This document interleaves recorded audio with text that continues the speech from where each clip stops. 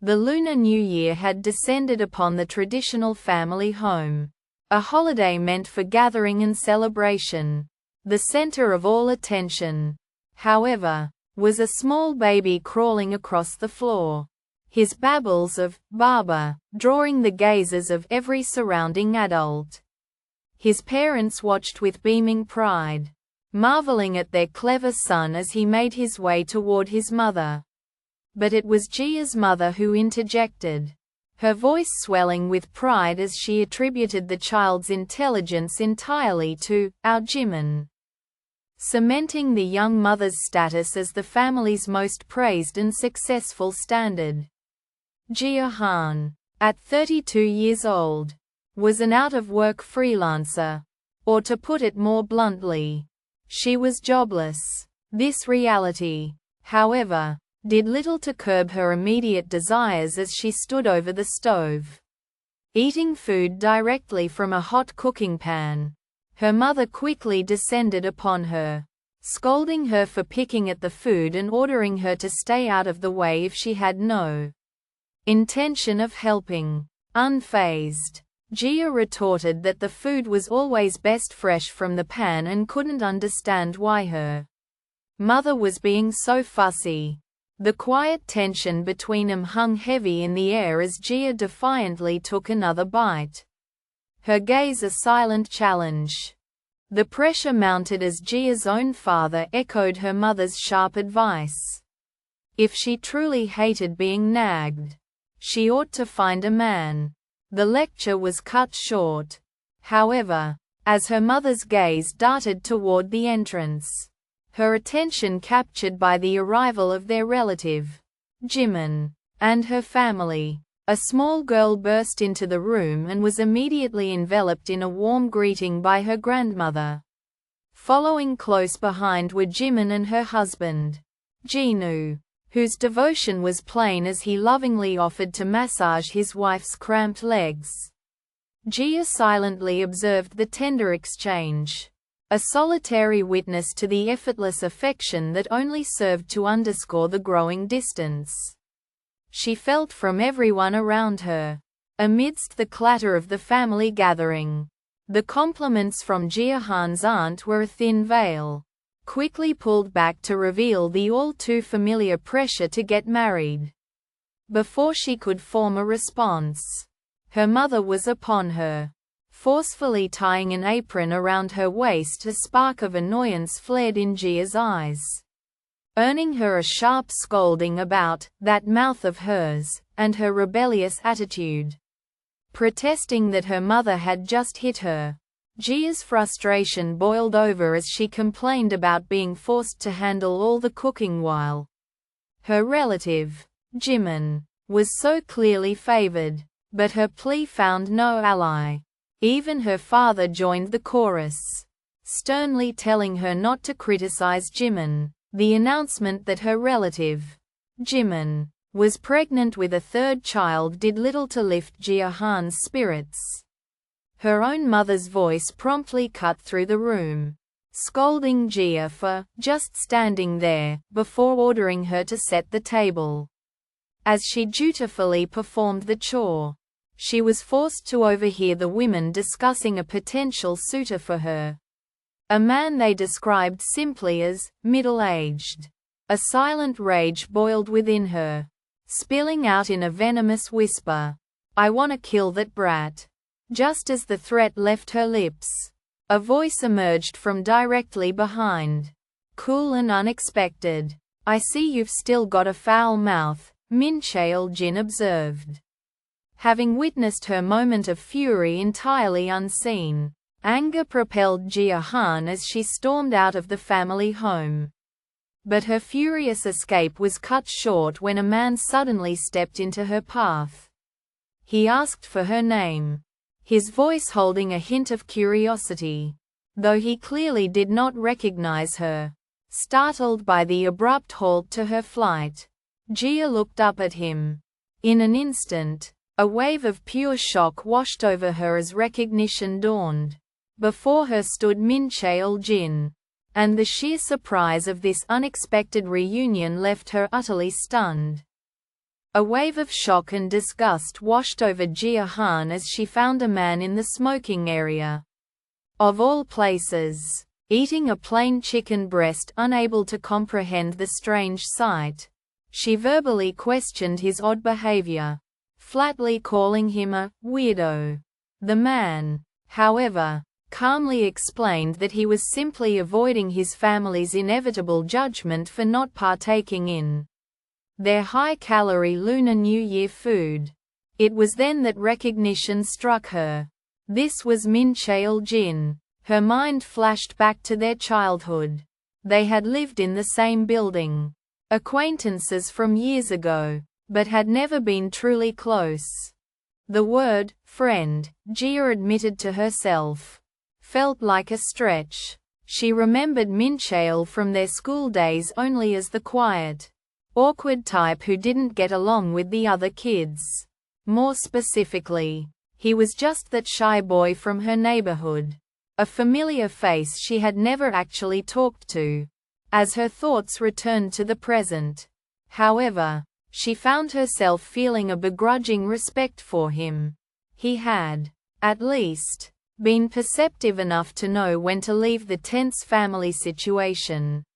A quiet melancholy settled over Jia Han as she sat alone at a small cafe table, lost in the weight of her circumstances. At 32, the out-of-work freelancer was now completely jobless. It was in that moment of solitude that Mincheol Jin happened to be walking through the establishment. His gaze swept across the room and landed on her, causing him to stop dead in his tracks as an expression of unmistakable, surprised recognition washed over his face. Across the table sat Mincheol Jin, a man of success and stability, a programmer with a secure future. In stark contrast, there was Jia Han, 32 and utterly jobless. The crushing reality of the situation sent her spiraling. A desperate, silent scream filled her mind, wishing for the world to simply end and swallow her whole. The mortification was so intense she mentally berated herself, dramatically commanding herself to just bite off her tongue and die to escape the shame.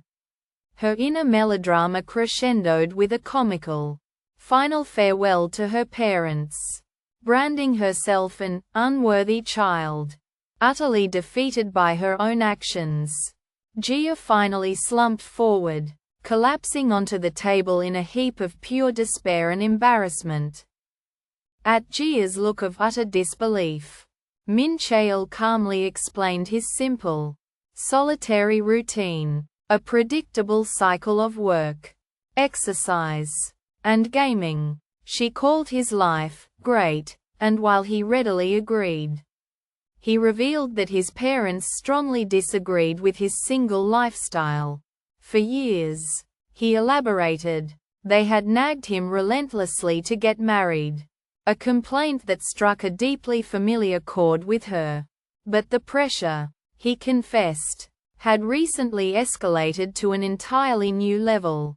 His parents had just registered him for an outrageously expensive marriage dating service without his consent. A profound silence fell as Jia processed the stunning revelation that Mincheol's predicament was a perfect, unnerving mirror of her own. With her complaints spent, Jia Han's expression settled into one of pure resolve. She drew in a deep, deliberate breath, gathering her courage to speak as Mincheol Jin watched on, his features clouded with confusion while he waited for her to continue. The shocking proposal then burst from her lips. Since they were both so thoroughly screwed, they should just get married. Mincheol could only react with wide-eyed, silent shock, his mind unable to process what she had just said. Jia immediately rushed to justify her impulsive idea, explaining that their marriage would solve the problem of their family's endless nagging. But she faltered mid-sentence, becoming flustered as the immense weight and sheer absurdity of her spontaneous words finally began to sink in. The weight of Mincheol's serious, silent reaction fell heavily upon Jia. Utterly flustered, she quickly backpedaled, attempting to diffuse the suffocating tension by dismissing her marriage offer as a simple joke between friends. Mincheol, however, ignored her desperate attempt to retract the words, remaining deep in thought as he considered her proposal with profound gravity. After a pause that stretched for an eternity, he finally shattered the stillness, shocking Jia to her core as he declared with stunning enthusiasm, "Absolutely. Do. Please," and wholeheartedly accepted. With the officiant's question still hanging in the air, would he take Jia Han as his wife? The ceremony concluded. Sometime later, Mincheol Jin found himself alone in their well-appointed room, gazing out the window in quiet contemplation. He admitted to himself then that he was pleasantly surprised by this new state of matrimony. The peaceful moment was broken when Jia entered, her voice cutting through his thoughts as she asked if he was going to wash up. The words left Jia Han's lips with stark finality, cutting through the ambient noise of the cafe as she directly asked Mincheol to marry her. His only response was a profound, wide-eyed silence, his shock palpable in the air between them. Breaking the heavy quiet, Jia insisted that she was completely serious, confessing that her motivation was a desperate inability to face yet another family holiday. She swiftly clarified the terms of her audacious proposition. It was to be a marriage strictly, on paper, a calculated alliance intended for the sole purpose of getting their parents to stop pressuring them. As the story caught its breath, a brief recounting of events set the stage. Jia Han's thoughts drifted back to the moment she had boldly proposed a marriage of pure convenience to Mincheol. Against all expectations, they had gone through with the arrangement, their vows exchanged and their contract sealed. And so, the present came into sharp focus, bringing with it the stark reality of their situation. It was the first night of their honeymoon. The unforgivable sight of Mincheol's feet, clad in the horrifying combination of socks and sandals, caused Jia Han to stare in sarcastic disbelief. A wave of pure disgust and exasperation washed over her, and her hands tightened into fists at her sides. With her expression hardening into one of determined anger, she lunged forward and seized the surprised Mincheol by the wrist without a word. She began to forcefully drag him along, initiating an emergency mission to correct his catastrophic fashion error. As they walked together, Jia Han's gaze fell to Mincheol's feet, and she recoiled in sheer disgust at the sight of his socks and sandals combination. Reacting instantly to this unforgivable fashion crime, she seized a startled Mincheol's hand and began pulling him along with newfound purpose. She leaned in, cryptically telling him they were going to get the thing that'll help us have a good first night together. Before the confused man could process her words, Jia led him directly to the grand entrance of a men's clothing store. Her true and urgent intention finally made clear. With a tap of her foot, Jia waited impatiently outside the fitting room, wondering what on earth was taking Mincheol so long. The curtain was abruptly flung aside, and he stood before her, entirely shirtless. Jia was visibly shocked, her breath catching at the sight of his well-defined torso. Completely oblivious to her reaction, Mincheol simply held up a cobalt blue shirt and asked for her opinion. A hot flush crept up her neck as she internally rationalized that she should have expected this, given that it was their honeymoon. But as he started to step out, a sudden panic seized her. "I'm not ready," she yelled, forcefully shoving him back inside and slamming the curtain shut. her face turning a deep, beet red with embarrassment. From his bed, Mincheol warned Jia that he might snore. Blaming his deep exhaustion, he promptly wished her good night and turned over, immediately succumbing to sleep. Across the quiet room, Jia sat upon her own separate bed, the glow of her phone illuminating the space around her. After a moment, she lowered the device, her gaze drifting over to Mincheol's sleeping form. A pensive and slightly somber shadow fell across her features as she watched him from a distance. The idyllic resort was a dream, sparking a genuine thrill of excitement within Jia Han. Even so, a small, cautious thought surfaced, a quiet acknowledgement that honeymoons could also be a source of conflict. For the moment, however, all was tranquil as she and Mincheol relaxed by the shimmering pool, taking in the serene scenery.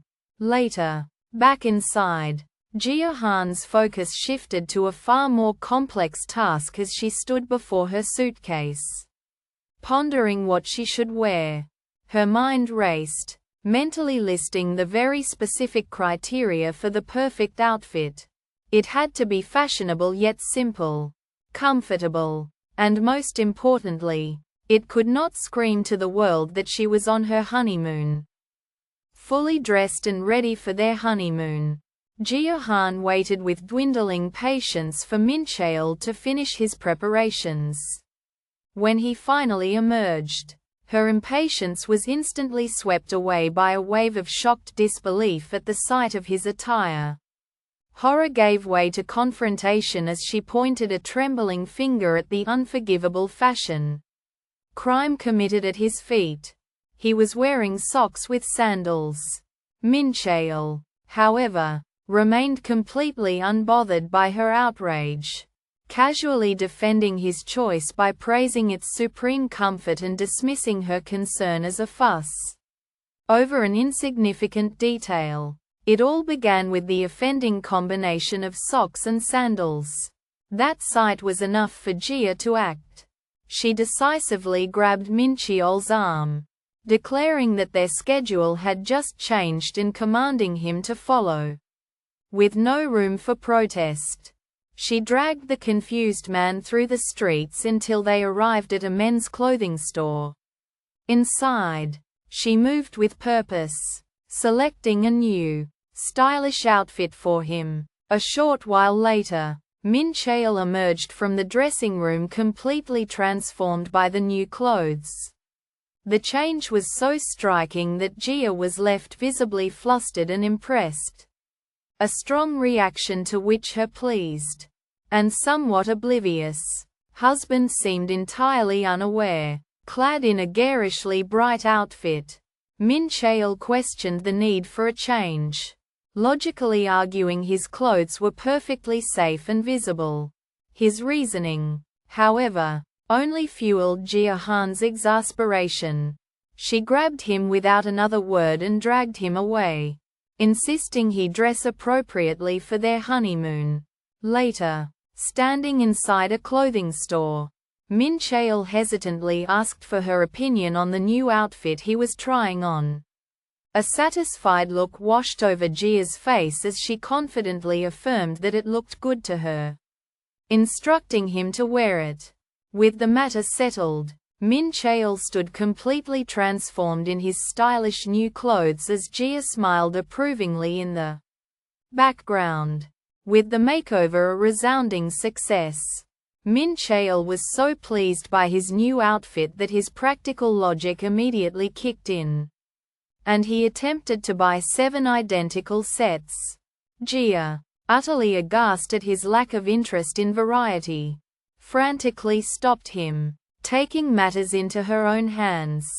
She initiated a whirlwind fashion montage, cycling a series of stylish outfits onto a surprisingly compliant Mincheol until he was perfectly transformed. The project concluded with him looking effortlessly fashionable in a completely new ensemble. Yet, despite his stylish appearance, His focus snapped right back to their itinerary as he turned to Jia and asked, with sincere earnestness, about their upcoming banana boat ride. With the memory of the shopping trip she had just subjected him to still fresh in his mind, Mincheol Jin proposed a reciprocal arrangement. A playful glint in his eye, he announced that it was only fair. Since she had chosen his clothes, he would now be the one to select a swimsuit for her. With their banana boat ride scheduled next, Mincheol Jin reminded Jia of their plans. Citing the time she had chosen his clothes, he confidently declared it was now his turn to pick out a swimsuit for her. After a brief consideration of more revealing styles, Mincheol proudly presented his final selection. The chosen swimsuit was, in fact, a remarkably conservative and practical full-body rash guard set. During their honeymoon, Jia discovered that Mincheol had secretly purchased a swimsuit for her, a gesture she internally joked was the very opposite of pickpocketing. Later, as the two walked by the water, her blissful stroll was cut short when she tripped, receiving a sharp scrape on her foot. Mincheol noticed her injury at once and, without hesitation, offered to carry her. Soon after, he had her hoisted onto his back, giving her a piggyback ride as he carried her safely away from the shore. Fresh from their honeymoon, Jia Han and Mincheol arrived back at her apartment building, luggage trailing behind them, the moment they stepped through the door. However, they were met with a shocking sight. The entire apartment was a chaotic maze of packed boxes and sealed bags. A cheerful voice cut through their confusion as Jia's mother revealed herself from behind a stack, proudly taking credit for the ambush. Jia and Mincheol could only stand in stunned disbelief. Before they could utter a word, her mother happily explained her reasoning, decisively pushing the newlywed couple to begin their cohabitation immediately. With beaming pride, Mincheol eagerly asked Jia if she liked the gift he had chosen for her. He presented a full-body wetsuit, enthusiastically detailing its practical features. From its superior insulation to the way it reduced water friction, Jia's expression soured. She looked at him flatly and sarcastically confirmed that they were, in fact, married and currently on their honeymoon. She then directed Mincheol's attention to the other people enjoying the resort. All around them, women wore stylish and revealing bikinis. Fixing her gaze back on him, Jia pointedly asked her new husband why he thought everyone else was dressed that way, highlighting the crushing, unromantic contrast of his gift. A wave of frustration and embarrassment had initially washed over Jia. She felt completely overdressed for the sweltering heat, unlike everyone else around them. Despite this hesitation, any self-consciousness was soon forgotten as she and Mincheol enthusiastically enjoyed themselves. In the cool water, they had, as she recalled, a good old time. Jia internally had to admit that the bodysuit Mincheol had bought for her, the very one she had been so anxious about, was actually incredibly comfortable. Later, as the two relaxed together, a quiet contentment settled over her. Her earlier worries now a distant memory. The sweet afterglow of their honeymoon shattered the moment Jia Han and Mincheol returned to what should have been Jia's home. A mountain of cardboard boxes, containing every last one of her belongings, was piled unceremoniously outside. A wave of disbelief washed over Jia as she discovered the culprit. Her own mother, who stood amidst the clutter with a proud smile, readily confirming she had packed everything herself. Jia confronted her, her voice tight with shock, demanding to know why she would do such a thing without permission. Her mother, however, was completely unrepentant, coolly justifying her actions by stating that as a married woman, Jia's place was now with her husband. She brushed aside her daughter's rising anger as if it were a minor inconvenience, insisting that asking was pointless when moving in together was simply the obvious thing to do. A startled cry escaped Jia Han as she finally discovered the fresh scrape on her foot. But Mincheol calmly revealed that he had already noticed the injury. Jia attempted to downplay it, insisting it wasn't a big deal. Yet he was undeterred, simply offering to carry her. After a brief moment of hesitation, she accepted his thoughtful gesture. With Jia Han settled securely upon him, Mincheol turned and carried her away on his back, while being carried in Mincheol's arms. Jia grew self-conscious and asked if she was too heavy for him. He quickly dismissed her concern with a joke, retorting that carrying her was a good workout, and questioning if she was trying to insult his strength. His attempt at reassurance then took an earnest, but clumsy, turn as he clarified that she was the perfect amount of weight for such an exercise. And he began to openly guess her exact weight, utterly flustered by his bluntness. A mortified Jia quickly clamped her hand over his mouth to silence him.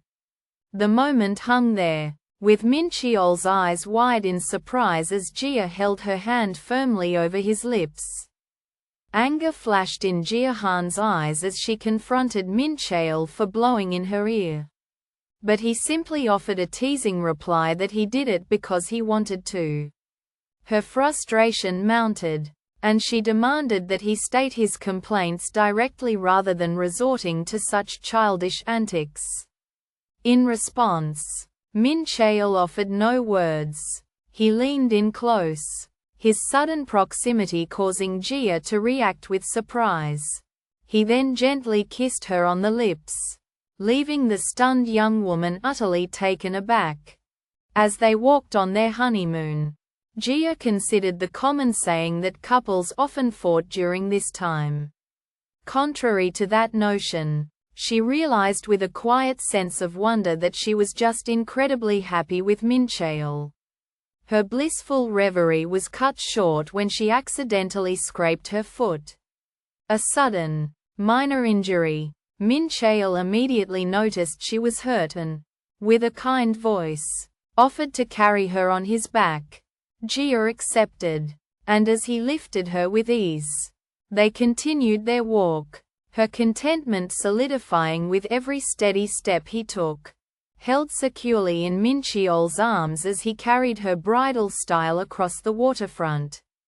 Jia was struck by a surprising thought.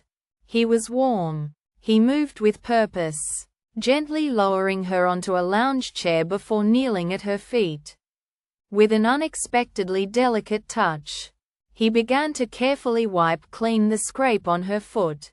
Once finished, he looked up to meet her gaze and asked, "Isn't too shabby, right?" Jia remained perfectly still, her silent, stunned expression the only answer to his quiet tenderness. The blissful honeymoon drew to a close as Jia Han and Mincheol returned home. Stepping through the door, Jia was taken aback by the sight of an elaborate welcome home feast. A lavish spread her mother had painstakingly prepared. The warm surprise, however, quickly soured as her gaze fell upon numerous packed boxes stacked nearby. Confused, she asked if the family was moving, only for her mother to deliver a startling revelation. The boxes were not for a family relocation, but for Jia alone, a clear and unspoken command for her to move into Mincheol's apartment immediately. A bewildered Jia questioned her mother, only to be met with a sharp reminder of their agreement to move in with Mincheol now that the honeymoon was over. Mincheol offered a brief reprieve, suggesting they could have stayed at Jia's apartment for a while as he looked to her for confirmation. Caught completely off guard, she could only stammer her surprise at how suddenly everything was happening. Her hesitation, however, was utterly ignored. With a forceful blessing for a happy life, Jia's mother began physically pushing her daughter toward the exit. Left speechless and in shock, Jia was unceremoniously maneuvered, along with her packed bags, right out of her own home. Upon their return, Jia Han and Mincheol arrived at their new apartment building, only to be met by Jia's mother standing amidst a pile of cardboard boxes. A determined smile spread across the older woman's face as she issued a declaration more than a question. "Shall we begin?" The true scale of her mother's work then became devastatingly clear. A massive mountain of boxes revealed that every single one of Jia's belongings had been packed and moved without her knowledge. Staring at the life her mother had unilaterally forced upon her, Jia Han was left completely shocked and overwhelmed. The stark white of the contract papers lay open on the table, a silent testament to the arrangement between Jia Han and Mincheol. They sat opposite one another, their expressions equally grave. Mincheol's voice finally broke the tension, his question formal and precise. "Shall we begin?" Jia Han, however, hesitated to answer, her mind suddenly adrift. A fragment of a memory surfaced. A cheerful cartoon theme song she had hummed endlessly as a child, never once considering the meaning behind the lyrics.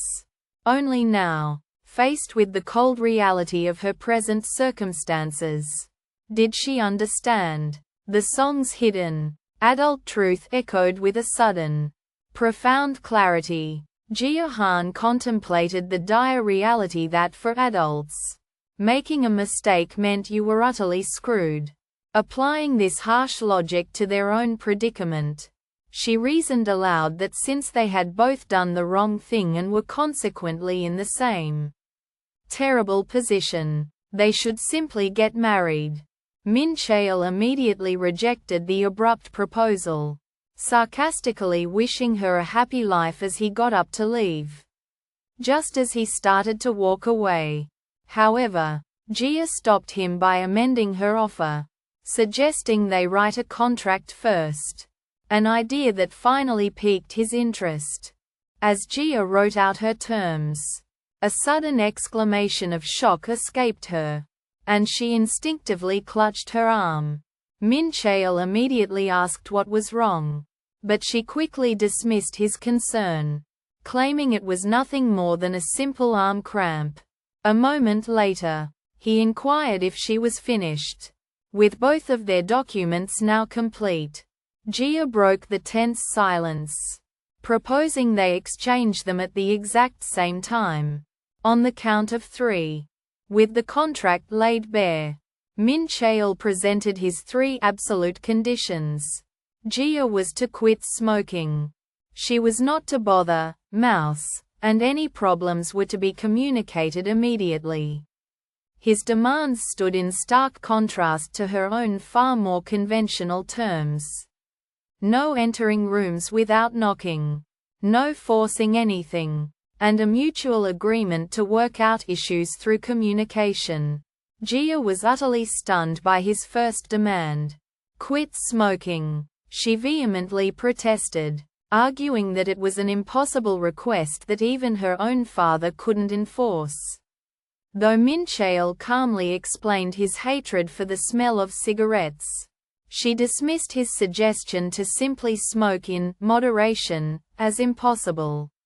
Overwhelmed and confused by the sheer audacity of his first term, Jia's mind struggled to process the next, forcing her to question what mouse even was.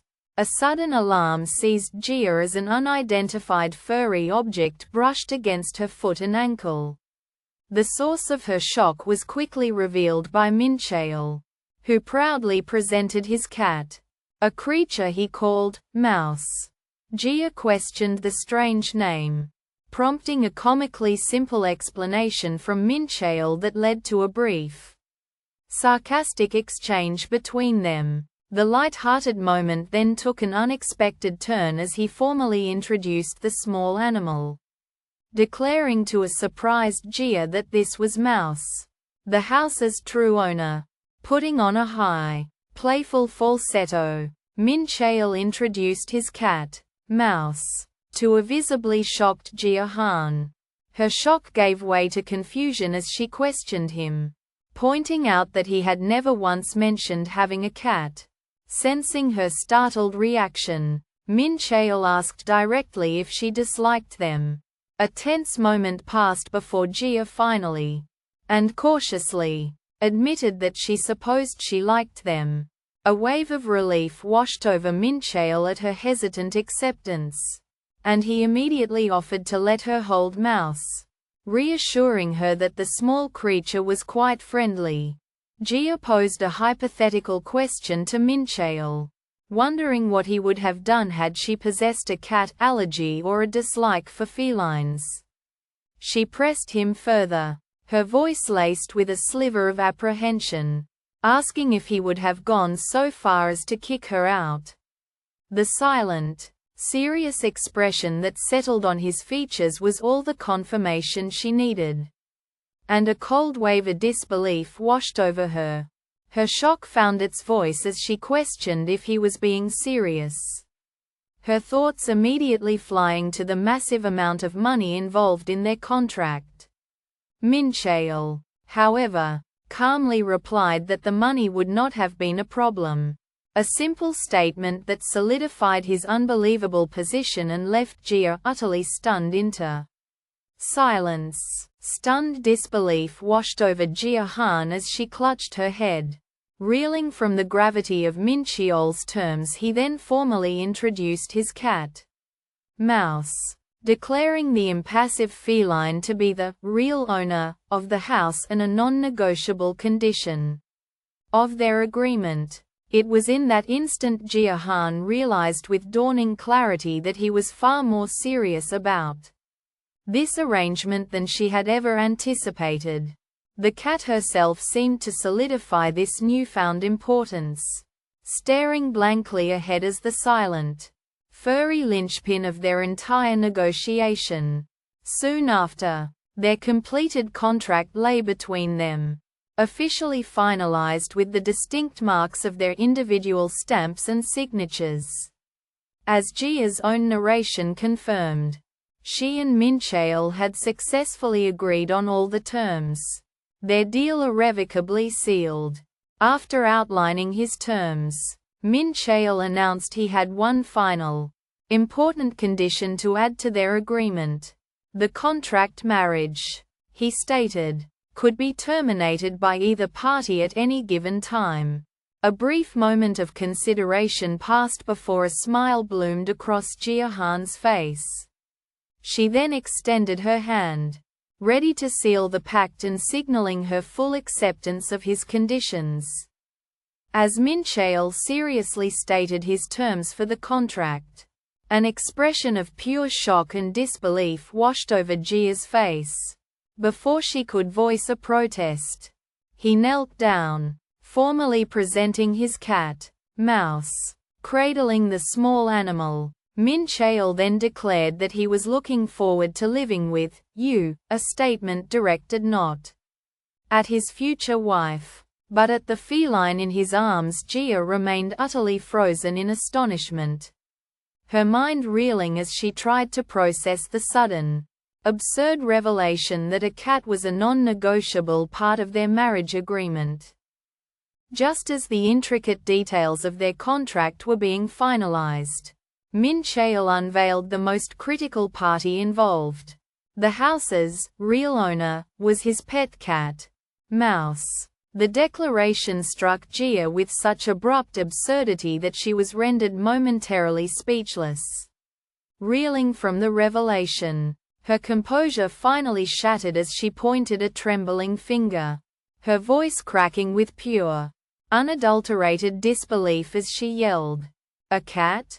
Quote, with the contract officially signed, Jia Han found her first night in Mincheol's apartment passing far more smoothly than she had worried it would. Settling in, she pulled out her device and began ordering furniture online, mentally checking off a bed and a chair from her list. For now, she had everything she needed. She decided to hold off on fully unpacking until the deliveries arrived. Recalling that Mincheol would be returning to work the next day, using the soft blankets her mum had packed for her, she made a temporary bed on the floor and prepared to go to sleep in her new home. At last, Jia Han arrived at the apartment, the place she would now call home. The first night passed in the simple comfort of a sleeping bag spread out on the bare floor. A stark but hopeful beginning. A piercing alarm shattered the morning quiet precisely at 6, pulling her from her sleep. As she pushed herself into a sitting position, the full weight of her new reality washed over her. For the very first time in her life, she was living with someone who wasn't family. Jia Han lay awake, her anxiety a restless companion throughout the first night in the unfamiliar environment. As darkness finally gave way to morning, the silence was shattered by a ringing alarm clock, which a hand promptly silenced. The low whir of a blender soon followed. It was Mincheol, preparing a healthy drink for his breakfast after finishing his meal. He departed from the apartment, his quiet and efficient exit observed by Jia Han in the stillness. A sudden, loud noise tore Jia Han from her slumber, and she stumbled into the kitchen, irritably wondering about the source of the racket. The answer was Mincheol, and she was struck with the memory that he was now her roommate. He quickly apologized for the disturbance, explaining he was just making his usual breakfast since she was already awake.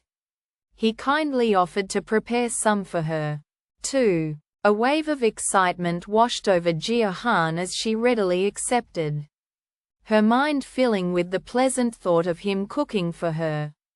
Her high hopes, however, came to a grinding halt when Mincheol presented her with a glass containing a thick, green, decidedly healthy-looking smoothie.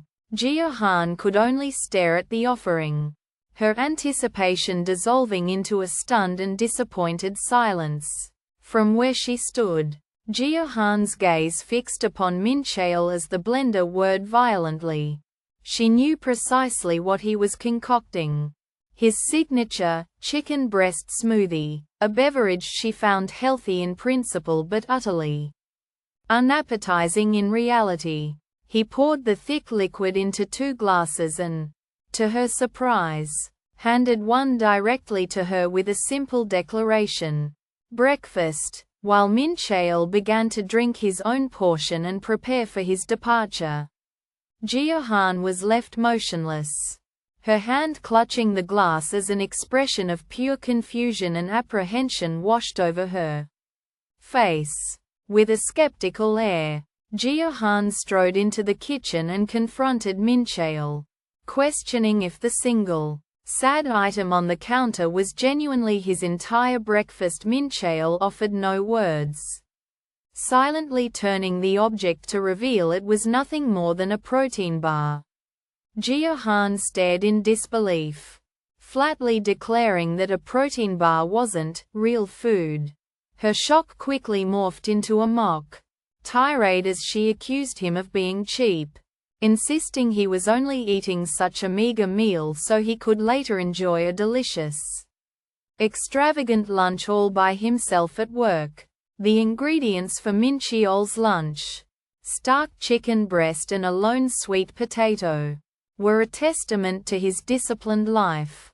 He moved through the kitchen, and soon, breakfast was served. Before Jia Han, he placed a plate holding nothing more than a single piece of plain, cooked chicken breast. She stared down at the offering, her expression a mask of blank horror.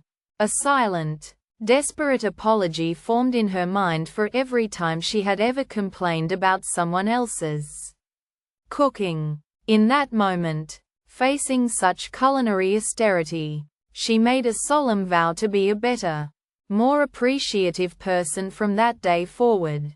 On their first morning living together, Jia Han's hopes for a satisfying breakfast were dashed as she inspected Mincheol's refrigerator.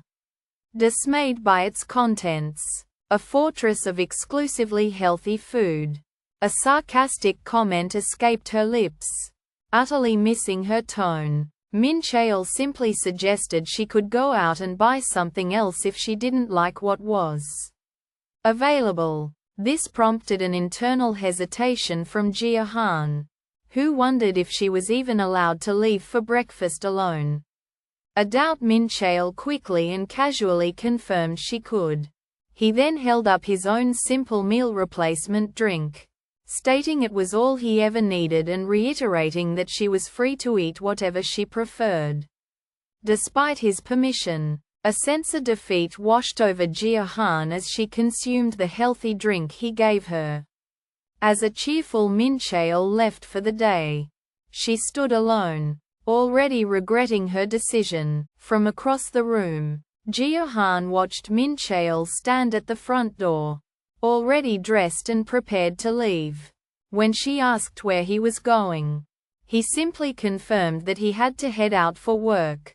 Jia Han wished him a nice day, but her stare lingered a moment too long, prompting him to question her silence. He jokingly asked if she was jealous that she got to stay home, a suggestion she quickly denied. A defensive tone entered her voice as Jia Han insisted she was going to get a job soon, a declaration Mincheol misinterpreted as nagging on their very first day living together. Sensing the sudden tension, she quickly changed the subject and wished him a good day once more. Before heading out, Mincheol confirmed they would see each other for dinner, and then he was gone. The jarring sound of the blender assaulted Jia Han's morning, and she watched in horror as it churned a foul-looking liquid she internally dubbed the green monster. Her disbelief only grew as Mincheol downed the concoction without a moment's hesitation. Soon after, dressed for work, he left the apartment, his silence as unnerving as his breakfast choice. It was only then that she discovered his parting gift, a full glass of the green smoothie left on the counter, waiting for her. A wave of defeat washed over Jia Han as she slid to the floor, resigning herself to the new, unsettling reality of living with a truly weird guy. The smell of cooking lured Jia Han from the unfamiliar comfort of her new room in Mincheol's apartment. In the kitchen, she found him already clad in workout gear, busy concocting a questionable-looking health shake for his breakfast. He offered her the murky beverage, but her silent hesitation was a clear refusal. After he departed for the day, she stood by the window, her gaze following his retreating figure down the street. Just as he walked away, however, an unseen character's voice suddenly called out his name, shattering the morning's quiet. Sang Yu Choi confessed to the unseen figure before him that he had been really surprised by the turn of events. His mind flashed back to the office, to the moment his superior, Mincheol Jin, had casually approached his desk. Without any warning, Mincheol announced he would be using 10 vacation days immediately after the holidays. He added that he had already cleared it with their boss and simply needed Sang Yu to submit the vacation request form he had just emailed over. As Mincheol turned and walked away, Sang Yu was left utterly stunned and speechless by the abruptness of the news. A loud, disbelieving "Whaat?" finally erupting from his lips. A pleasant warmth settled over Mincheol Jin as his wife's voice came through the phone. Her words a gentle tease about the unusually happy smile that had taken hold of his face. After wishing each other a good day and confirming he would be home for dinner that evening, the call came to an end.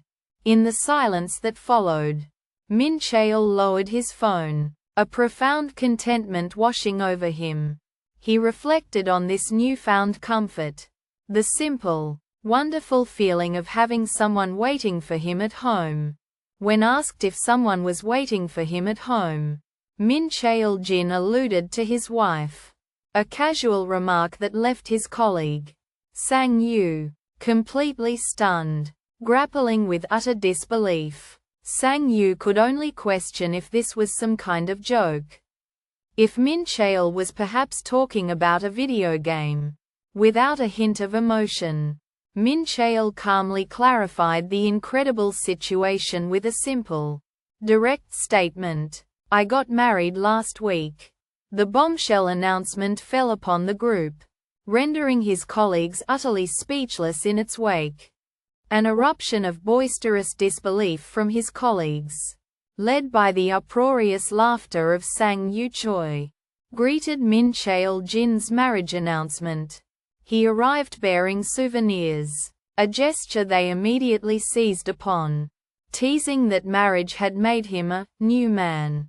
When pressed as to why no one had been invited, Mincheol clarified that the wedding was a small, last-minute affair for family only.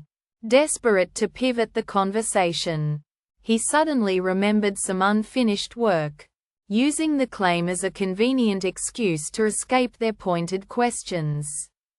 With a sudden, unyielding grip, Su Yun-so grabbed her subordinate, Sang Yu Choi, demanding they speak in private.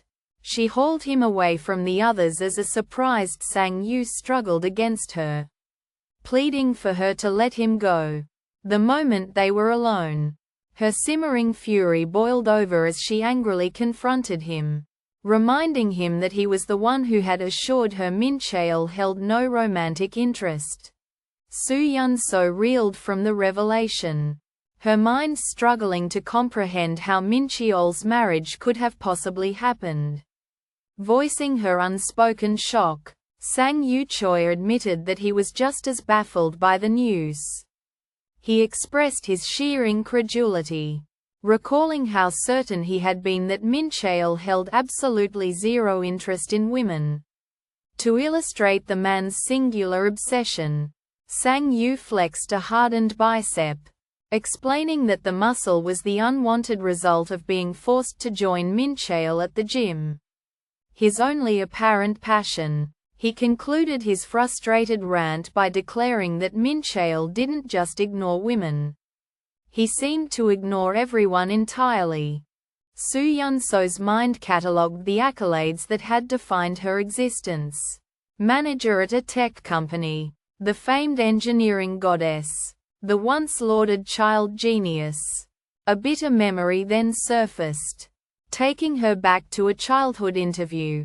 There she was, a 9-year-old math Olympiad medalist, confidently listing an extensive and demanding set of qualities for what she considered just an okay guy. Her thoughts then drifted forward to a later time, when those youthful standards had eroded.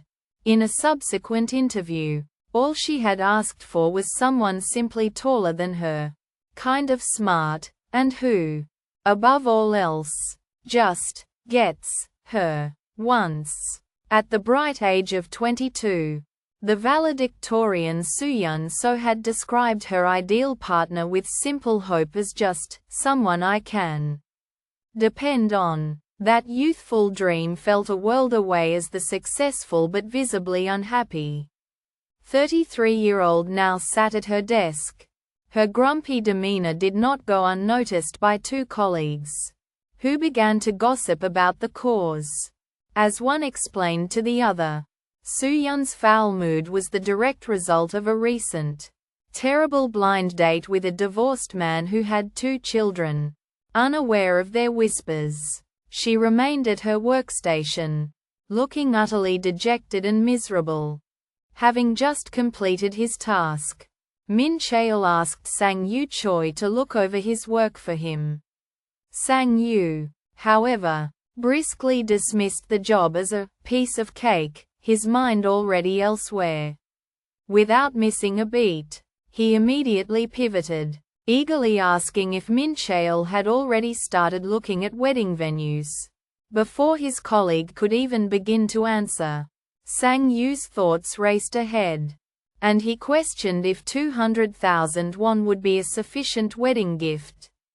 His one-sided planning continued its relentless pace as he began to muse aloud, deciding that 2 children would be a good number for Mincheol and his new wife. As they continued their walk, Soo-yeon so attempted to rationalize Mincheol's marriage, her voice a fragile shield as she declared, "Well, it is what it is." She tried to downplay the blow, claiming he wasn't the only guy in the world, prompting a nervous agreement from Sang Yu. She pressed on with her monologue, listing the desirable traits of a man in a desperate attempt to reassure herself that other options were available. Suddenly, her voice began to crack with emotion, her words faltering until she trailed off completely. Soo-yeon's steps came to a halt. Sang Yu could only watch, his expression of surprise shifting to one of deep concern, as she finally succumbed to the tears she could no longer suppress. Her profound disappointment laid bare. With urgent insistence, Sang Yu Choi yanked Soo-yeon around the corner, pulling them both safely out of sight. From the shadows of their hiding spot, they cautiously peered out to find Mincheol standing alone in the distance. Their surveillance was suddenly interrupted as a woman approached him, and the two exchanged a casual greeting. A jolt of surprise shot through Sang Yu. His mind raced with immediate speculation.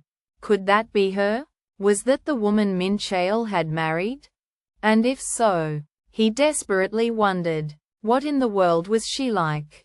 Outside the office, Sang Yu Choi and Soo-yeon so spoke in hushed tones about Mincheol's shocking marriage announcement.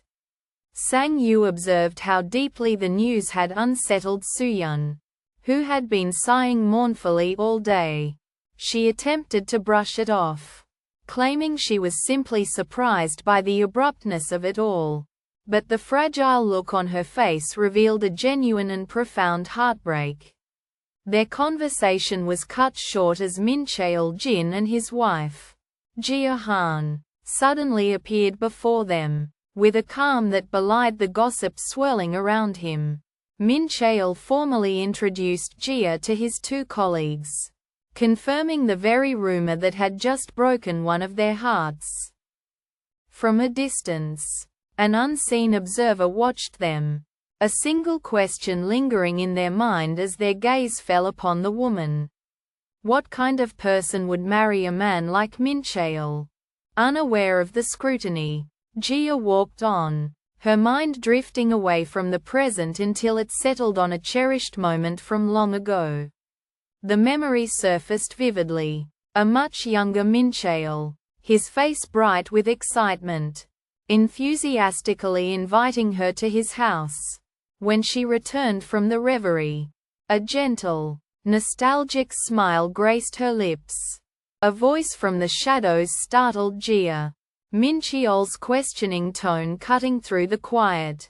As she began to retort with her own flash of anger, he swiftly silenced her. His hand shot out, grabbing her arm as he furiously demanded to know why she was only just getting home at such an hour. Bewildered, Jia asked for the time. It was 8:20 p.m. Mincheol admitted, conceding she wasn't technically late according to their agreement. But then, the true source of his frustration was revealed. She should have called, he explained, so that he wouldn't have waited to eat dinner with her. Jia cautiously asked Mincheol if he had waited for dinner, explaining that after their earlier conflict, she had simply assumed he wouldn't want to eat with her. Mincheol, however, swiftly reprimanded her, stating it should have been common sense to call if she was going to be late. The remark struck a nerve, and Jia's voice dripped with sarcasm as she questioned if she was now allowed to call him. She highlighted the absurdity of their situation by comparing their stifling communication rules to the limitations they had as children in the 5th grade, long before cell phones were a part of their lives. As Mincheol began to reminisce about their childhood, pointing toward a time when Jia had started avoiding his calls to play, he was cut short before he could make his point. A sudden, paranoid chill gripped Jia, and she insisted that someone was watching them. She dismissed her own concern just as quickly as it had appeared, brushing it aside as a trick of her imagination. Unfazed, Mincheol brought the conversation back to their new understanding, confirming with her that he was, at last, allowed to call from a safe distance. A hidden observer breathed a quiet sigh of relief after a close call. Having narrowly avoided being seen by Jia and Mincheol, their gaze remained fixed, however, a sense of familiarity stirring as they watched Mincheol's wife. Later that day, Jia stared down at the unappetizing chicken breast shake that served as her dinner. A bitter, sarcastic thought formed in her mind as she silently complained, wondering if even the monkeys at the zoo ate better than she did. A sudden cough escaped Jia, and with it, her thoughts drifted back into the past. She recalled how she had so often hung out with him when they were young, affirming to herself that they had been quite close as children. Their bond had been forged by the simple circumstances of their lives. They were the same age, lived in the same neighborhood, and attended preschool together. With both of their parents working, they had naturally found constant companionship in one another. Jia found herself reflecting on how inseparable she and Mincheol had once been as children. Though, she quickly amended the thought. Back then, it had felt less like a choice and more like an inevitability that she would be his friend. She remembered the sting of the other children's taunts, the simple cruelty of being teased just for being a girl who spent her time with a boy. Could that have been it? Jia questioned if that relentless social pressure was the very moment their friendship began to change, the start of them growing apart. A memory surfaced of a much younger, beaming Mincheol, his eyes bright with excitement as he eagerly invited her over to play a new video game. Yet, her monologue concluded on a final, quiet note. They had still attended the same middle school, a fact that suggested their drifting apart had been a much more gradual process. Following her quiet moment with Mincheol, a thoughtful Jia walked away from him and into the dining area.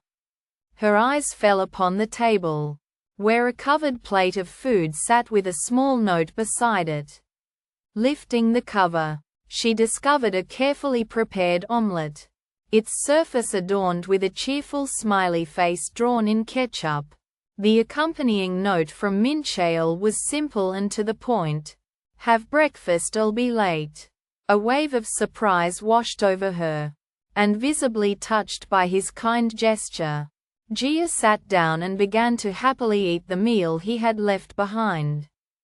Jia's eyes were fixed on her phone as a message from Mincheol confirmed the plan. He would pick her up at 9:30 a.m. A moment later, a second text followed, asking a simple question: had she packed her passport? With those words, the reality of the trip suddenly crashed down upon her in a wave of thrilled disbelief. Spurred into sudden action, Jia began enthusiastically throwing clothes into her open suitcase, the excitement finally feeling tangible. Jia awoke to a text from Mincheol, informing her that he had bought her porridge. In the kitchen, she discovered a warm container of abalone porridge and a thoughtful, handwritten note he had left behind. She recalled their agreement to always inform each other before visiting, a rule Mincheol must have forgotten in his haste. Despite the minor transgression, any annoyance melted away as she enjoyed the delicious meal. She sent a quick message thanking him, only to receive an ironic reply reminding her of the very rule he had just broken. With a smirk, Jia pointed out that he was the one who had forgotten. His surprised response made her laugh, and she affectionately thought to herself, "That punk." A meal of spicy chicken feet, her absolute favorite, had been left for Jia Han, and she was left to wonder just how Mincheol could have known. Her thoughts were interrupted when he entered her room without permission. Calling out to her, Jia immediately reminded him of their rule against barging into each other's spaces. But his only response was a sarcastic knock against the open door frame. Unfazed, she held up their written contract and pointed decisively to Clause 5. The section stating they must always solve issues through communication. Citing the very document between them, Jia declared that she had an issue with his behavior and insisted they talk it out. Having meticulously outlined the last of the terms for their agreement, Jia Han turned her full attention toward Mincheol. With the weight of their contract hanging between them, she pressed for his surrender, her voice sharp as she pointedly asked, "No objections, right?"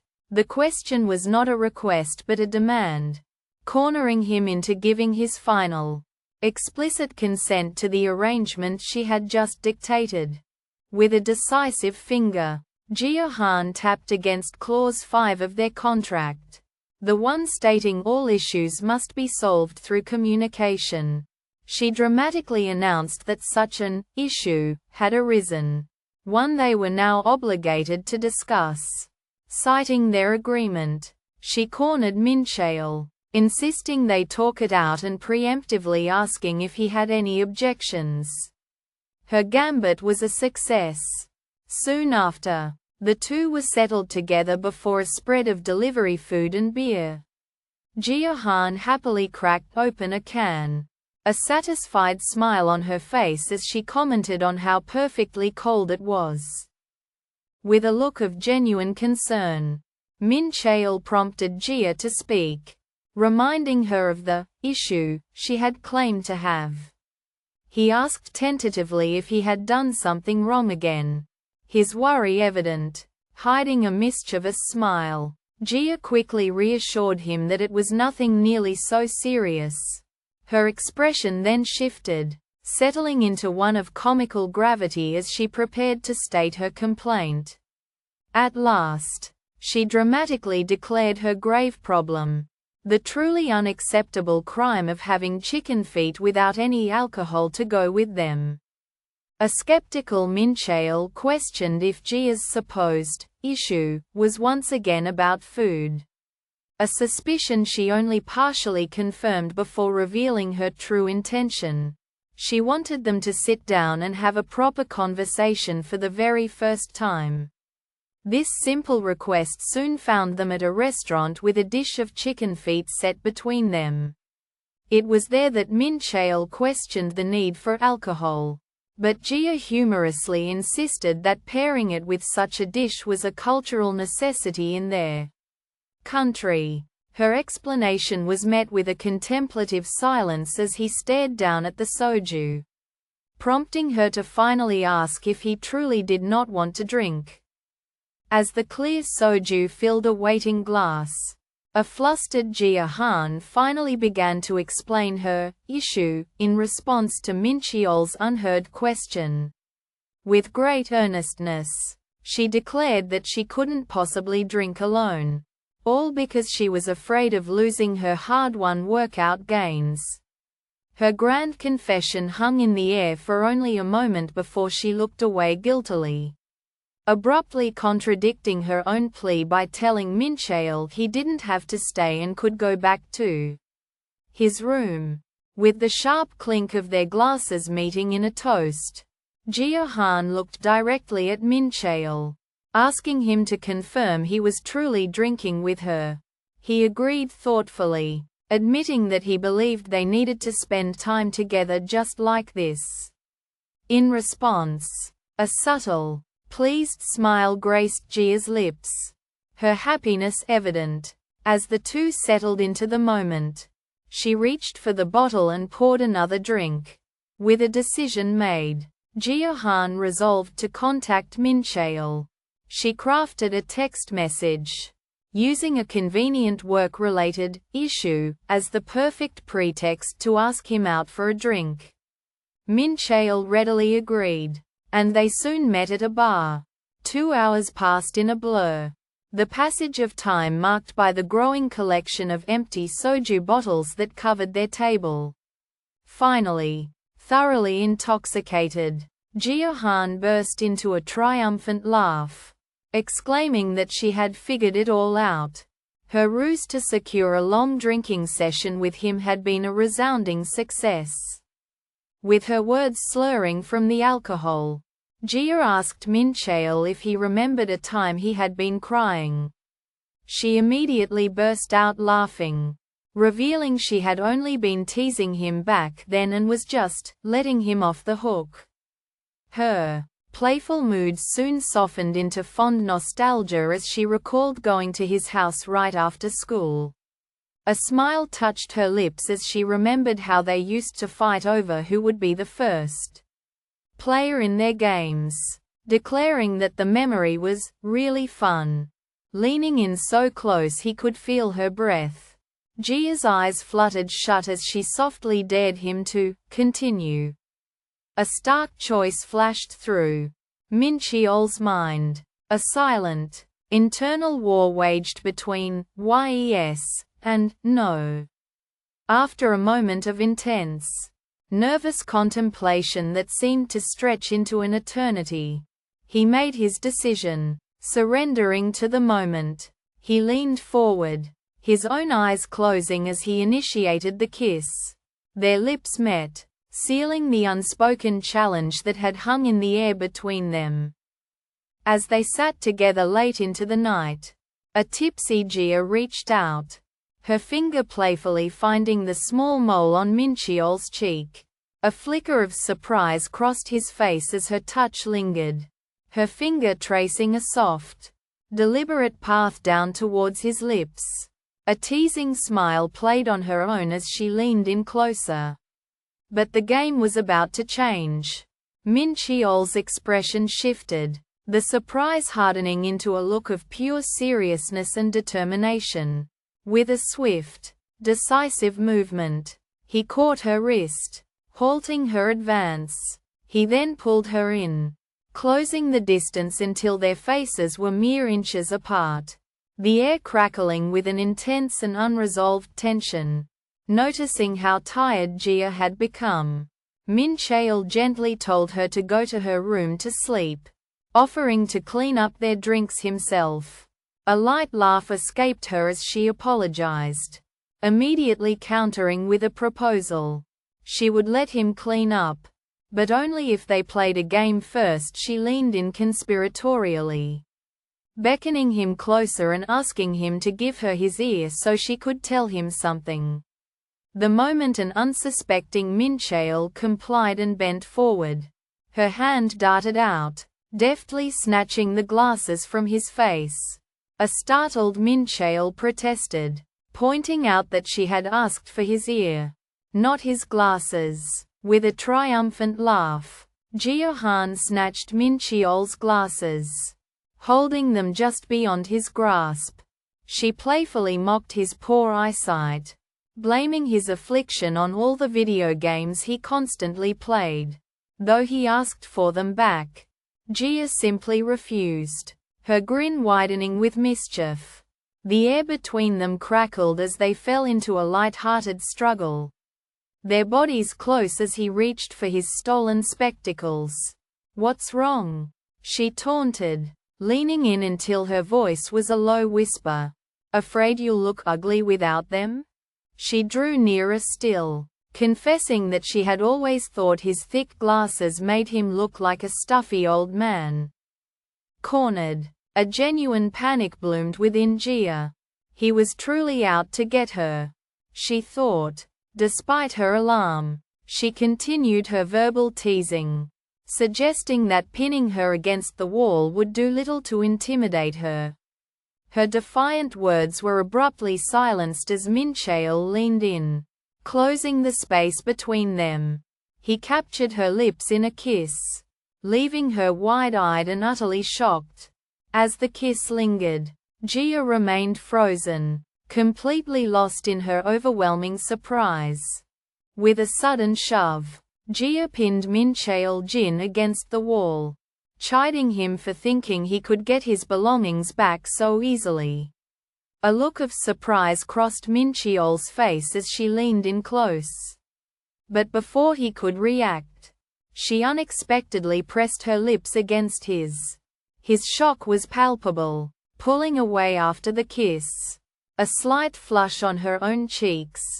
Jia calmly placed his phone and ID card back into his pocket. Without another word, she turned and walked away, leaving Mincheol frozen against the wall, his fingers tentatively rising to touch his lips in utter disbelief.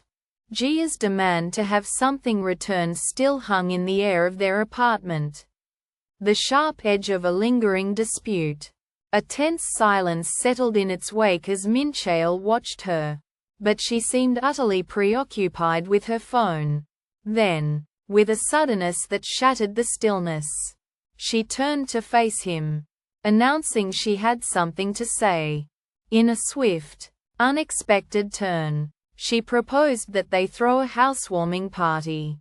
Seriously, what was that? The question screamed through Mincheol Jin's mind, a frantic echo of shock and utter confusion. A heavy silence followed, leaving him to stand motionless in the grip of sheer disbelief. He remained frozen, his mind racing as he struggled to internally process the baffling event that had just occurred. A heavy procession of past wrongs marched through Mincheol Jin's mind as he moved down the hallway. His troubled thoughts were abruptly shattered when Jia materialized before him, blocking his path and bringing him to a sudden halt. Her voice cut through the quiet, her words aimed squarely at the unspoken tension between them. "About last," she began, determined to confront the incident he could not escape. As Mincheol tried to explain the misunderstanding, he only fanned the flames of Jia's mounting anger by revealing he had discussed their situation with his subordinate. The confession sent a wave of shock and fury through her. He had shared the details of their personal life.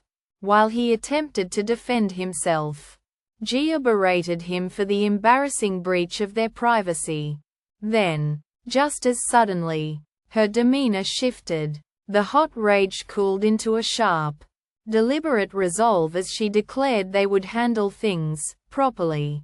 A chilling plan formed in an instant. They would host a housewarming party, and she insisted that Mincheol invite the very subordinate in whom he had so carelessly confided.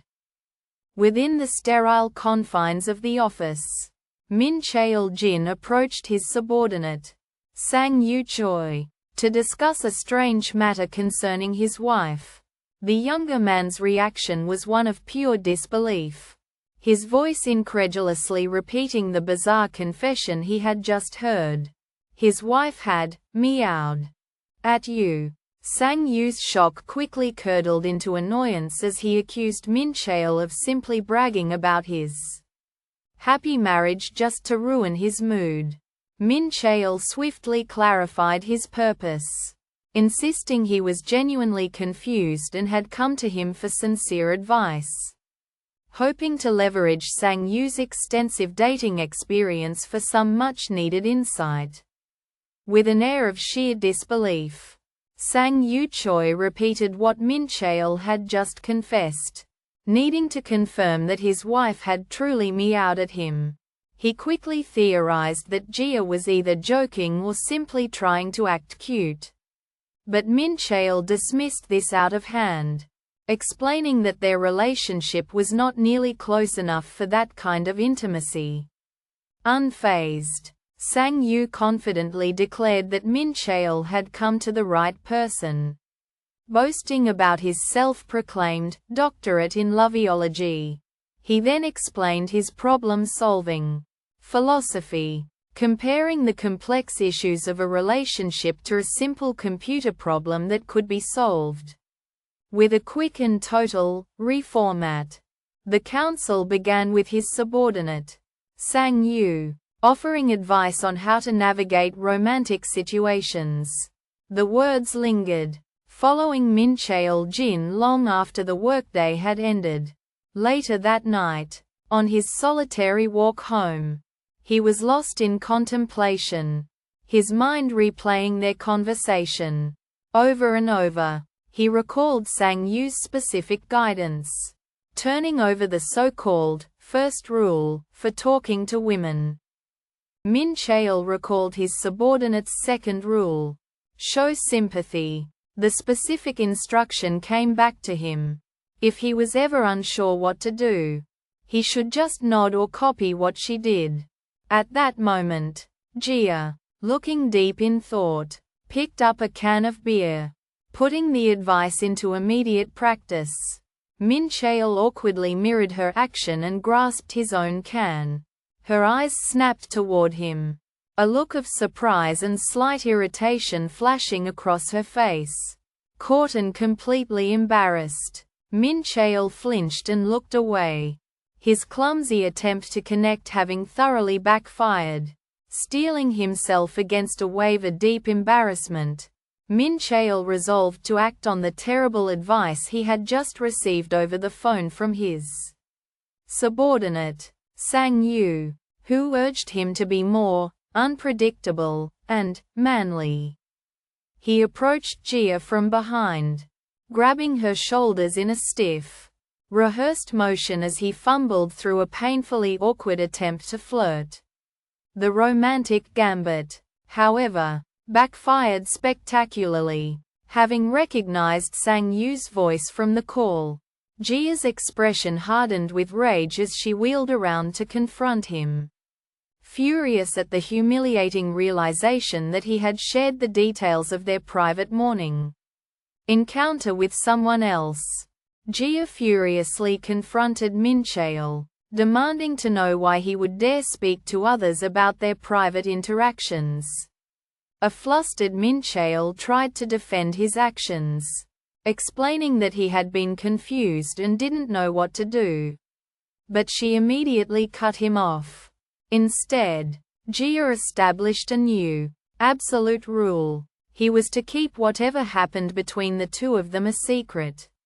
Mincheol accepted the condition but then attempted to ask his own question about the meowing incident. As Jia prompted him to continue, his courage completely evaporated, and he quickly retracted his inquiry, insisting he was no longer curious. Visibly frustrated, she slammed the door, leaving him to stand alone in the hallway, utterly dejected. A determined expression settled upon Jia Han's face as she came to a firm decision. The idea struck her with sudden, brilliant clarity. A housewarming party, giving voice to this newfound resolve. She then declared aloud to the room, "Let's have a housewarming party." Quote, within the walls of their new home, Mincheol cautiously brought up the idea of a housewarming party. The suggestion left Jia in a state of stunned, disbelieving silence.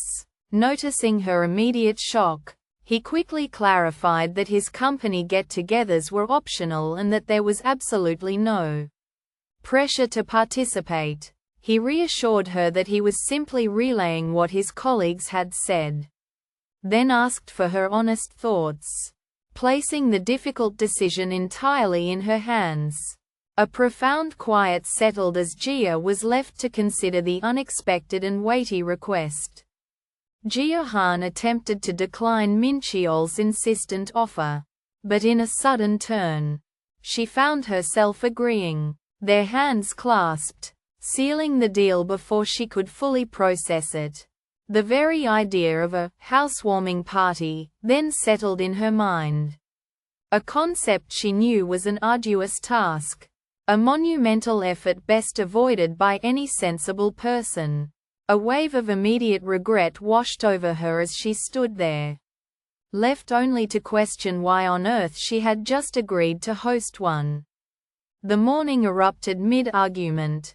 Mincheol's voice laced with disbelief as he offered Jia an out from their plans. An offer she immediately rejected while telling him to get ready for work. A chaotic flurry of motion followed as Jia launched into a series of frantic and confusing attempts to cook. When Mincheol tried to calm her down, she sharply cut him off. With unyielding resolve, she insisted that she genuinely wanted the party, shifting the responsibility entirely onto him. If he was the one who was hesitant, then he would be the one to cancel on his colleagues. A moment later, her demeanor changed to one of pure confidence as she reassured him not to worry and sent him off to his job, leaving herself alone to command the daunting preparations. As they sat upon the couch, Mincheol's voice abruptly cut out mid-sentence, his body slumping into a sudden, deep sleep that left Jia completely startled. A moment of pure confusion washed over her before a sharp realization dawned. He must have purposefully shut down simply to avoid doing something he didn't want to do. Her mind began to catalog the data, framing a new entry in her mental field notes on his peculiar character. After a moment of reflection, she reached a definitive conclusion. The man was driven by an absolute obsession with efficiency, and what she had just witnessed was not exhaustion, but a logical function. He was an eco-friendly robot on a low battery, converting himself to power-saving mode. As Jia observed the gathering, she reflected on Mincheol's personality. He had surely been pressured into this housewarming and had likely planned to use her as a convenient excuse to escape. Her attention was then drawn to the kitchen, where two of his colleagues, Su-Yun So and an unnamed man, whispered conspiratorially. Their hushed words carried. The man asked if Su-Yun was really going to do it, and she confirmed she hadn't been joking. He then admitted to sharing her suspicions, confessing that he had felt iffy about Jia and Mincheol's relationship ever since their wedding. Su-Yun's sharp declaration that she intended to find out for sure today landed with a cold finality, confirming for the eavesdropping Jia that this entire party was a calculated setup to investigate the truth of her marriage. With boundless enthusiasm, Jia Han declared it was time to prepare for the party. A mere 2 hours later, however, she was completely overwhelmed, bitterly regretting her decision to cook. She found herself in a frantic phone call with her mum, struggling to understand a confusing recipe for kalbi as the kitchen descended into chaos. The situation worsened when a pressure cooker malfunctioned, spewing hot broth everywhere. Utterly defeated by the culinary disaster, Jia finally collapsed in exhaustion amidst the wreckage.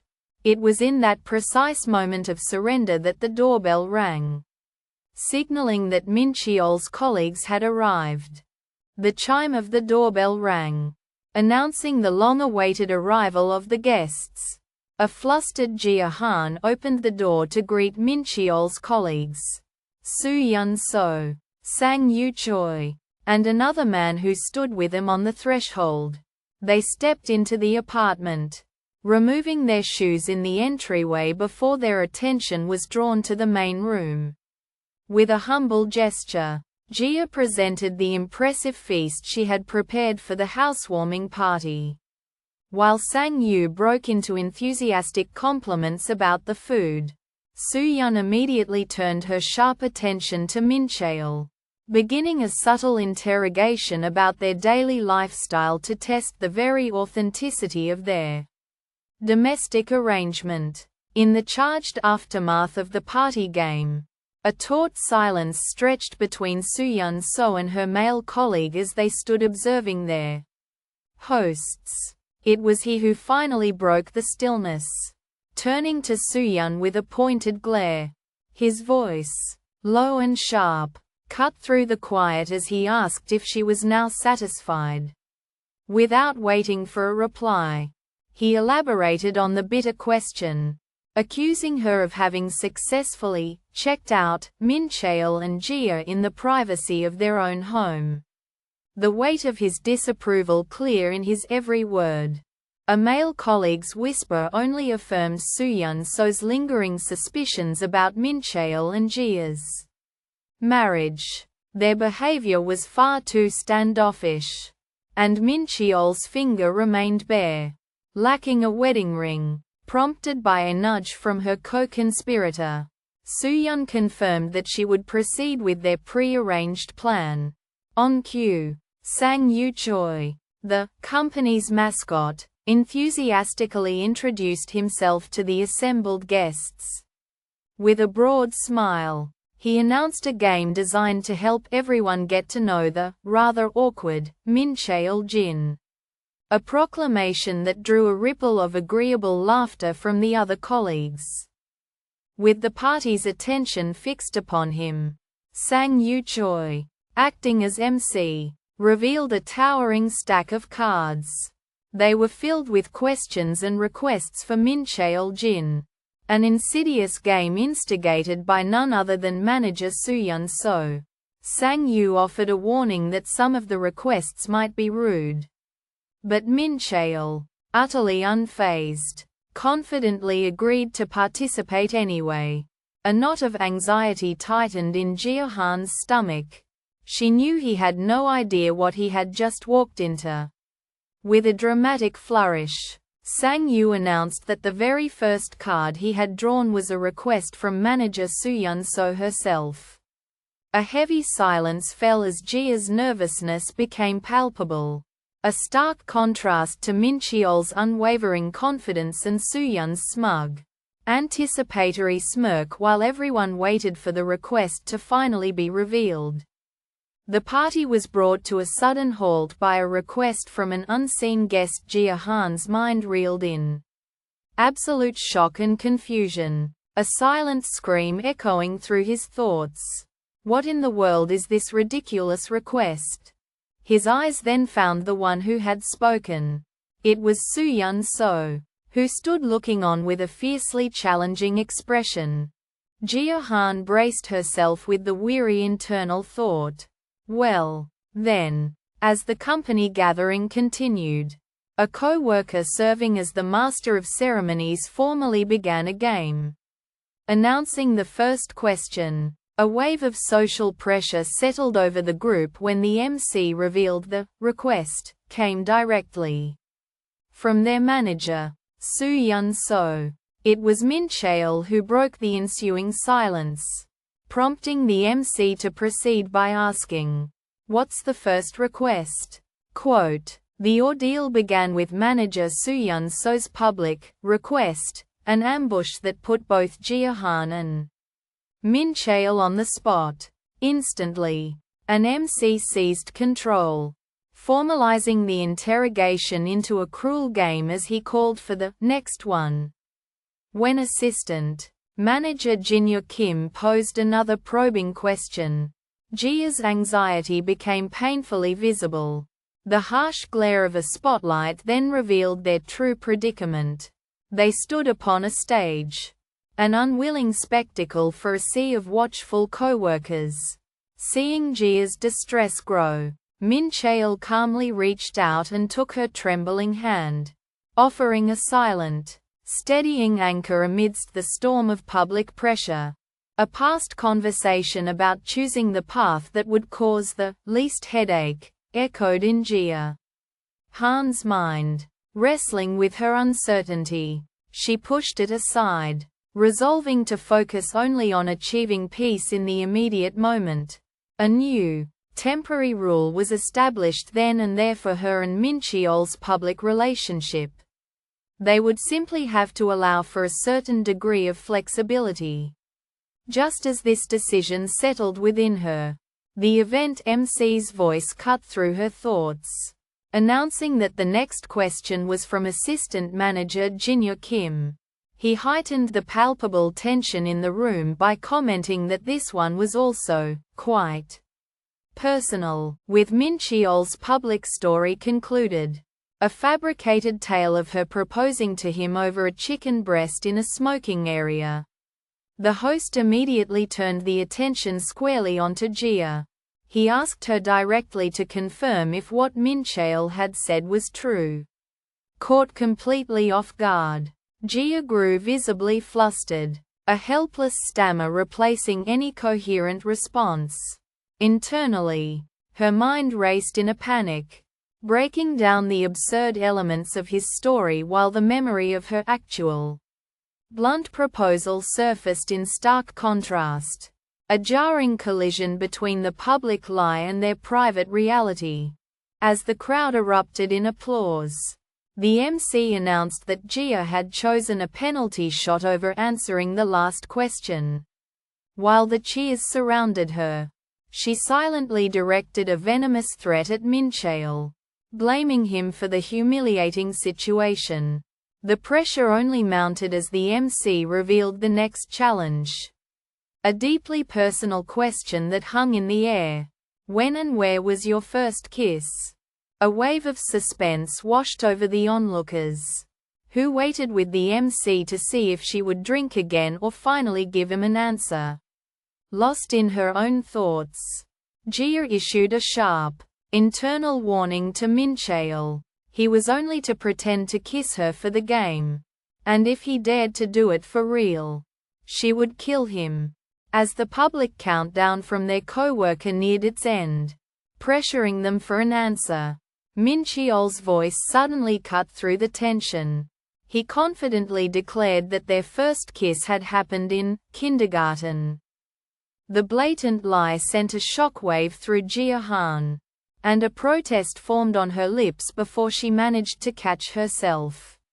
Around them, their colleagues, including Jin Kim, reacted with utter astonishment, immediately asking if the two had been childhood friends. Seizing the moment, Mincheol turned directly to a stunned Jia, putting her on the spot by continuing his fabrication and asking if she even remembered her supposed kindergarten nickname. As Mincheol concluded his outrageous tale by teasingly branding Jia a smooching ghost from their kindergarten days, she played her part perfectly with a show of mock indignation. The performance utterly delighted their co-workers, who were left remarking that the two were truly meant for each other. Unseen by the couple, this interaction was all the proof a suspicious woman and her male accomplice needed. From their car, they observed the convincing display, decided the marriage was authentic, and drove away to get dinner, abandoning their investigation. The instant the public pretense was no longer necessary, Jia's demeanor shifted violently. She angrily grabbed Mincheol by the ear and began dragging him away from the social gathering as he protested in pain, reminding her that she herself was the one who told him they needed to be flexible with their story. From a distance, the suspicious woman and her male accomplice kept their watch on Jia and Mincheol. She conceded that her companion had been right to be wary of the couple all along. Observing them during the requests game had solidified her doubts, as their interactions and the very answers they gave struck her as utterly fake and abnormal. Her accomplice agreed, confirming that he, too, had noticed several suspicious things. With their conviction shared, The woman declared it was time to escalate their snooping and dig in deep to uncover the truth behind the relationship. Fresh from her observation, the woman had steeled herself, resolving to orchestrate a direct confrontation with Mincheol. As they drove, however, she suddenly slammed her foot on the brakes, lurching the vehicle to a violent halt.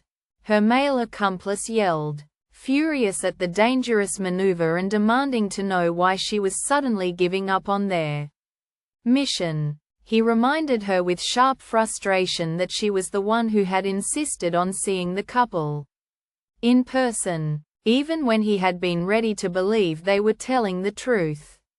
The woman offered no answer, her gaze fixed forward, her expression hardening into a look of absolute and firm conviction as she silently decided to end her investigation right then and there. The moment she observed them, a sudden epiphany washed over the suspicious woman, revealing the undeniable truth of their relationship. She reflected that their world was not a place she could ever force her way into. Acknowledging the profound authenticity and strength of their connection.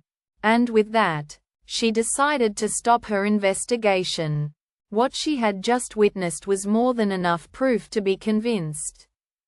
As they walked together after the company gathering, Mincheol abruptly announced his desire for a drink. He turned to Jia with an assured confidence, insisting he knew she had the time to join him. He then confessed that he had felt isolated at the event, having been the only one not drinking. His invitation softened into a more earnest plea as he clarified his request, asking her to simply sit with him and clink his glass, emphasizing it was her company he truly sought. His words hung in the air, leaving Jia in a state of silent, thoughtful contemplation. With the matter seemingly settled, her male accomplice asked if she was finally buying dinner. The woman, her suspicion now laid to rest, confirmed she was paying and asked what he would like to eat. He eagerly suggested a prime beef barbecue restaurant he had long been wanting to try. Though she initially balked at the high cost, he quickly reminded her of the many past meals she owed him for.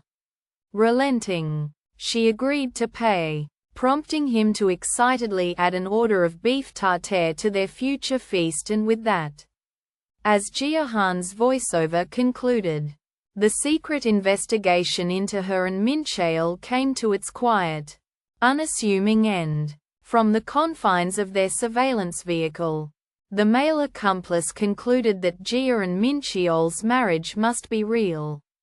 There was no longer any need to report their findings. The suspicious woman beside him agreed, remarking on the newly revealed detail that the couple were childhood friends.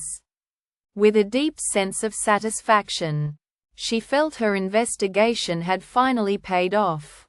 Her partner then suggested they go eat prime beef, an idea the woman eagerly accepted, officially ending their watch for the night. Reeling from the accidental kiss, Jia Han grew extremely flustered. She desperately tried to dismiss the moment, invoking a 3-second rule by claiming it didn't count. Mincheol, however, calmly refuted her, stating with certainty that the kiss had lasted much longer than 3 seconds. Thrown into a complete panic by his response, Jia impulsively suggested that they should just officially make the accident their first kiss. Their exchange drew the attention of a nearby child, who pointed out their weird behavior as the mother quickly looked away. As Mincheol carried her in a strange, face-to-face piggyback ride, a deep blush crept across Jia Han's entire face. She was so overwhelmed and flustered that her mind simply short-circuited, offering up a single, nonsensical thought: caramel. Their moment of awkward intimacy was suddenly shattered when a small child spotted them, loudly pointing out the peculiar sight to their mother. The woman's judgment was swift and sharp. She shielded her child's eyes, scolding him not to look at something so dirty. Publicly shamed, Jia's mortification reached its absolute peak, all while Mincheol continued to carry her, trapping her in the very source of her humiliation. Reeling from the shock of their accidental kiss, a deep blush crept up Jia Han's neck as she desperately invented a 3-second rule to nullify the entire event. Her flustered attempt at logic was calmly dismantled by Mincheol, who pointed out that they had, in fact, been in contact for over a minute. Utterly defeated, a mortified Jia asked him to put her down, and he complied, just as her feet touched the ground. However, a nearby child pointed directly at them, alerting their mother to the awkward interaction. The woman swiftly covered her child's eyes and told him not to look, cementing Jia Han's humiliation as the public spectacle sent a final, crushing wave of embarrassment through her. In the charged aftermath of the kiss, a frantic Jia Han whirled on Mincheol, her voice escalating as she invoked the sacred 3-second rule from their elementary school days. She desperately explained that if something was cancelled within that brief window, it was as if it had never truly happened. To prove her increasingly flimsy point, she offered the clumsy example of food dropped on the ground, insisting it was still perfectly good to eat if snatched up before time ran out. Yet, even as the illogical explanation tumbled from her lips, a wave of mortification washed over her, her own flustered expression betraying the absurdity of her words.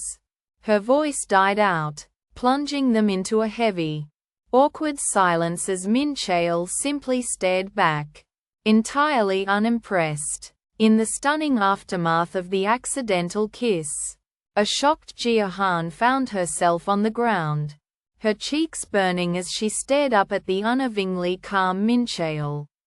Her thoughts scrambled for purchase, desperately seizing upon the 3-second rule as a way to nullify the entire event. "It doesn't count," she then shouted, the declaration hanging awkwardly in the air as she tried to convince him as much as herself. Whirling away in a wave of mortification, she lamented the devastating truth in the privacy of her own mind. That had been her very first kiss, and she had no idea what to do. Her loud outburst had not gone unnoticed. A nearby mother and child now stared at the uncomfortable display, the woman quickly telling her child not to look. The heavy silence was finally broken by Mincheol, who calmly commented that Jia smelled of smoke. Stunned by his composure, she asked if he was really okay with their lips having just touched. Before he could answer, Jia nervously invoked the 3-second rule, a frantic attempt to suggest the kiss was cancelled, and had therefore never happened. Mincheol simply ignored her rationalization and coolly asked what she wanted to do for lunch. Still flustered and completely disarmed, Jia could only tell him she would do whatever he wanted. Before Jia rested her lunch, a junior Italian BLT combo. An awkward silence stretched the moment between them until a view of Mincheol's meal, a roasted chicken baguette and sparkling water, came into focus. It was Jia who finally broke the quiet. She began to ask a serious question but abruptly pivoted, instead expressing her light-hearted surprise that he would be eating chicken breast, even at a sandwich shop.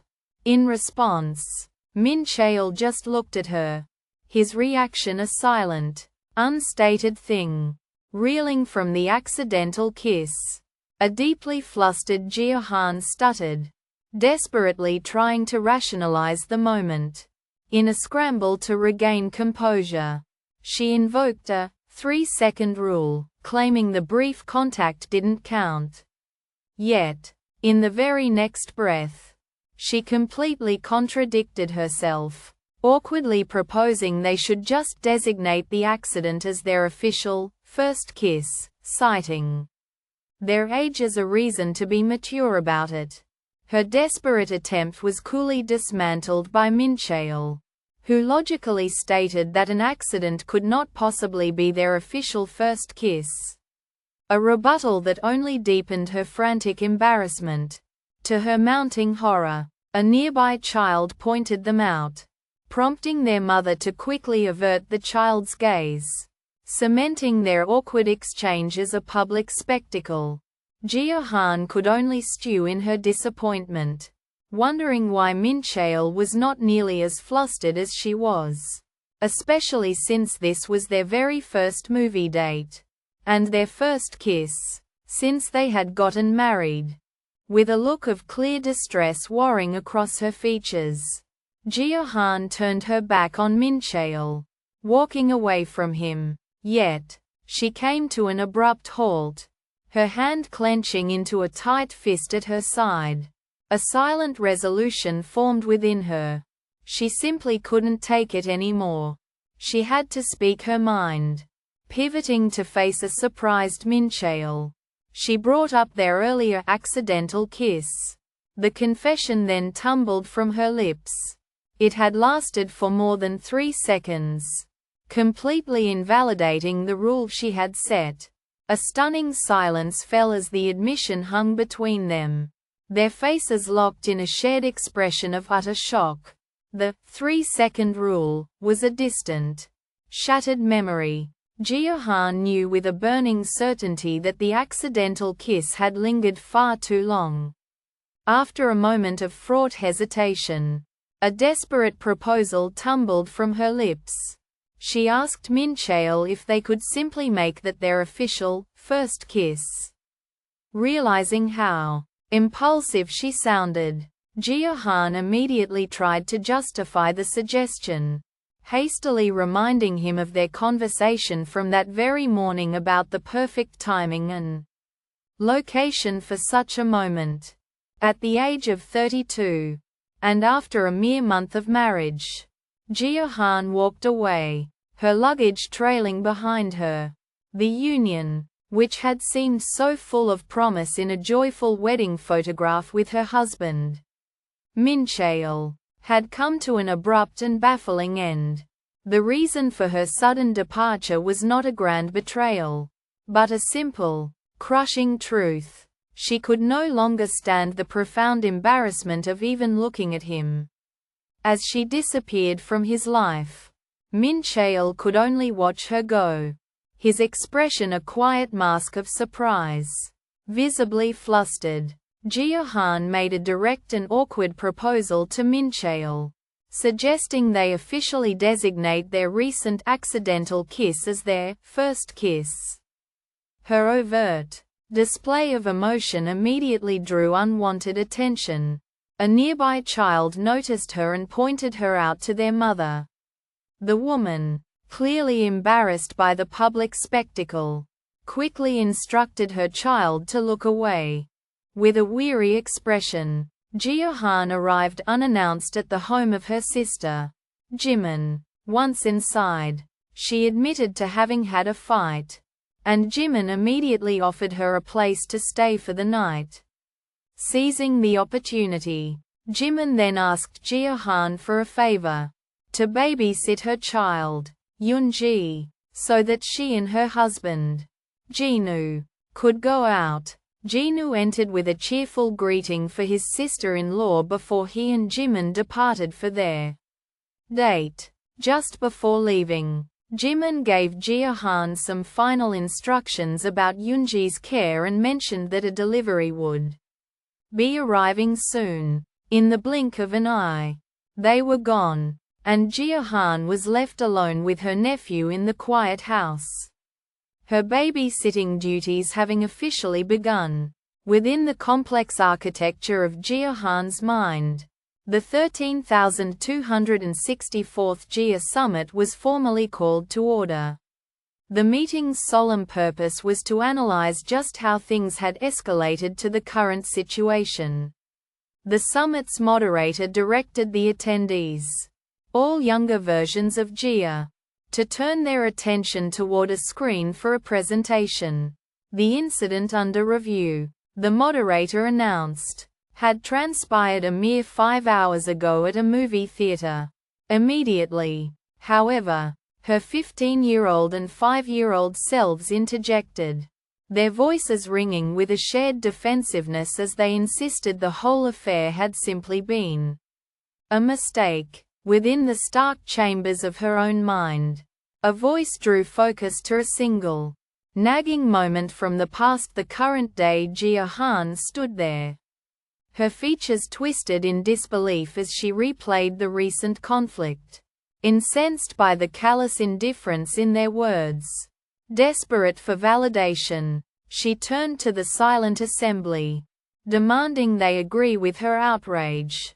Before her sat the jury of her past selves, a defiant Jia Han at age 15, and beside her, the tiny 5-year-old known only as the smooching ghost. It was the youngest who spoke first, her innocent voice cutting through the tension as she questioned why her older self was so angry. After all, wasn't a kiss supposed to be a good thing? Jia Han reflected on her decision. After needing space from Mincheol, she had deliberately chosen to stay at her sister Jimin's house instead of her parents' place. Her quiet thoughts, however, soon convened an internal summit where a much younger version of herself pointedly questioned if her current self had any friends at all. A teenage iteration of Jia immediately sprang to the defense, insisting she had plenty of friends she could have stayed with. In a final, sharp turn, that same teenage girl fixed her gaze upon her 25-year-old self, simultaneously seeking confirmation and condemning her as the real culprit, responsible for the entire situation. Jia concluded that her staying over was truly important, as it was for moments just like this that her sister and Jinu needed her. The couple stood ready to leave their home, dressed up for a long-awaited date night. Jia greeted her brother-in-law, Jinu, surprised to find he was already home from work. He handed her a small gift bag in a gesture of thanks, which she politely accepted. From her place in the doorway, Jia then watched as Jimin and Jinu waved their goodbyes and finally departed. Upon Jia Han's arrival, a weekend present in hand, her sister Jimin greeted her with a dry, sarcastic thank you. The playful tone quickly shifted, however, as Jimin chided her for appearing without so much as a text, questioning where her manners had gone. Unfazed, Jia retorted that they were raised by the same parents, neatly deflecting the jab at her upbringing. After a brief glance toward her own family, Jimin observed her children's behavior and remarked to Jia that if her own kids were already such a handful, she shuddered to imagine how wild Jia's future children might be. A clear nod to their own boisterous childhood. The comment triggered a memory of the sisters as young girls, identified only as Mum's eldest and Mum's youngest, where a small, defiant Jia had insisted on being called by her actual name. Jimin announced she had something important to say, causing a nervous Jia Han to ask what it could possibly be. The serious pretense shattered when Jimin revealed her grand plan was merely to spoil the new Spaghetti Man movie. To Jimin's profound disappointment, however, Jia retorted that she had already seen it. Their conversation quickly devolved into light-hearted bickering over how Jia, being jobless, had found the time to catch a brand new film. But just as quickly, the playful atmosphere vanished when Jimin abruptly shifted the tone, her voice turning serious as she asked what had happened with Mincheol. With pointed words, Jimin accused her sister of a peculiar habit, the undeniable urge to hide whenever something bad happened. She speculated that Jia had fought with Mincheol again, arriving at her doorstep to hide out, simply because she had no other place to go. In the charged silence that followed, Jia could only offer a sharp, resentful glare in response to the accusation. She finally broke her quietude with a retort dripping in sarcasm, feigning surprise that Jimin suddenly cared so much about her family situation. A short while later, the conflict had passed, and Jimin stood beside her husband Jinu, both dressed and ready to leave for the evening. As they departed, Jimin thanked her sister for babysitting, and Jia, her earlier anger contained, told her not to worry and to have a nice time. As the door clicked shut, the last echoes of Jinu's concern were finally silenced by Jimin's earlier reassurance. Jia had, after all, agreed to babysit. In the newfound quiet, Jia was left alone with little Yoonji, who sat contentedly in a baby bouncer. Her gaze softened as she noticed the infant attempting to put an object in their mouth. And with a swift yet gentle hand, she intervened. Deftly, she replaced the forbidden item with a pacifier, a simple act that immediately soothed the child. With the small crisis averted, Jia lowered herself to the floor, settling into a silent, watchful vigil over her young charge. Claiming she was tired, Jia Han suggested that she and Yoonji watch some television. The young child was quickly engrossed, pointing out with wonder that a horse on the program was talking. A clear contradiction to what their mother had taught them. Just as a quiet moment settled over them, the sharp ring of the doorbell cut through the air, interrupting their show. Jia informed Yoonji that the delivery man was at the door and then went to check.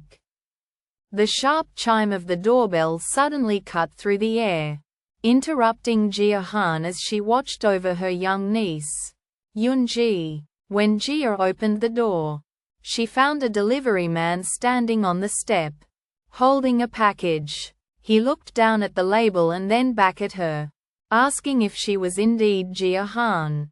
A flicker of confusion crossed her face. A package for her, delivered to this address? Despite her bewilderment, she confirmed her identity, quickly signing for the parcel and accepting the unexpected delivery. The chime of the doorbell rang out, followed by a man's voice announcing a delivery. Jia Han, with her young niece, nephew Yoonji balanced in her arms, realized she would have to answer. As the child caught sight of the man standing at the door, an excited cry of "Uncle" suddenly erupted. Jia moved at once to begin correcting Yoonji's innocent mistake. Shock rendered Jia Han speechless as Mincheol Jin appeared in the doorway of her sister's home. A single, frantic question echoed in her mind. How could he possibly have found her here? The answer, however, came not from him but from her niece, who promptly revealed that her own mother had sent Mincheol, exposing the entire setup. As if to hammer the point home, her nephew chimed in with a well-worn saying about leaving a fighting couple alone in a room, reinforcing the fact that they were being intentionally confined. Overwhelmed by her family's blatant meddling, Jia sank her head into her hands in pure frustration. Just then, her niece attempted to diffuse the heavy tension, offering her auntie some ice cream. A simple, sweet gesture that began to soften the sharp edges of her anger. A childish argument broke out at the front door, where Jia's young nephew loudly proclaimed the arrival of a weird, dirty person. His older sister, however, quickly overrode him with the authority of their mother's instructions. Jimin had told them to expect a man she called uncle, one who was bringing something yummy, and they were to let him in. With that justification, The niece pulled the door open, revealing Mincheol Jin standing on the threshold. From within the supposed safety of the house, Jia Han's expression twisted from shock to pure displeasure as she realized she had been found. Jia Han approached Mincheol, her voice tight as she demanded to know if he was aware she would be at her sister's house. He calmly confirmed that it was her sister, Jimin, who had called and instructed him to come get her. Annoyance simmered within Jia as she silently fumed at the blatant meddling. Unbeknownst to them, the orchestrators of this reunion were just outside, where Jia's young niece and nephew pressed their weight against the door to hold it closed. The boy wondered aloud how much longer they had to stay, and his sister simply relayed their mother's wisdom on the matter. The best way to handle a couple's fight was to stick them in a room together. Mincheol confronted Jia, his words cutting as he questioned if she was truly that naive. From somewhere nearby, her young nephew's voice piped up, reciting the well-worn platitude that couples must resolve their issues through communication. Unfazed, Mincheol pressed on, asking her directly just why she was so mad. In the silent turmoil of her own thoughts, Jia had to admit the truth. Her anger was a facade, a desperate reaction to the overwhelming butterflies she had felt the moment he labeled their accidental collision as a first kiss. Jia had been trying to ignore the suffocating tension with Mincheol by chattering about anything at all, but he suddenly cut through her babbling to address their earlier misunderstanding, pointing out that their accidental touch had lasted for more than 3 seconds. As he trailed off, struggling to find his next words, a frantic pounding began in Jia's chest, a drumbeat of pure anticipation. His hesitation was agonizing, and growing frustrated with his fumbling, she finally interrupted him, with a sudden surge of resolve. Jia leaned in and made her proposal. "How about we make this our first kiss?" Quote, before closing the distance herself, claiming their true first kiss and resolving the conflict entirely on her own terms. Jia Han fumed in simmering silence, her thoughts branding Mincheol as utterly dense for his part in their fight. Just as her anger peaked, her young niece cautiously approached, holding out a spoonful of mint chocolate chip ice cream as a tiny peace offering. Jia took the bite, the cool sweetness flooding her senses as the little girl explained her mother's wisdom. "When you're annoyed, sweet things are the best." With innocent hope, the child then asked if her aunt was no longer annoyed before turning to offer a spoonful to Mincheol. He, however, politely declined the gesture, revealing with a small smile that he simply did not like mint chocolate chip. A wave of embarrassment washed over Jia Han. She couldn't believe she was unable to even act her age in front of the children. As she stewed in her thoughts, her niece offered up a spoonful of ice cream, playfully warning her not to have too much. Jia's mind, however, was still racing as she tried to rationalize the situation. It had been a fight over just one kiss, hardly something adults should make a big deal about. Yet, her niece was insistent, pushing the cold treat forward and urging her to try just one bite. In that small, distracting moment, a final, clear thought broke through Jia's turmoil. Her sister's matchmaking efforts were, against all odds, actually succeeding. Jia Han stewed on her sister's couch, fuming as she realized her dramatic escape from home after their fight had lasted a mere half-day. Her angry reverie was abruptly shattered by the chime of the doorbell. Before she could move, her young niece skipped to the entrance, pulling the door open to reveal Mincheol Jin standing on the other side. "Uncle has arrived," the little girl announced brightly. A jolt of surprised anger shot through Jia as Mincheol entered the room. His gaze finding hers, he immediately began to speak. His voice earnest as he started his apology, admitting that he should have said something else first and finally beginning the conversation she had run away to avoid. Standing before the seated Jia, Mincheol finally began his apology. He admitted that he had been thinking about their earlier argument and conceded that he should have been the one to say sorry first. He pressed on, specifically referencing his clueless suggestion that they should just pretend the incident at the movie theater had been their first kiss. All the while, Jia listened to him in utter silence, her expression completely unreadable. At last, she broke that silence, interrupting him to ask if he honestly believed she was mad about something so incredibly petty. Jia was not convinced, dismissing Mincheol's unseen apology as only a partial truth. She accused him of simply saying what he thought she wanted to hear, a hollow attempt to placate her.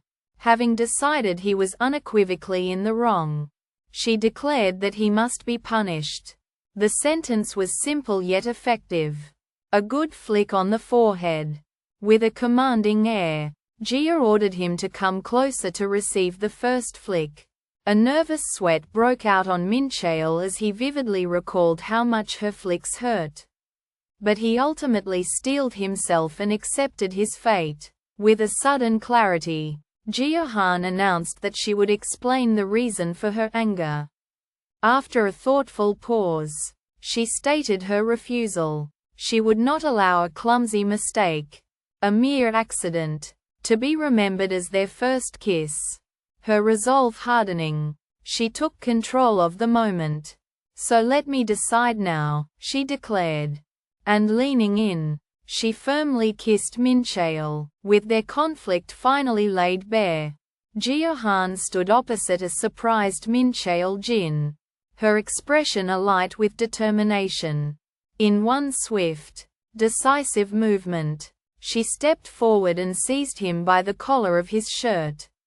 Asserting complete control, she forcefully pulled the stunned man down to her level. Jia then closed her eyes and initiated a deep kiss, catching him entirely by surprise. When at last they parted, a small, satisfied smile touched her lips, while Mincheol remained frozen in shock, though he was far from displeased.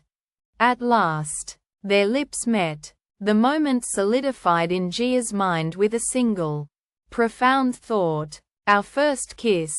It was she who took the lead. With eyes closed in quiet resolve, Jia pressed forward, deepening the connection herself. Mincheol, caught completely off guard by her advance, could only stare, his own eyes still wide with stunned surprise. A distressed Mincheol Jin explained his marital troubles to his subordinate, Sang Yu Choi. As he listened, Sang Yu began to summarize the delicate situation, asking for confirmation that what Mincheol had confessed to saying that night was, in fact, untrue. Overwhelmed by the retelling, Mincheol buried his head in his hands while Sang Yu patiently finished his summary.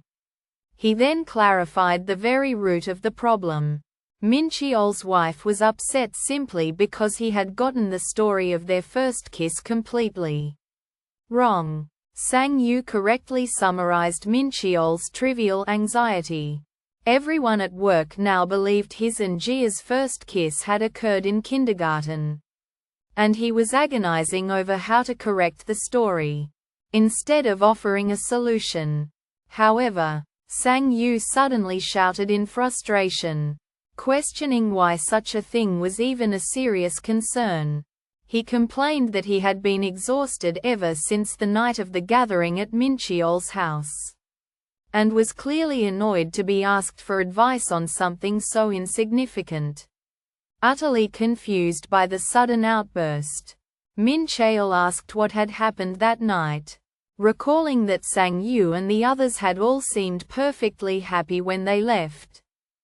Mincheol Jin struggled to find the words, stammering to Sang Yu that his issue wasn't a problem per se. In sharp contrast, Jia vented her own frustrations elsewhere.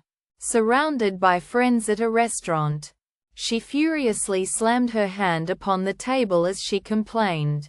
After the full story had been told, Mincheol simply sat in dejected silence. Sang Yu, having listened intently to the whole affair, thoughtfully considered the predicament for a moment before a look of confidence washed over him. Ready to give his advice. With a troubled expression, Mincheol Jin turned to his subordinate and asked if he had done something wrong. Sang Yu, initially annoyed by the question, simply told him to be quiet. In the very next moment, however, his entire demeanor shifted to one of smug confidence as he assured Mincheol he had come to the right person. Brushing a bit of dust from his shoulder, Sang Yu proudly boasted of holding a doctorate in loveology. It was a fitting introduction for Sang Yu Choi, the company's resident Cupid, whose talkative personality was well known. As the self-proclaimed expert began his spiel, Mincheol could only comment internally on just how very talkative the man truly was. As Sang Yu Choi humorously proclaimed his credentials as a self-styled loveologist to an unseen Mincheol, the moment shifted to a cozy cafe where a different kind of frustration was brewing. Jia Han was in the midst of a passionate tirade, her voice rising as she vented to her two friends. She declared, freakin' pissed, and couldn't comprehend how a man could be so utterly clueless. Are all men the same? She pleaded, seeking solidarity. Her friends responded with enthusiastic agreement, one even eagerly claiming the next turn to complain. Having received the validation she sought, Jia finally paused, taking a thoughtful sip of her drink. Seated at a cafe with her friends, Jia Han's voice shook with indignation as she complained about the recent event that had left her utterly speechless. The core of her disbelief, she revealed, was that she simply could not fathom how Mincheol had forgotten the story of their very first kiss. One of her friends attempted to calm her down, suggesting that he surely didn't mean to forget, but her other friend quickly took Jia's side, insisting it was unacceptable for a newlywed to let such a precious memory fade.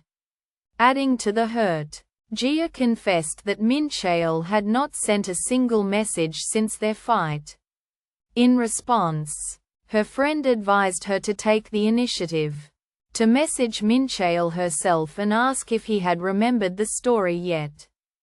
With a triumphant flourish, Sang Yu brought the tale of how he met his wife, Soo-yun, to its dramatic conclusion, announcing, "And so we kissed." The romantic declaration was lost on Mincheol, who was immediately overwhelmed by an internal panic attack, his mind frantically searching for what he could possibly do or say to Jia. Noticing his friend's spiraling distress, Sang Yu stated with unshakable confidence that the solution to his problem was simple. He advised Mincheol that to resolve their entire misunderstanding, he must perfectly recreate the exact moment of his first kiss with Jia. The utterly unconventional counsel hung in the air, leaving Mincheol looking completely and hopelessly bewildered by what he had just heard. Sang Yu Choi corrected Mincheol's mistaken assumption, revealing that he had actually met his wife for the first time in college. His mind drifted back, the world dissolving into a memory of a bustling university campus. It was there that a young woman walked past, introduced in his recollection as Soo-yun So. who was 24 years old at the time. As the memory unfolded, Sang Yu's voiceover clarified his own standing back then. He had only been a freshman when their lives first intersected. Sang Yu's thoughts drifted back to his university days. To his first encounter with the woman he recalled only as his senior. In that memory, an enraged Soo-yeon confronted a younger version of himself, sharply berating him for standing idly by while his fellow freshmen caused a ruckus. The terrified young man could do nothing but stammer a weak apology in her presence. Pulled back to the present, an adult Sang Yu reflected on the moment, wondering why he had been so utterly afraid of her back then, when she was, after all, only 4 years his elder. In a recollection from his college days, a younger Sang Yu Choi was eating alone at a restaurant when his solitude was broken. An unknown woman, Soo-yeon So, sat down at his table completely uninvited. She immediately pointed out that his food was getting cold before insisting he pour a drink into his broth. Overriding his obvious hesitation, she confidently declared it was the best way to eat the meal, leaving him little choice but to comply with the stranger's command. Seething with disbelief, Jia Han vented to her friends about what Mincheol had said. The accusation finally burst from her, sharp with anger, as she revealed he had called their very first kiss a mistake. Her rage boiled over in an instant. She slammed her hand hard against the table, splashing her drink as she exclaimed at his sheer nerve. Her friends rushed to calm her, gently suggesting it was all just a misunderstanding. But Jia immediately rejected the idea, insisting he had, flat out, said it. One of them tried to rationalize his behavior, pointing out that Mincheol was often not the best with words, and likely hadn't meant it the way it sounded, though she was still clearly upset. The hard lines of Jia's expression softened just slightly as she considered the point. Her deep frustration left to simmer unresolved.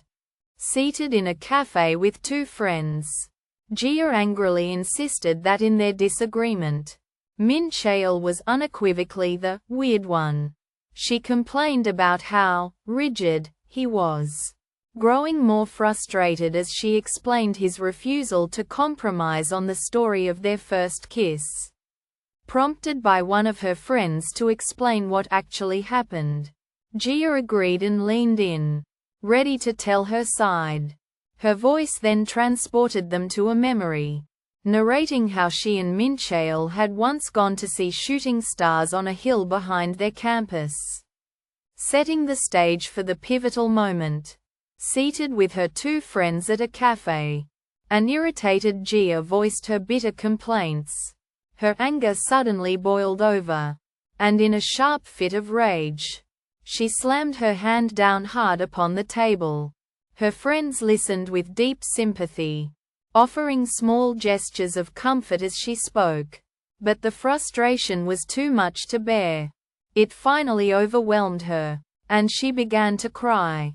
In an instant, they moved to embrace their friend, consoling Jia as she wept uncontrollably.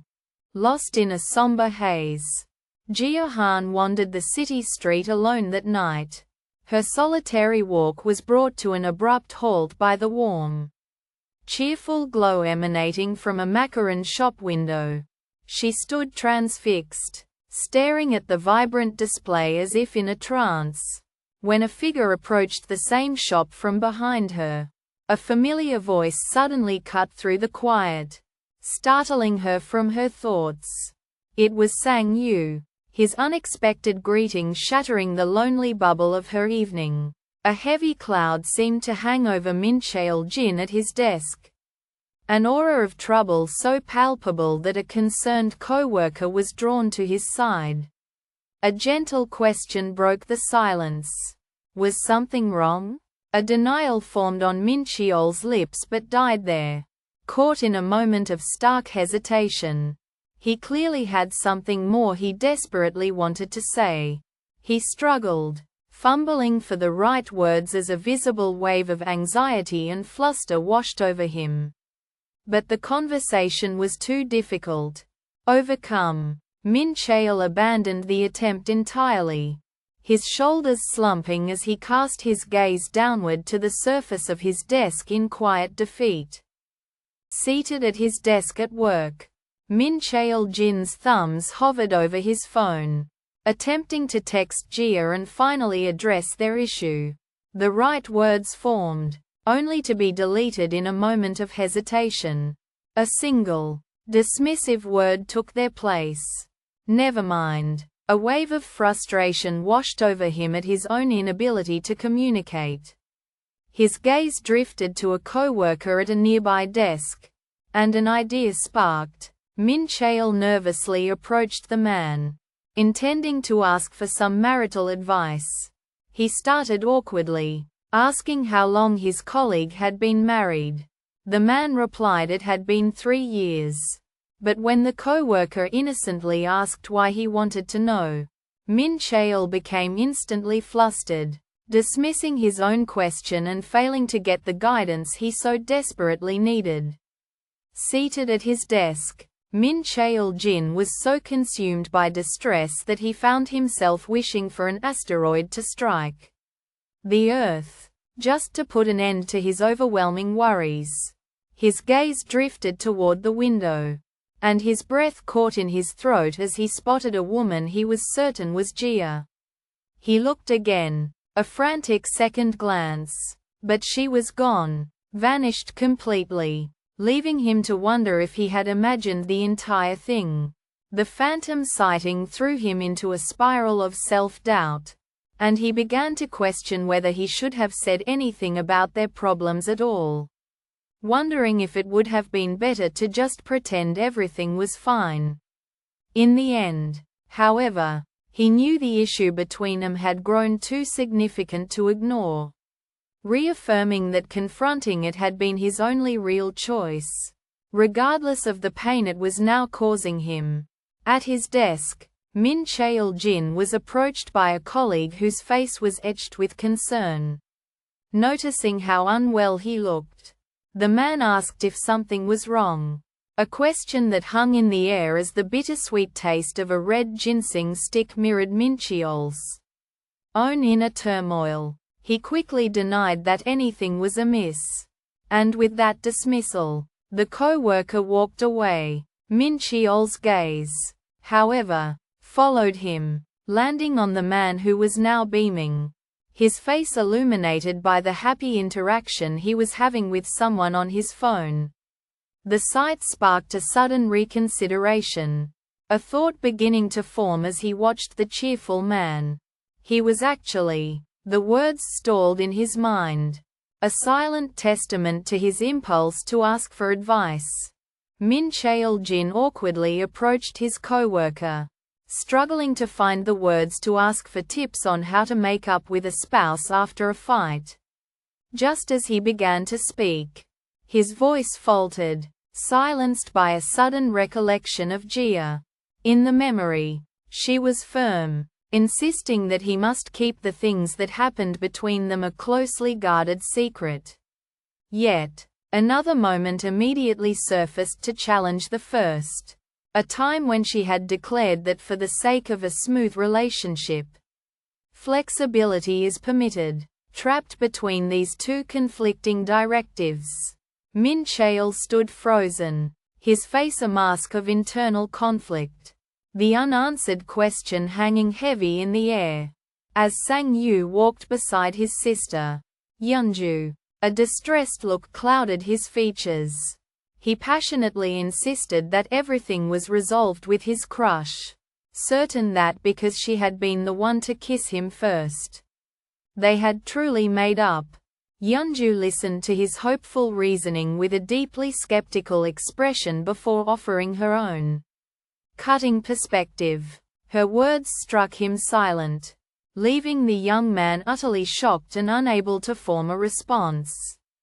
The conversation concluded shortly after, with all of Sang Yu's confidence drained away as he stared down at the ground, completely dejected.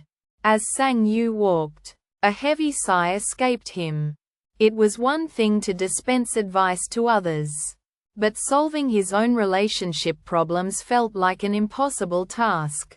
A fleeting thought surfaced. He could ask his sister, Yeonju, whom he considered an expert on such matters. Yet, the idea soured almost as quickly as it came. An all too vivid picture bloomed in his mind of Yeonju howling with laughter, teasing him relentlessly for finally crawling to her for help. That imagined mockery alone was enough to make him falter, his moment of inspiration instantly turning into a path he was reluctant to take. Sang Yu met with his older sister, Yeonju Choi, hoping for her guidance. She immediately saw through his flimsy pretense, her skepticism clear as she questioned his sudden request for relationship advice for a friend. With unnerving accuracy, Yeonju summarized the entire situation. His supposed friend had gone too far with a girl he liked, plunging them both into a state of awkwardness. A sheepish Sang Yu could only confirm her assessment, pleading with her to help him make things go back to normal. Unimpressed, Yeonju coolly inquired what she would get in return for her wisdom. He quickly promised to buy her 2 boxes of the macaroons she loved. A sufficient bribe. The offering accepted, Yeonju agreed to help, but paused, informing her little brother that she needed to ask him one question first. At the small cafe table, Sang Yu sat glumly, his expression somber and thoughtful as his older sister, Yeonju, spoke to him. Seeing his downcast state, she reached across the table and affectionately ruffled his hair. In her mind, he would always be her cute little baby bro. Surprised by the sudden, gentle gesture, Sang Yu finally looked up to meet his sister's gaze. Lost in thought, Jia Han walked alone through the night, her expression troubled and distant. An ache of loneliness settled in her heart as she wished for a confidant, for someone she could finally open up to about the problems weighing her down. As she lifted her gaze from the pavement, she was startled to see a familiar figure standing before a brightly lit shopfront. It was Sang Yu, who recognized her with the same flash of surprise. He was the first to speak, initiating a conversation and confirming that they had, in fact, met recently. A voice called out to Jia Han just outside the macaron shop, and she turned to find Sang Yu asking if she was on her way home from work.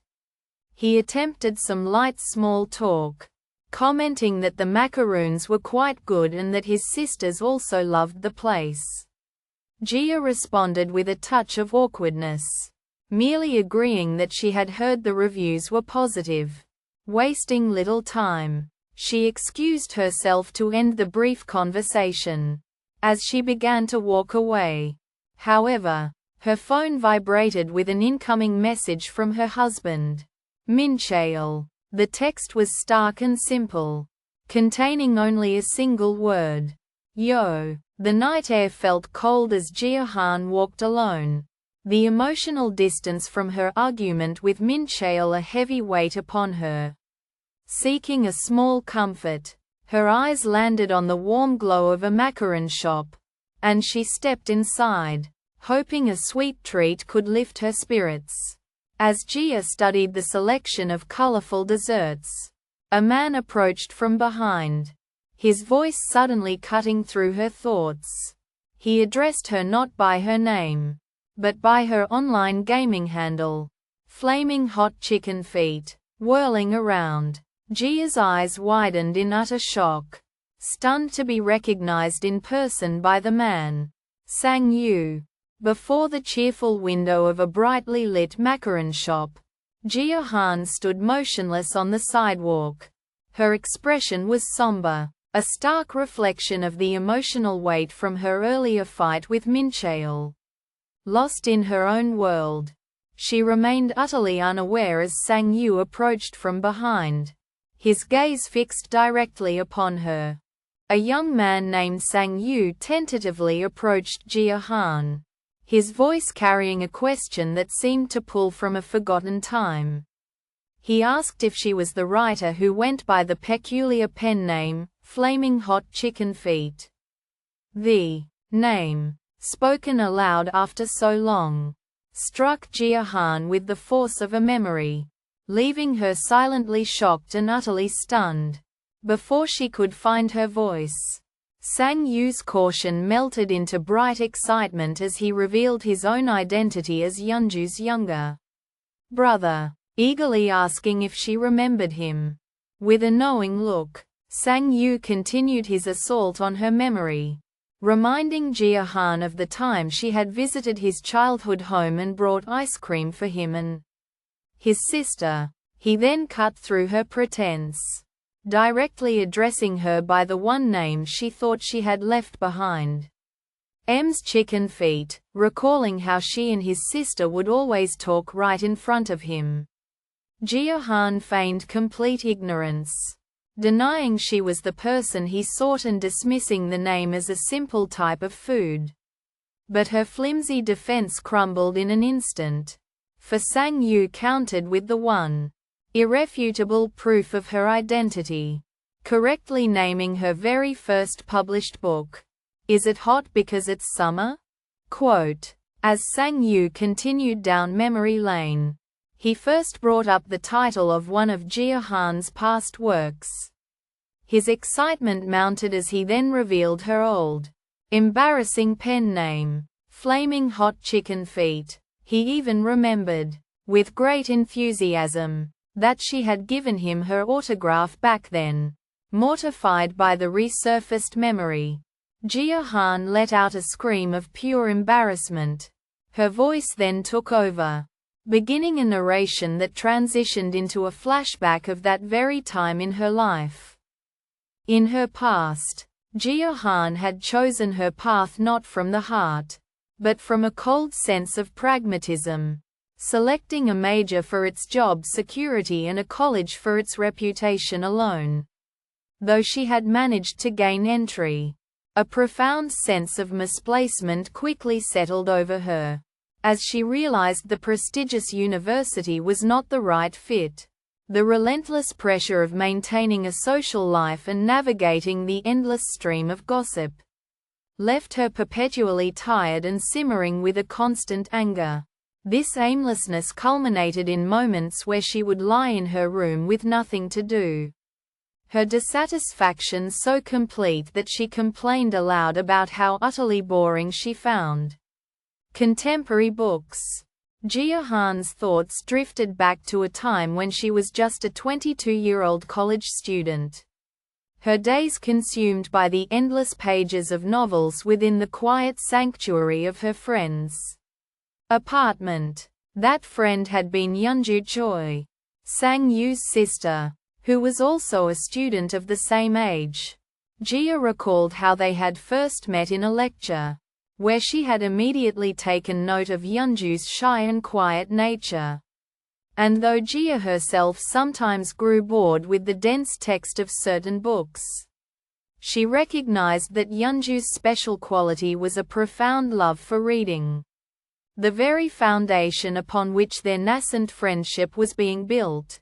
In a moment from the past, Jia Han had come upon Yeonju in the middle of writing and, with a grin, playfully teased her, calling her an aspiring novelist. A wave of embarrassment washed over Yeonju as Jia swept up the manuscript. Her curiosity piqued, but after only a few moments of reading, Jia's teasing demeanor vanished, replaced by an explosion of pure shock and excitement.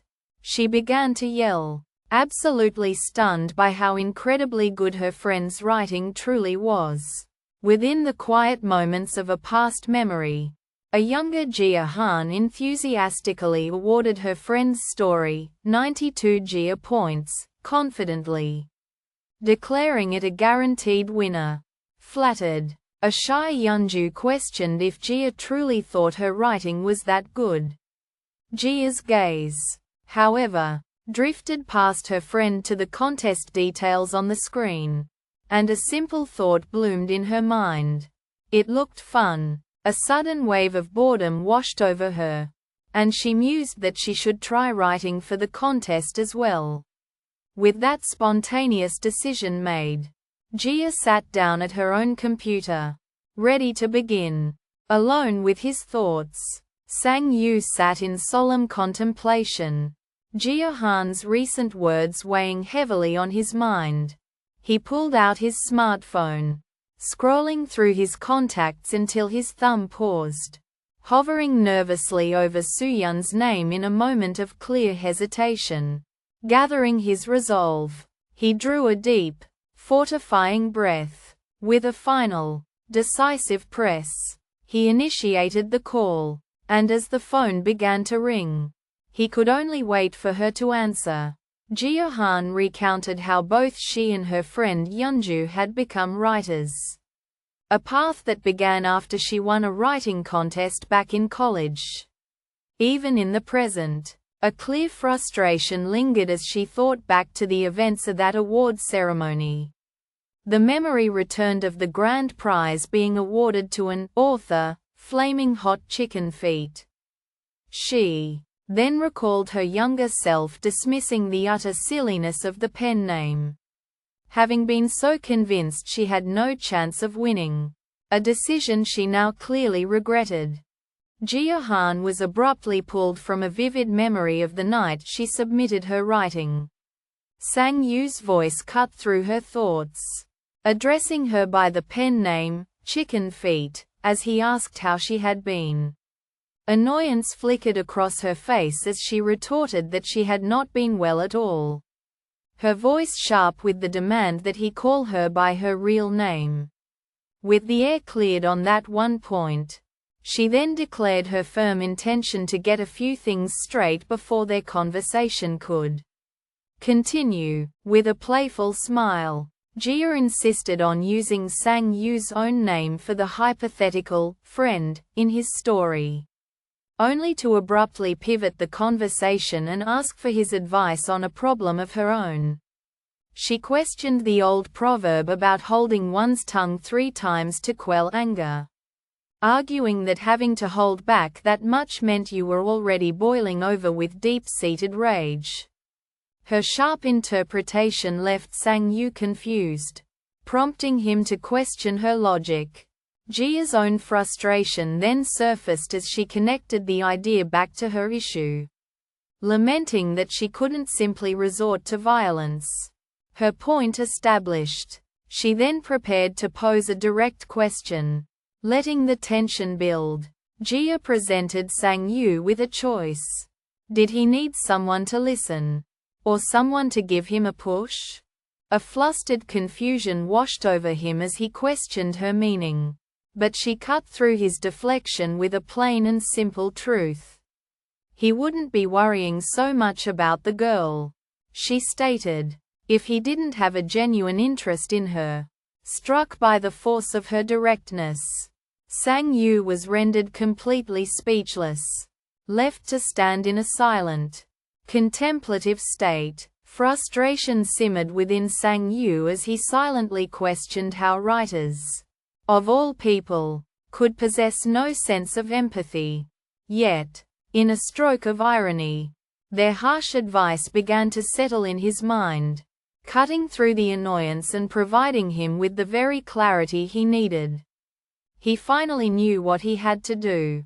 With newfound resolve, he pulled out his phone, his thumb purposefully scrolling through the contact list until it rested on Soo-yeon's name. And without another moment's hesitation, he placed the call. With the call successfully connected, Sang-yu found himself on the line with Soo-yeon.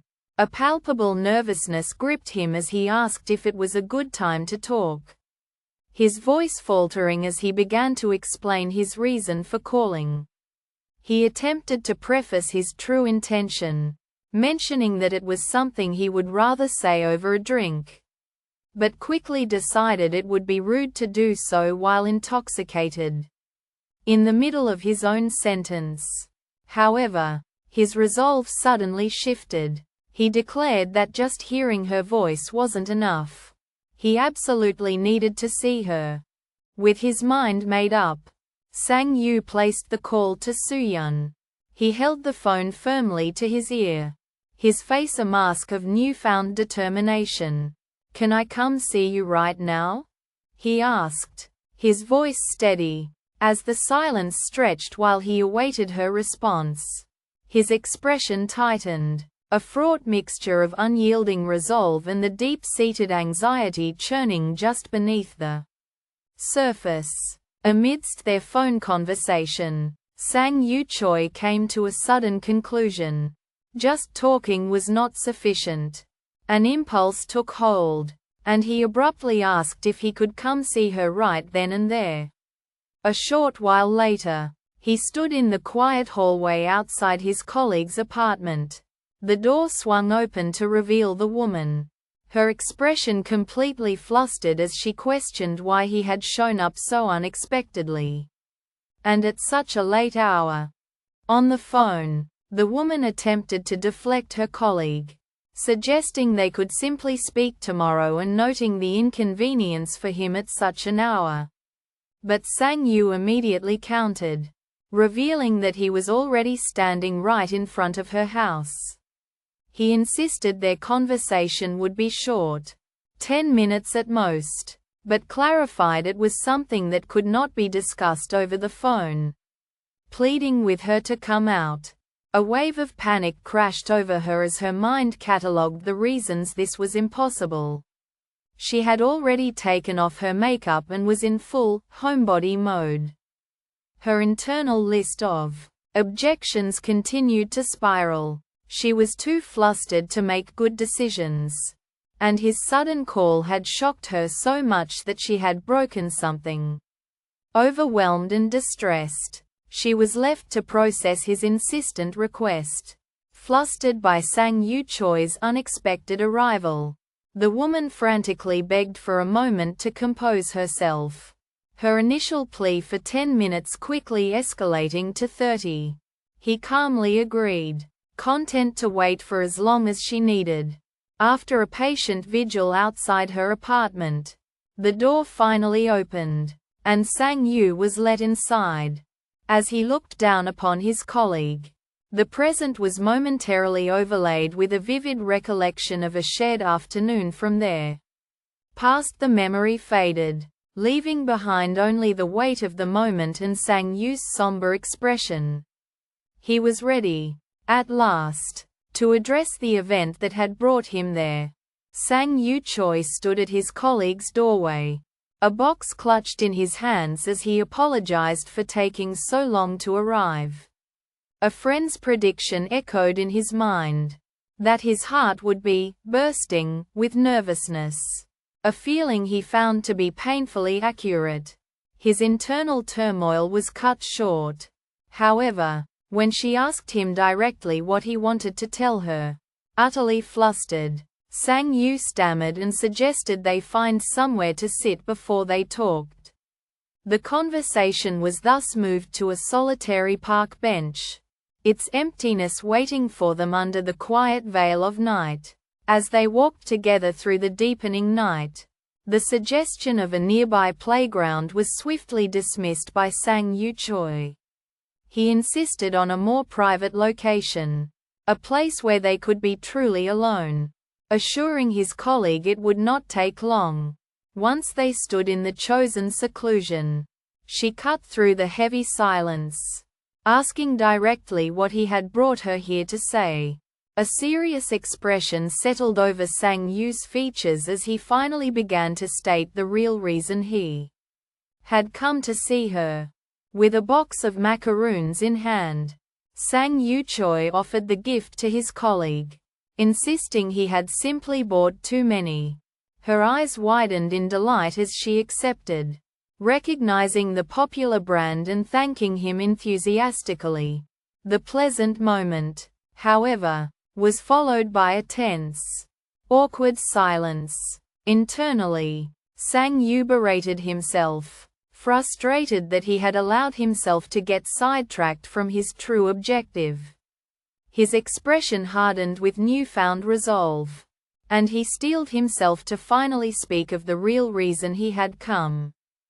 With their late-night meeting drawing to a close, the woman attempted her departure, thanking Sang Yu for the macaroons and noting that she would see him again at work. Just as she began to move away, however, he flinched, a small, pained gesture that stopped her cold. Reading the silent distress that radiated from him, she quickly reversed course, awkwardly suggesting they stay on the swings a little while longer. She immediately set herself in motion, feigning a light-hearted enjoyment as her forced laughter echoed into the quiet air. A desperate attempt to shatter the heavy tension that had fallen between them. Within the confines of his own mind, Sang Yu Choi wrestled with the echo of a friend's voice, a nagging suggestion that his worry over a past event was proof of his romantic feelings. On the table between them, a box of macaroons sat as a silent, flimsy pretext for his visit. Abandoning the pretense, a serious expression settled over his features as he finally broached the real subject, referring simply to that day. At his words, his colleague's gaze drifted downward, her own expression becoming somber and deeply contemplative. He then gave voice to the conflict that had brought him to her, asking directly, "Do we have to forget about it?" In the charged silence that followed, she slowly looked up, and the look upon her face was an answer in itself, a clear reflection that she, too, did not want to let that memory go. Sang Yu's voice suddenly sliced through the conversation, his own question hanging in the air. What were they supposed to do if they couldn't forget their shared past? His frustration then erupted into a raw shout as he confessed that he had tried to erase the memory, but failed. What, he desperately demanded, was he supposed to do about it? He briefly acknowledged the absurdity of his own outburst, admitting he was being ridiculous. But the moment of clarity was immediately swept away by an insistence on how incredibly hard the entire experience had been for him. Yet, as his words lingered, his colleague's internal thought provided a stark, silent rebuttal. It sounded to them as though he had been doing just fine. With a sudden look of dawning realization, Sang Yu Choi confidently declared that he had finally figured out the exact reason he couldn't forget their past encounter. His colleague, startled by his conviction, immediately questioned what this exact reason could possibly be. The air grew heavy as Sang Yu admitted that it had been the first time he had ever experienced anything like that. The confession left her visibly shocked and flustered.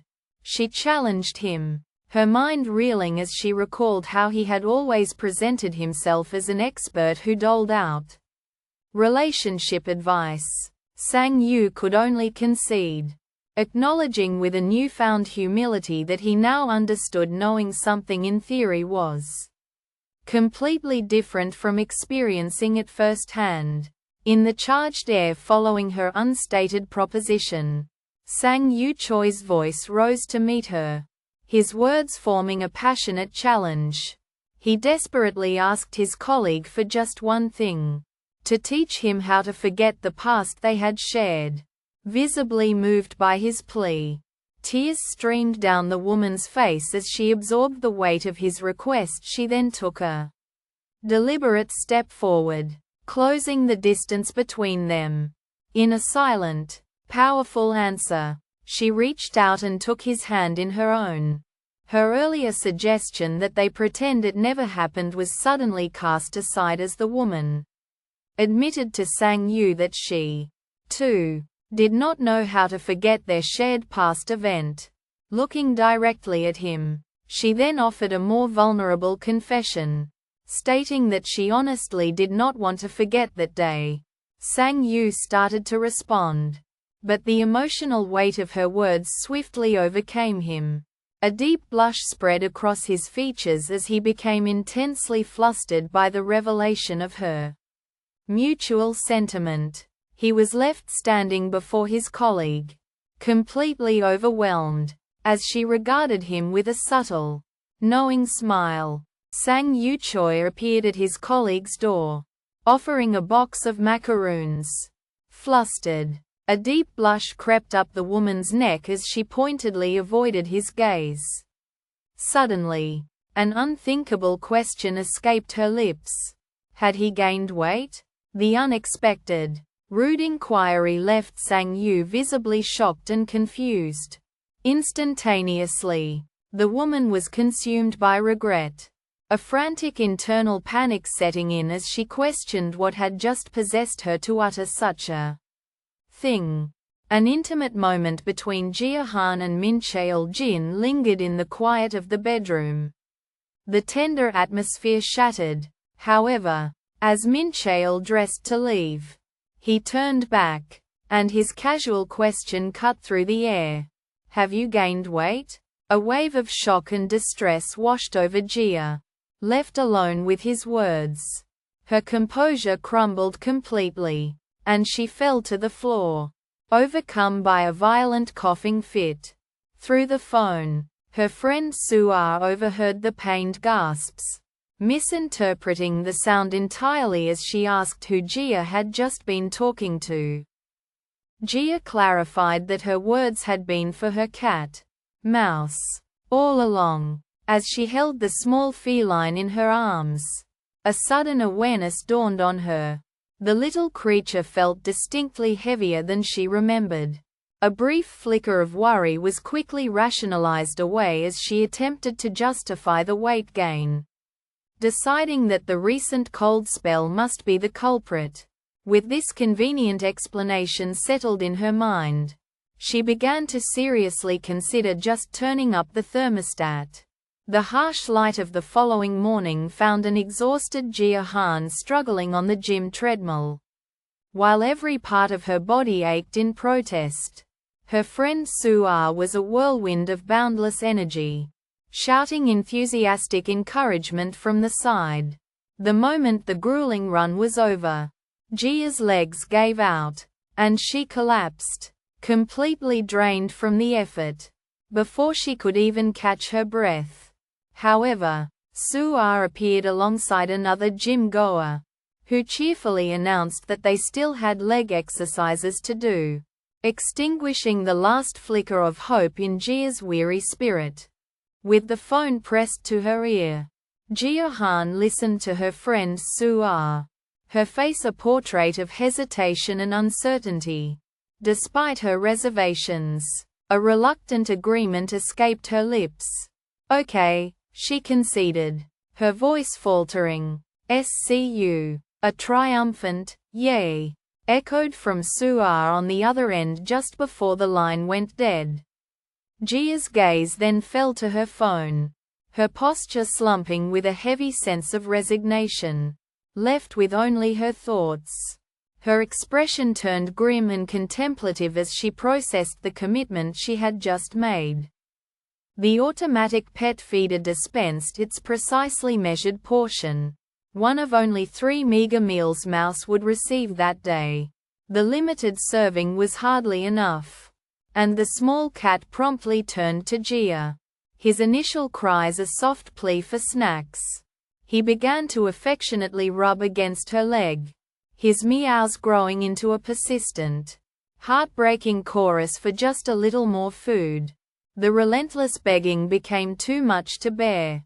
Overwhelmed by the sheer weight of her guilt, Jia covered her face in distress. A cry of surprise escaped Jia Han as she declared her cat, Mouse, a genius. Her gaze then fell to the digital scale, where the numbers were climbing at a dizzying, impossible rate. She stared in disbelief, wondering how her small cat could possibly weigh so much. The frantic ascent of digits came to an abrupt halt, replaced by a single, blinking, message. In the sudden quiet that followed, a moment of sharp self-reflection struck Jia. Her thoughts drifted to her VVIP status on a food delivery app and the uncomfortable realization that she had been ignoring something that had always been there.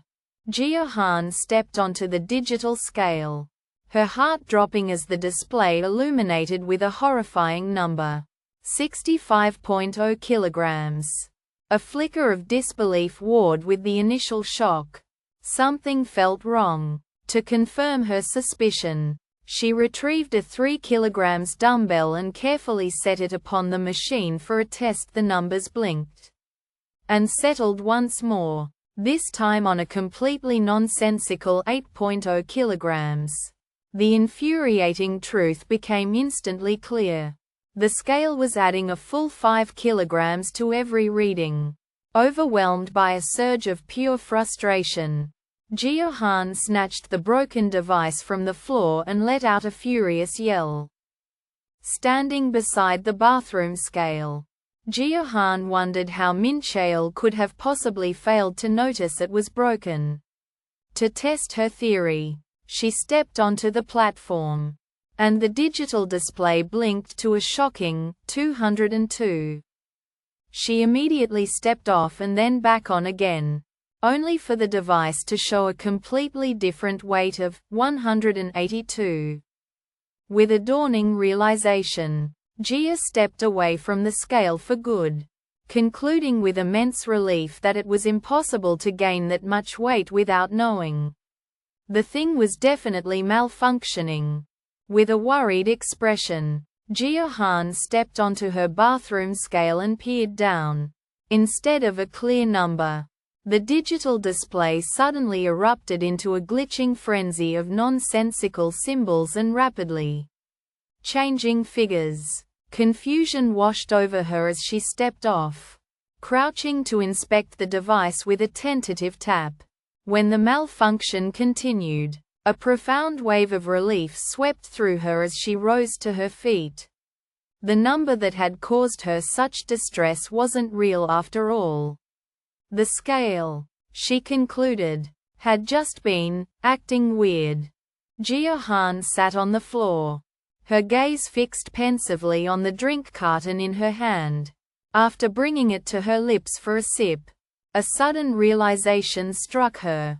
Just because something was marketed as healthy, she considered, didn't necessarily mean that drinking a lot of it was actually good for you. A conflicted expression settled upon her features as she continued this quiet, internal debate. A phone call from her best friend, Su-ah, broke the stillness. On the other end, Su-ah's voice was a cascade of pure enthusiasm, framing the idea of exercise as an absolute necessity and immediately asking when they should start. She even suggested a specific gym, inviting Jia Han to join her there. Jia contemplated the sudden proposal, her gaze fixed thoughtfully on her phone. Then, in a striking moment of decisiveness, her fingers flew across the screen to type and send a single, powerful reply. Today, having irrevocably committed, she looked up, her expression one of firm and unyielding resolve.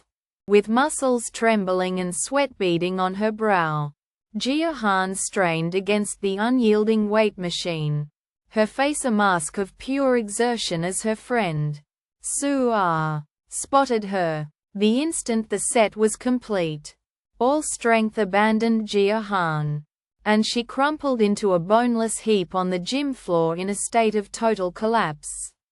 Standing over her, however, Su-ah remained remarkably fresh and full of energy as she conversed with another gym-goer.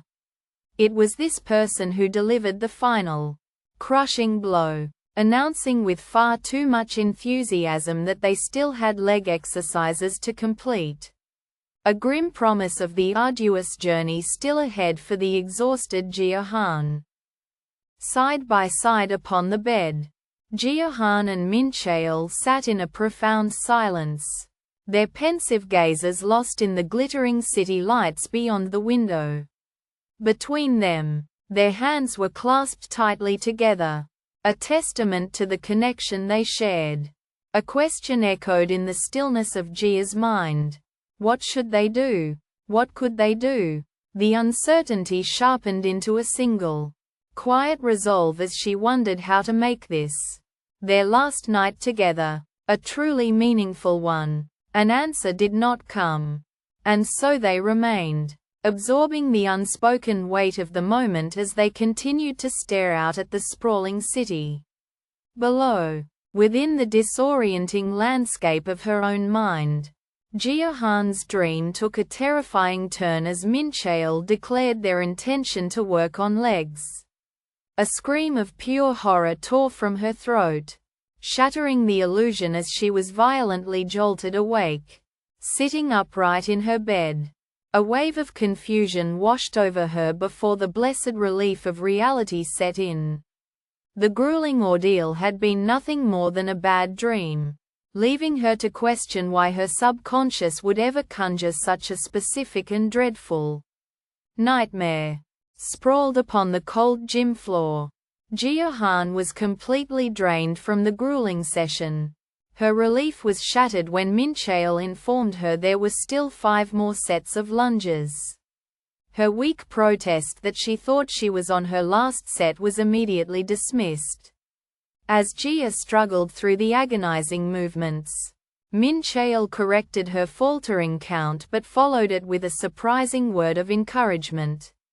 After the workout finally concluded, she was left nursing a healthy shake, her expression a mask of pure disgust. A silent curse against Mincheol's relentless toughness formed in her mind, followed by a wave of utter revulsion as she contemplated the revoltingly healthy food he consumed every single day. A chill ran down Jia Han's spine as she read the string of demanding messages from Mincheol.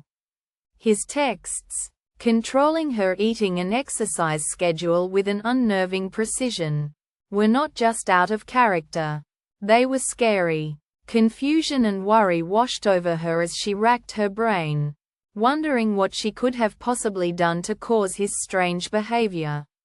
With frustration etched on her face, she broke into a run, heading for a single destination.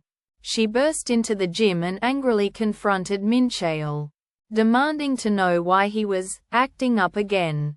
Yet, he completely ignored her fury, his face breaking into a cheerful grin as he proposed a new, really effective, 3-minute exercise routine he wanted them to try. Jia Han's body trembled as she held the difficult plank position, enduring that notorious core exercise known for making time itself stand still. As the seconds agonizingly crawled by, she grimly concluded that there was a very good reason some exercises were counted by the second, and not the minute, wondering what kind of inhuman creature could possibly maintain such a pose for minutes on end. Her mind, pushed to its absolute limit, morbidly detailed her own impending cause of death, a fatal combination of a 60-second plank, 1800 seconds of cardio, and the punishing muscle ache from the day before. As Jia Han observed Mincheol's intense workout, she couldn't help but feel a sense of awe. His sheer strength was so immense she privately thought he couldn't possibly be human. Her quiet admiration was broken when another woman spotted Mincheol from afar and purposefully strode toward him. The stranger cut into his routine, asking if he was a personal trainer. Before he could fully respond, she pressed the conversation forward, her hand finding his arm in a distinctly flirtatious touch. The woman explained that she had mistaken Mincheol for a personal trainer, admitting he had looked remarkably professional while instructing Jia. It was her very first time at the gym. She confessed, and asked if he would teach her how to use the machines. After a moment of quiet consideration, Mincheol wordlessly agreed and approached a lat pull-down machine. He then began his instruction, explaining the basic principles of using workout equipment, such as maintaining a proper stance and focusing on the target muscles. Amidst the clatter of weights at the gym, an unfamiliar woman approached Mincheol, inquiring if he did squats and mentioning she had seen them on social media. Jia Han observed the exchange from a short distance, a cold judgment forming as she noted the woman's rude and obvious flirtatious intentions.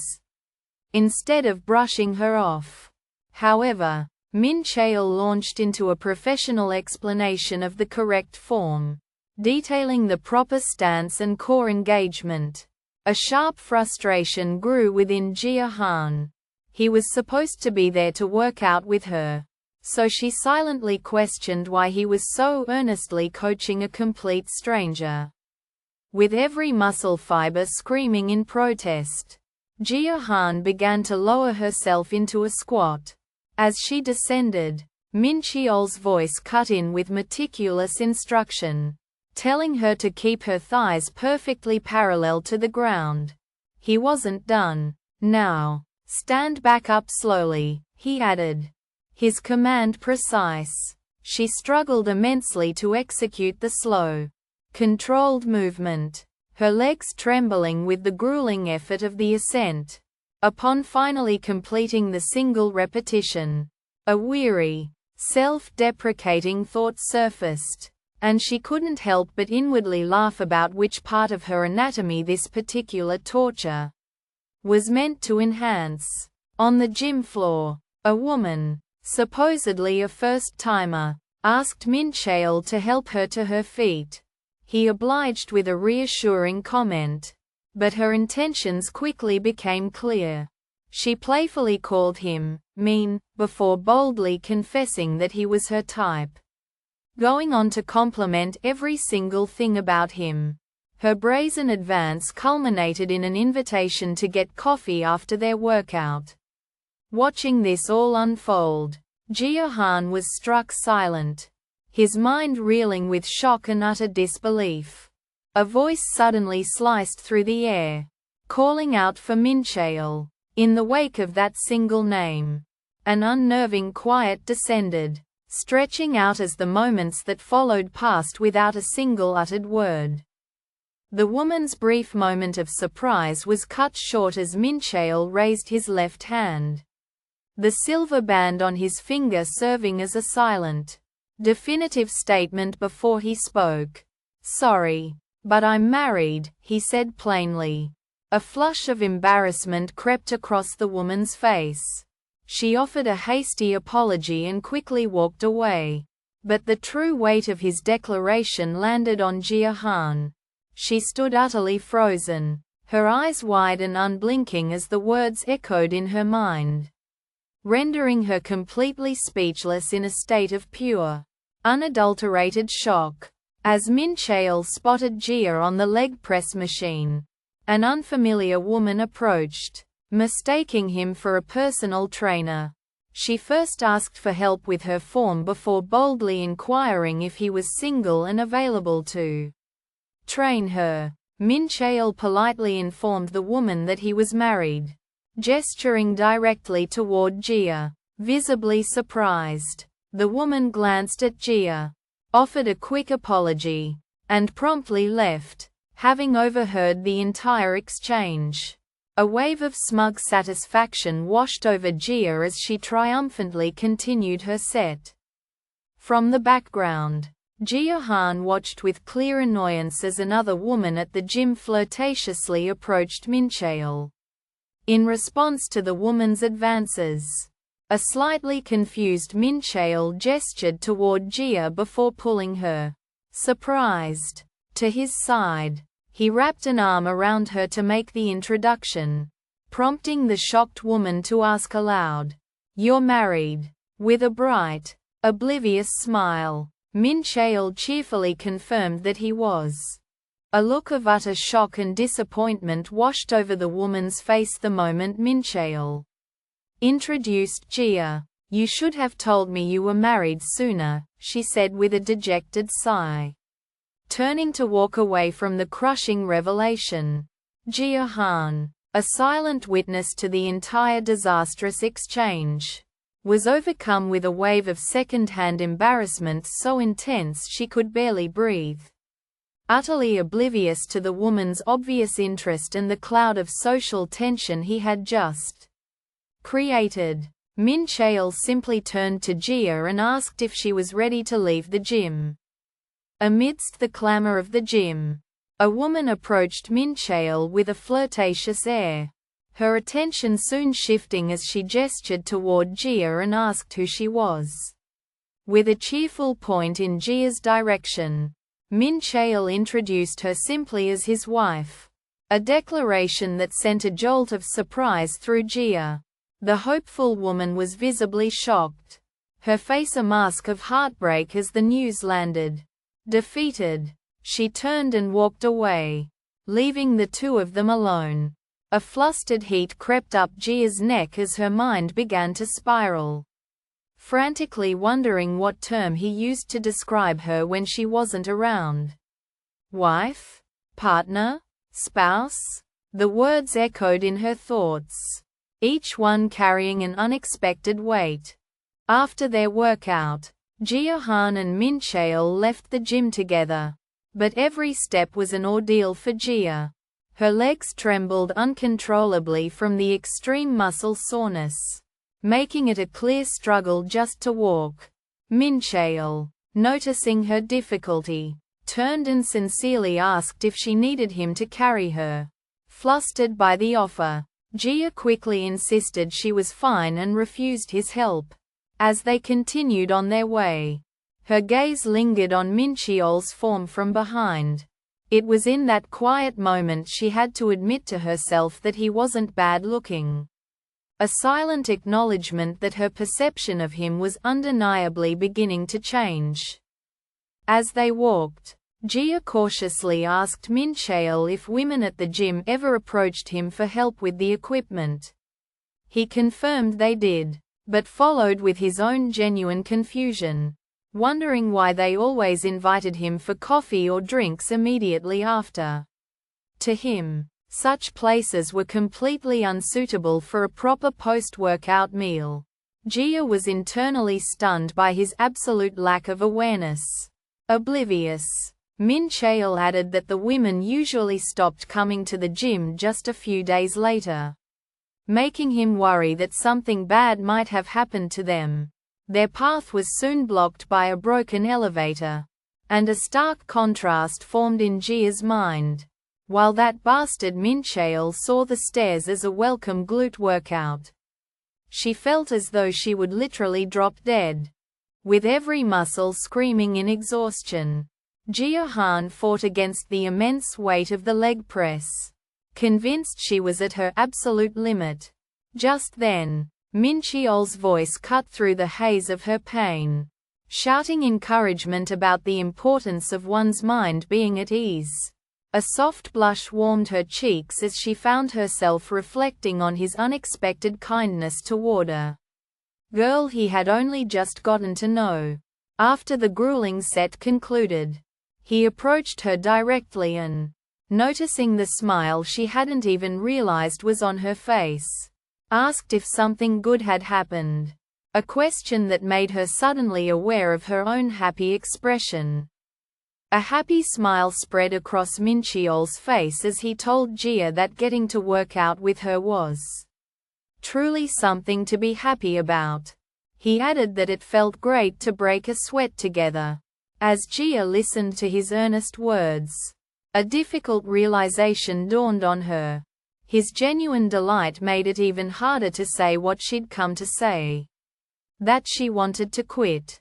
Her gaze fixed upon him, her expression conflicted, as she silently admitted to herself that in these kinds of situations, she was hopelessly weak. On the morning of her second workout day, Jia Han awoke to a body that felt completely wrecked.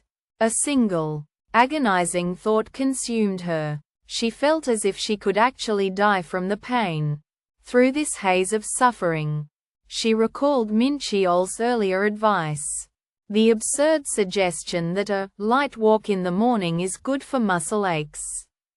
A flare of frustrated incredulity shot through her. To cure the soreness caused by exercise with more exercise? Jia questioned the very logic of his words. Despite his overbearing enthusiasm, Jia Han had to admit that Mincheol's lecture on exercise actually made sense. He then offered her a sports drink, and she quietly accepted the gesture. As he turned and walked away, an internal monologue of defeat played out in her mind. Feeling completely overwhelmed, she decided it was simply easier to humor him for now. Announcing that he was going to stretch, Mincheol began his warm-up routine, leaving Jia to stand alone from a distance. She watched him, the cool bottle he had just given her resting in her hand. A blonde woman in a white hoodie moved through the day with a focused expression. Her purpose clear until she stopped dead in her tracks. A look of pure surprise washed over her face as she recognized someone in the distance. Her eyes followed the retreating backs of Mincheol and Jia, who walked away together, oblivious to her presence. The woman's initial shock hardened into an expression of intense, jarring recognition as she stared after the couple.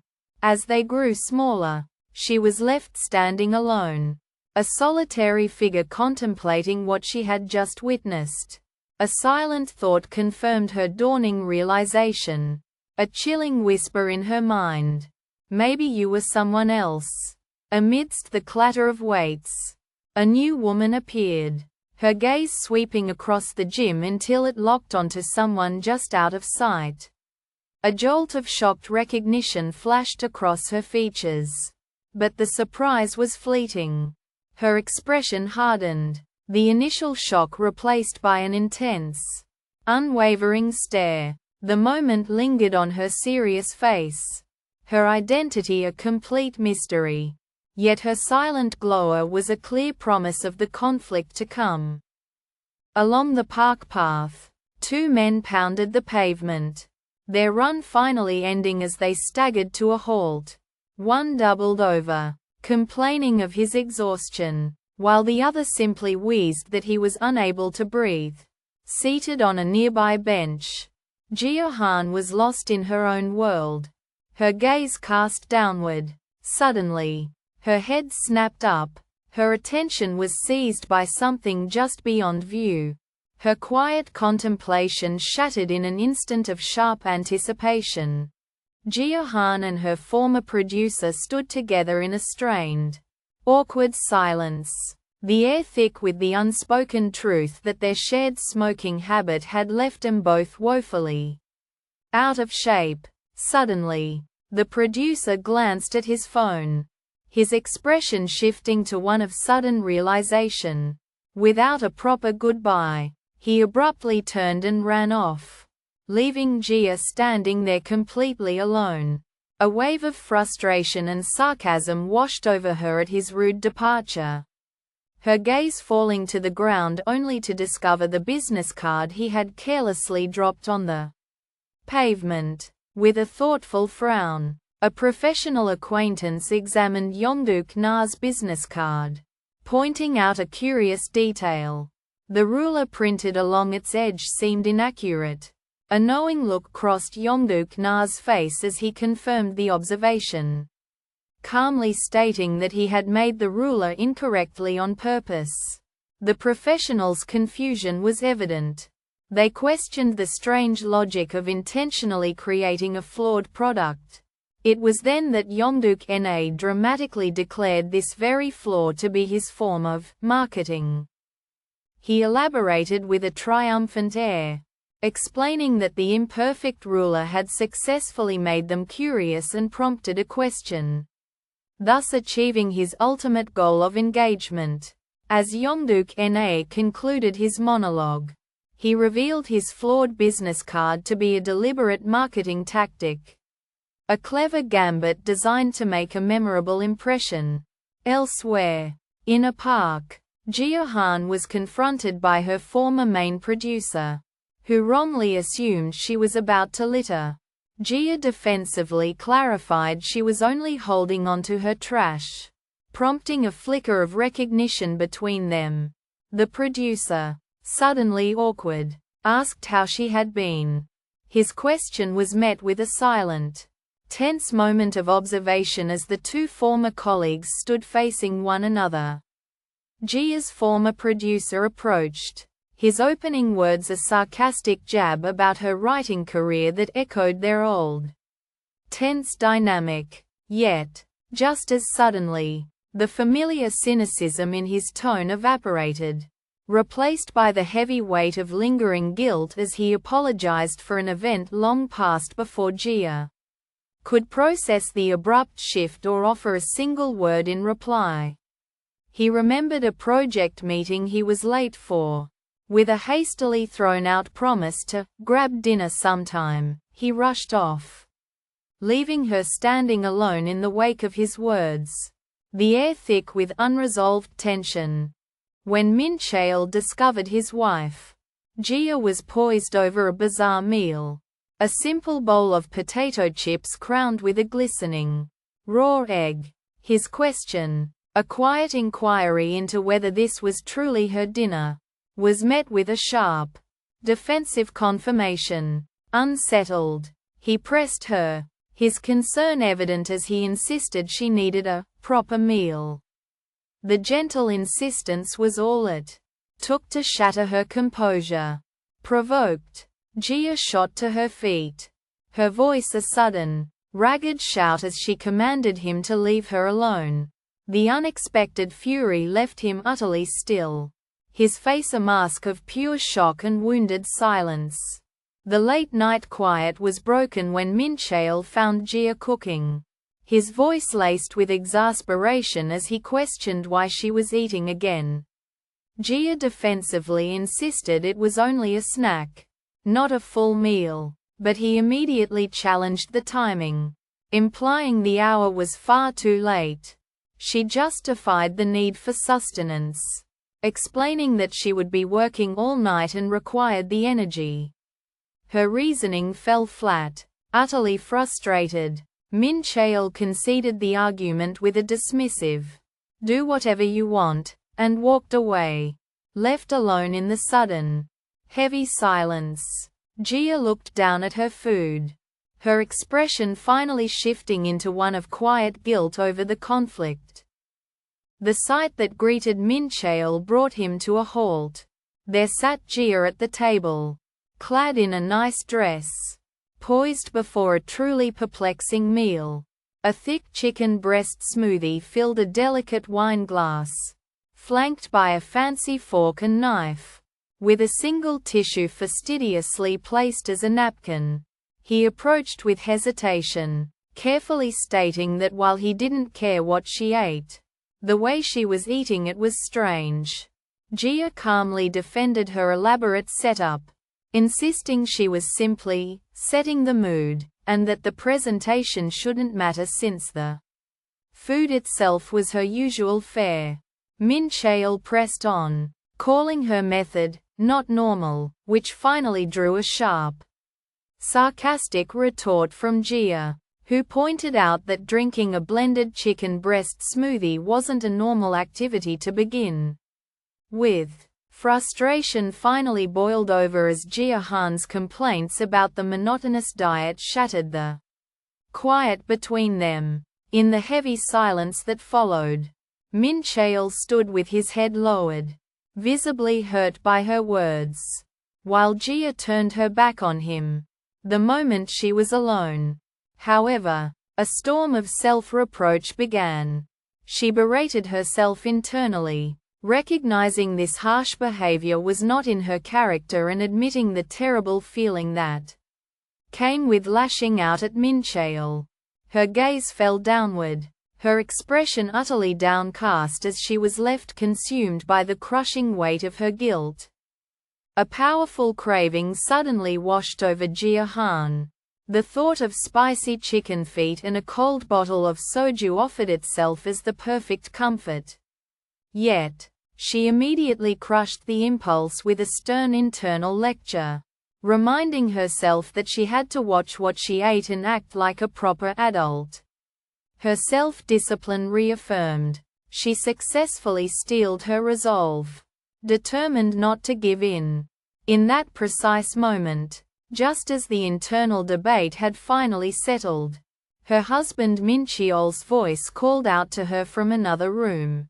An eloquent silence hung in the air, broken only by a quiet symphony of culinary sounds. Mincheol moved with meticulous purpose in the kitchen. The sharp, steady chop of vegetables gave way to the gentle whisk of an egg, followed by the hiss of the mixture meeting a hot pan. From the bedroom, Jia watched him, having pushed herself up to sit against the bed frame. Her expression was somber, her gaze contemplative as she observed his focused activity. His attention then turned to plating the dish, each movement careful and full of an unspoken intention.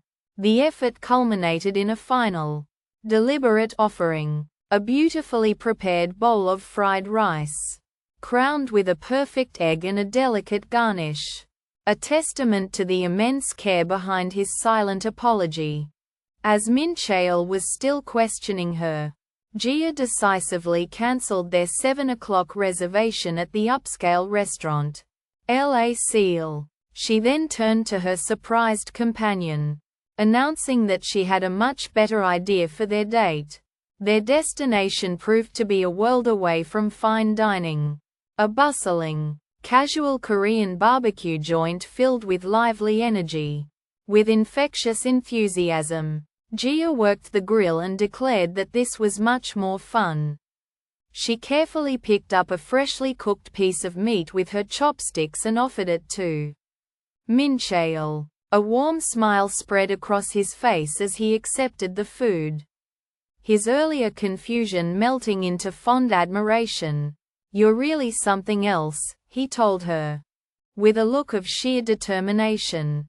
Jia Han stood before the front door. Her hand reached out, pressing the doorbell that sat right beside a stern, "No solicitors" sign. The door soon opened, revealing a clearly surprised Mincheol.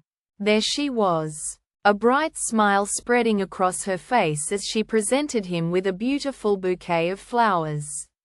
The confident moment, however, quickly soured into an awkward silence as Mincheol merely looked down at the unexpected gift, causing the conviction in Jia Han's own smile to falter ever so slightly. With sharp insight, Jia Han correctly deduced the reason for Mincheol's odd display.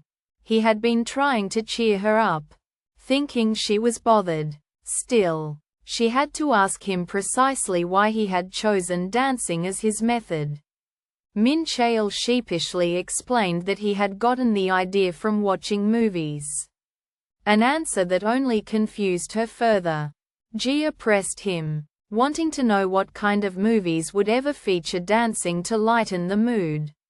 But when he revealed his earnest, romantic reasoning, she was rendered utterly speechless, a deep blush blooming across her cheeks as she fell into a flustered silence.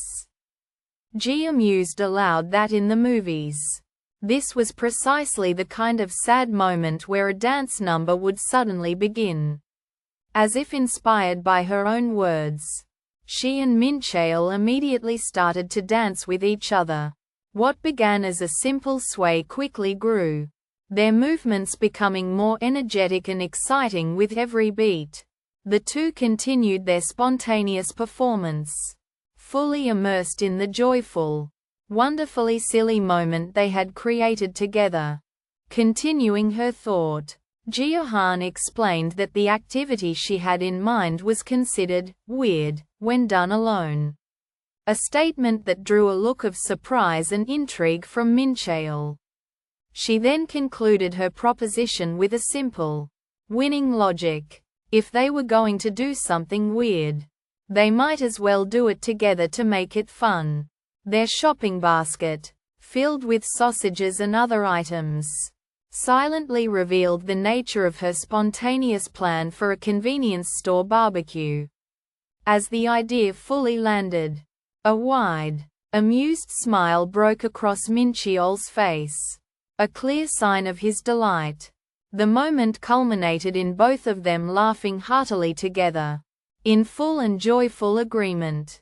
A nervous laugh escaped Jia's lips as she struggled to find the right words, acknowledging that he must surely think she was being strange. She then recalled a sentiment they had once shared, the very foundation of her courage. Something weird becomes something fun if you do it together. A heavy silence fell between them, thick with unspoken feelings, stretching across the moments before she finally met his gaze. With a sudden burst of resolve, Jia directly asked Mincheol if he would do this very weird thing with her.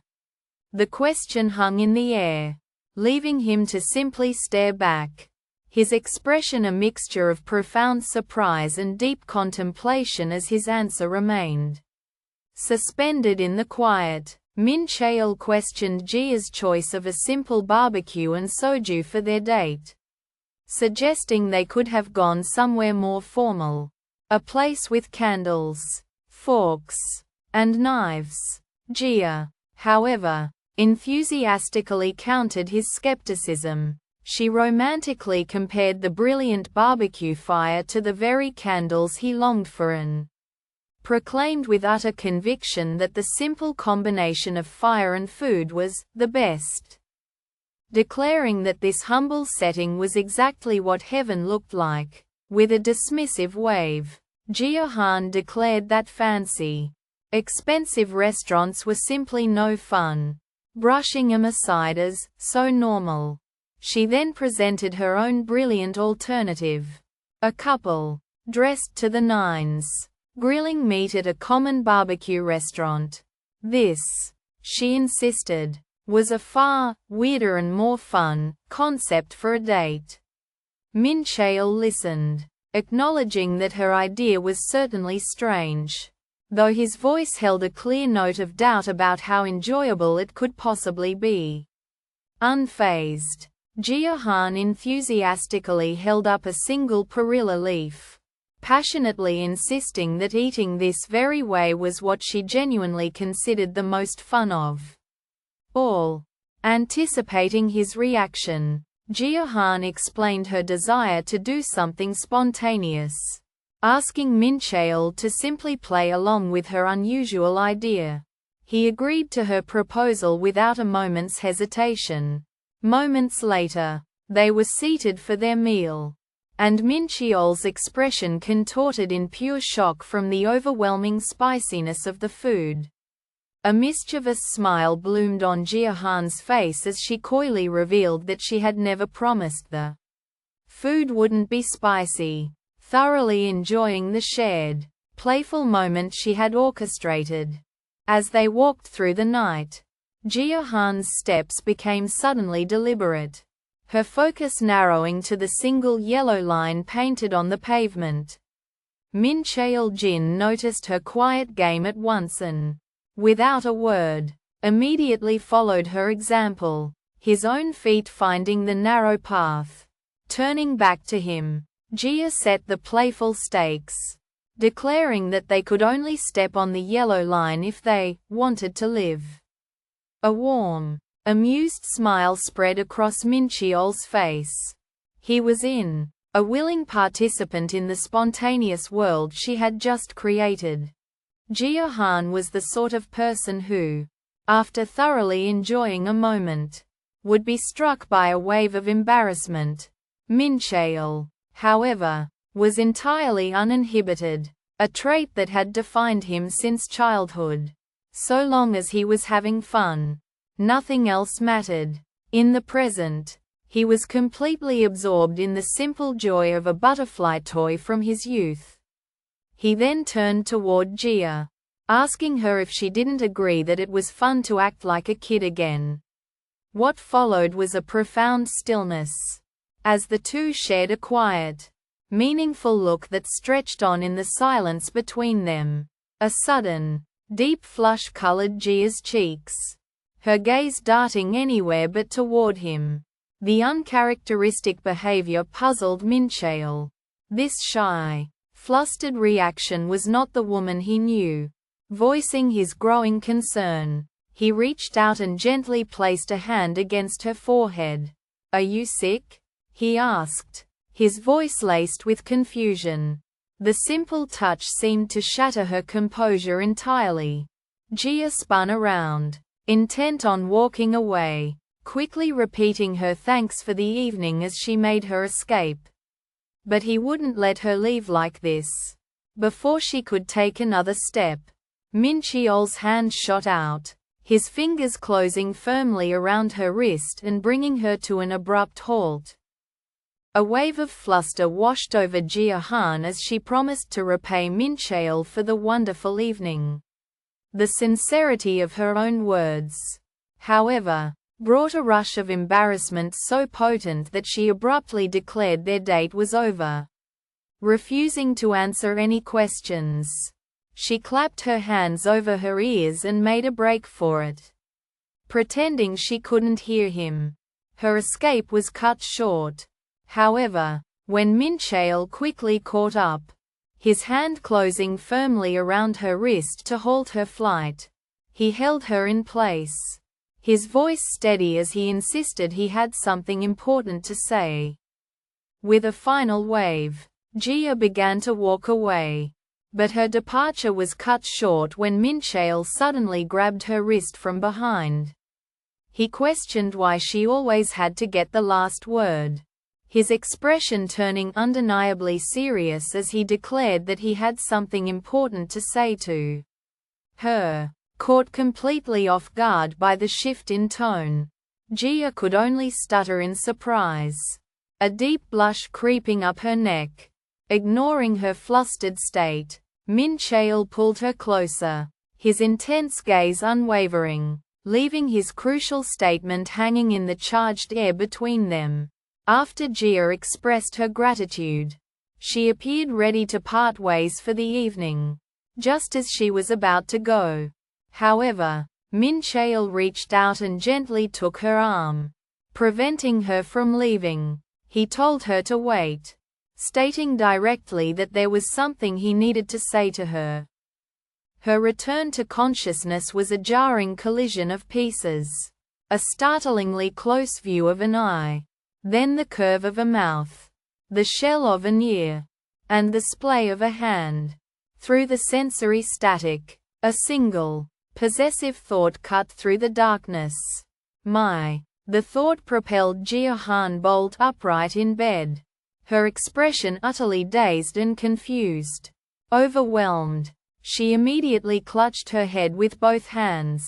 A visceral, distressed reaction to the unsettling dream from which she had just violently woken. Within the strange logic of her own dream, Jia Han found herself chastised by a disembodied figure. It complained that her first kiss was merely a peck, its voice insistent as it demanded she get more into it. Suddenly, her vision was consumed by the visceral, unnerving sight of a mouth up close. A crude instruction echoed from the strange entity, telling her to stick your teeth in there and swirl them around. The bizarre command was repeated, this time with a sharp, aggressive intensity, before the dream figure finished its tirade by condescendingly asking if she needed another demonstration.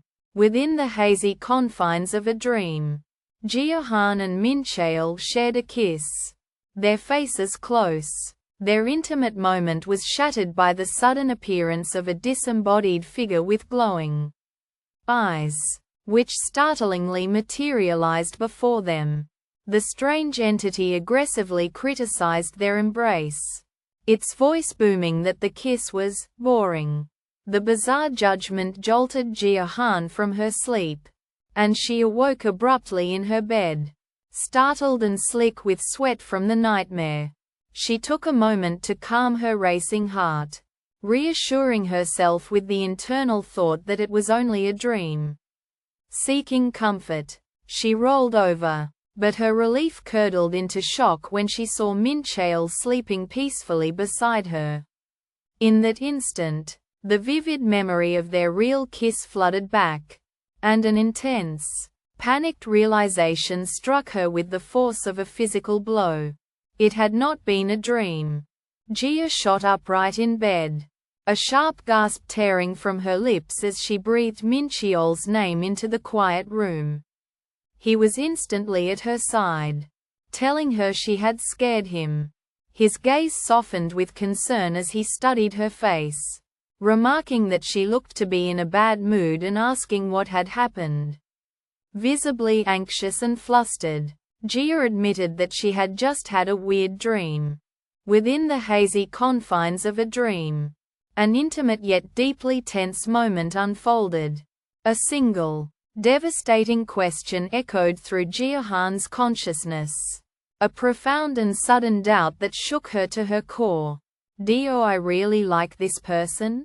The thought shattered the fragile atmosphere, instantly dissolving her surroundings into a rapid, chaotic montage of abstract, fragmented visions.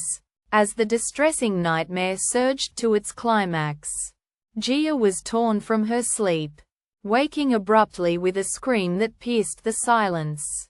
Within the unsettling landscape of a dream, a disembodied voice questioned how it was supposed to judge something from a limited view.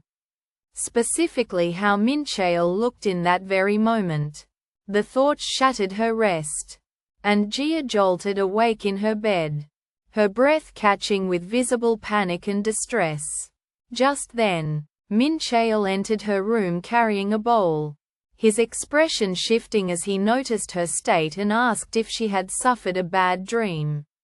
Attempting to care for her, he held out a spoon in a gentle gesture, softly instructing her to say, "Ah." His kindness, however, went entirely unnoticed. Jia remained silent and lost in the depths of her thoughts, staring blankly ahead as she ignored his attempt to feed her, leaving Mincheol to observe her complete unresponsiveness with a look of quiet concern and awkwardness. A memory surfaced for Jia Han, replaying a moment when Mincheol had expressed genuine concern after she had clumsily struck her head on a table. Her excuse at the time, that she was merely trying to catch a mosquito, had been met with his humorous disbelief. As she reflected on this interaction in the present, she initially brushed off her own awkwardness, attributing it to the simple excitement she'd felt about drinking. Her thoughts, however, soon shifted to a more clinical analysis, latching onto a psychological theory known as the suspension bridge effect, which posited that intense anxiety could be easily misattributed as romantic excitement. This, she decided, must be the explanation for her own confusing emotions. The constant, underlying nervousness of their contractual marriage was simply causing her to misinterpret her feelings for Mincheol. Having reached this unsettling conclusion, Jia Han grew pensive and troubled, wrestling internally with the weight of her own self-diagnosis. Jia Han's eyes fluttered open, the remnants of a nightmare clinging to her consciousness. A wave of disorientation washed over her, leaving her feeling distressed and lost as her blurry vision struggled to focus. Slowly, a figure sharpened into view. It was Mincheol Jin, leaning directly over her. "Are you feeling sick?" he asked, his voice cutting through the fog in her mind. In that instant, the world snapped into startling clarity as she fully registered just how close his face was to her own. A guttural scream tore from her throat as she recoiled violently, a jolt of pure panic shooting through her as she demanded, Why are you so close to my face? Quote. After a moment of silence, Mincheol finally spoke, explaining that he had been worried she might be sick. With a sudden burst of energy, Jia enthusiastically insisted she was perfectly fine. In tip-top shape, even. His concern seemed to melt away at her answer. But the relief was short-lived. He cautiously shifted the conversation, his voice dropping slightly as he began to bring up the events of last night. Instantly, Jia's eyes flew wide in a flustered panic. To escape the impending discussion, she shot up from her seat, declaring that she ought to get going now that they had finished eating. With a desperate pivot, she successfully derailed his train of thought by asking if he also had to go to work. As Mincheol's voice called out from the other room, promising to do the dishes and wishing her a nice day, Jia Han stepped out of the apartment. His words barely seemed to register. She was deeply preoccupied. A distressed expression settled on her face as she left. Her commute passed in a silent, anxious blur, her mind consumed by troubled thoughts. The disquiet followed her all the way to her workplace. For as soon as she arrived, an unseen colleague immediately took notice. Must have been a hectic morning, the voice commented, observing her obviously flustered state. From a tempest of chaotic, abstract visions, Jia was jolted awake. She shot upright in her bed, her expression one of pure distress as she struggled to process the impact of the unsettling dream. Driven by a need to outrun the feeling, she quickly got out of bed and walked away. Though the memory followed, her own mind supplied the bizarre source of her anxiety. A full packet of instant coffee. As the thought settled, a profound psychological discomfort manifested, and she began to scratch at her arm, a physical outlet for the turmoil that had taken root. Jia Han jolted awake, a cold sweat clinging to her skin from a distressing nightmare. A fleeting memory of the dream revealed its humiliating content. A shadowy figure had aggressively berated her kissing technique. Mortification washed over her in the present, and she hid her face, consumed by shame. Just then, Mincheol appeared, his expression etched with concern as he asked if she was okay. Noting how much she was sweating, internally panicking at the thought of facing him after such a dream, Jia avoided his gaze and insisted she was fine. Still worried, he gently placed a hand on her forehead to check if she was sick. And the simple, caring touch stunned her into a blushing silence. Within the surreal landscape of a dream, a strange reflection of her recent kiss with Mincheol, Jia Han was confronted by a critical judgment. A disembodied figure delivered its unwavering verdict, stating that the quality of a kiss was entirely the responsibility of the person giving it. This pronouncement was aimed directly at her, an implicit and cutting critique of her technique that would become the very source of her anxiety. Upon waking, Jia Han awoke in her bed, a deeply unsettled and anxious expression instantly clouding her features. The lingering experience clung to her thoughts, compelling a single, troubled whisper to escape her lips. That dream. It was an encounter that had clearly left a significant and disturbing impression upon her. Mincheol energetically greeted Jia at the gym, congratulating her for conquering the hardest part of working out, which was simply showing up. Jia, however, looked on in silent intimidation at the formidable equipment surrounding them. Introducing himself as her guide for the day, Mincheol led the hesitant woman deeper into the facility. He brought her to the bench press station, where a look of pure anxiety and nervousness immediately washed over her features. Under Mincheol's close supervision, Jia strained to lift the heavy barbell from her chest. She successfully completed a single repetition. The intense effort of the feat contorting her features. While holding the weight steady, her gaze flickered toward her trainer as she internally lamented that she still hadn't managed to get a single reaction from him. Without pause, she proceeded to perform a second repetition of the bench press.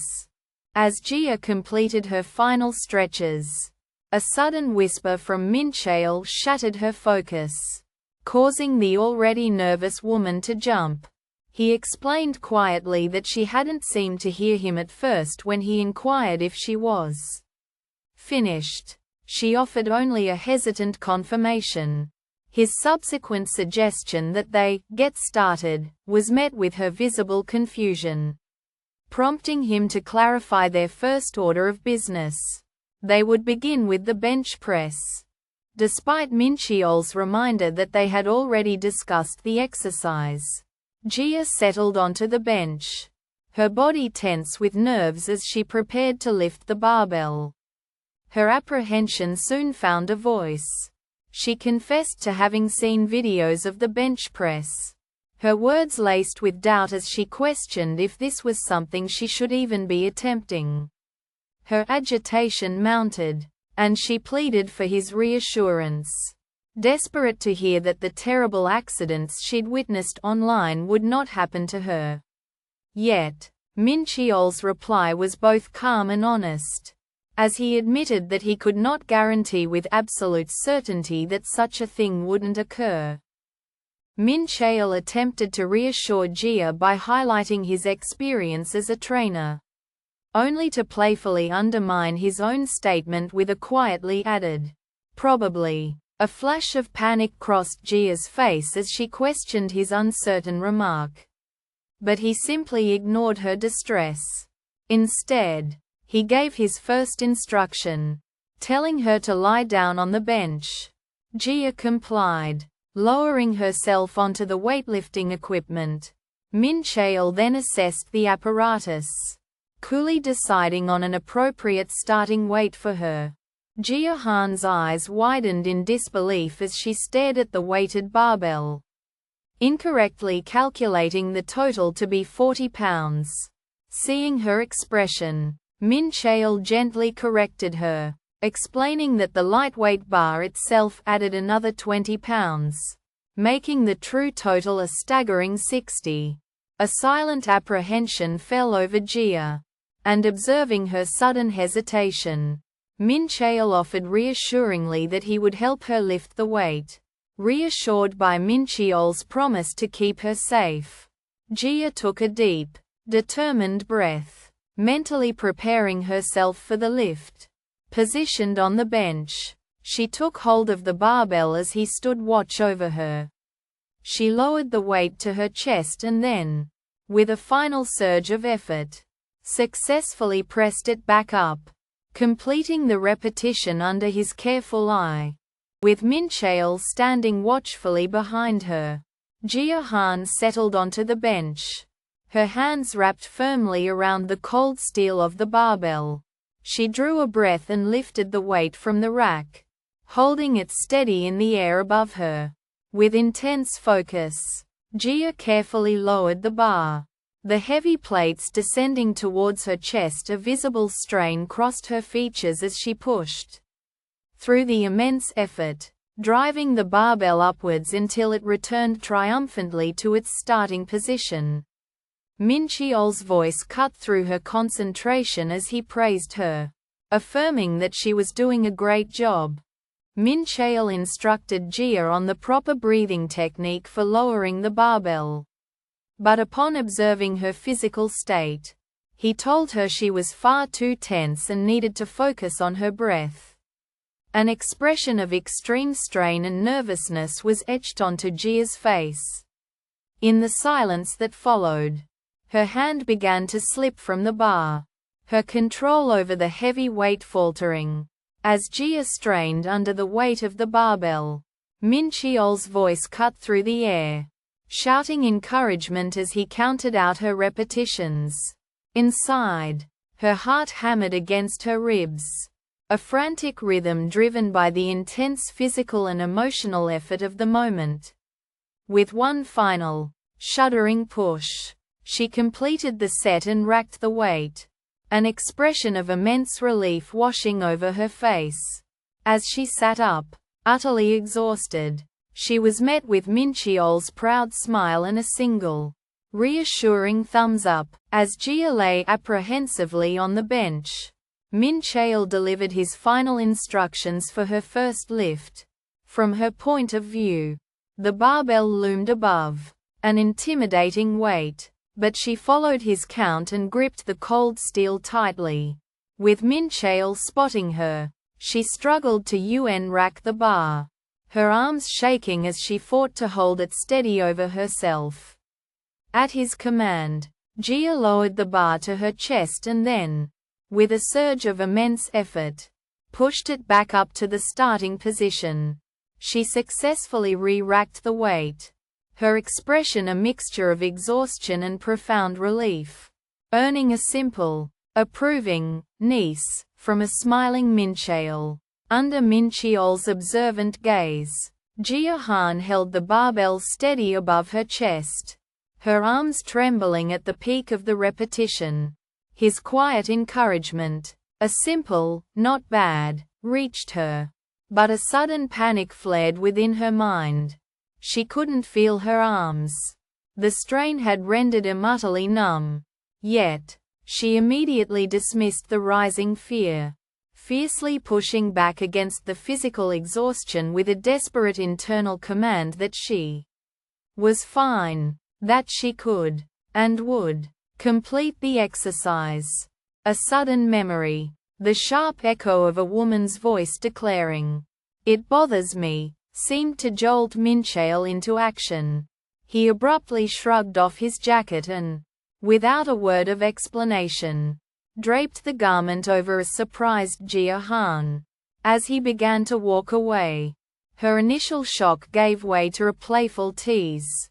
"Are you doing this because you pity me?" she called after his retreating back. The gesture, however, stirred a different memory within her. Her mind flashed back to a time he had silently offered her milk when she was upset. Reflecting on his consistent, unexplained kindness, a soft smile graced Jia's lips as she had to admit to herself that she didn't dislike his quiet gestures at all. Without warning, Mincheol slipped off his jacket and draped it over Jia Han's shoulders. Startled by the sudden gesture, she demanded an explanation. Her surprise quickly shifted to insight as she correctly interpreted his action, asking if he was worried she would catch a cold. A nervous Mincheol confirmed her guess, explaining it would be a shame for her to fall ill after working so diligently.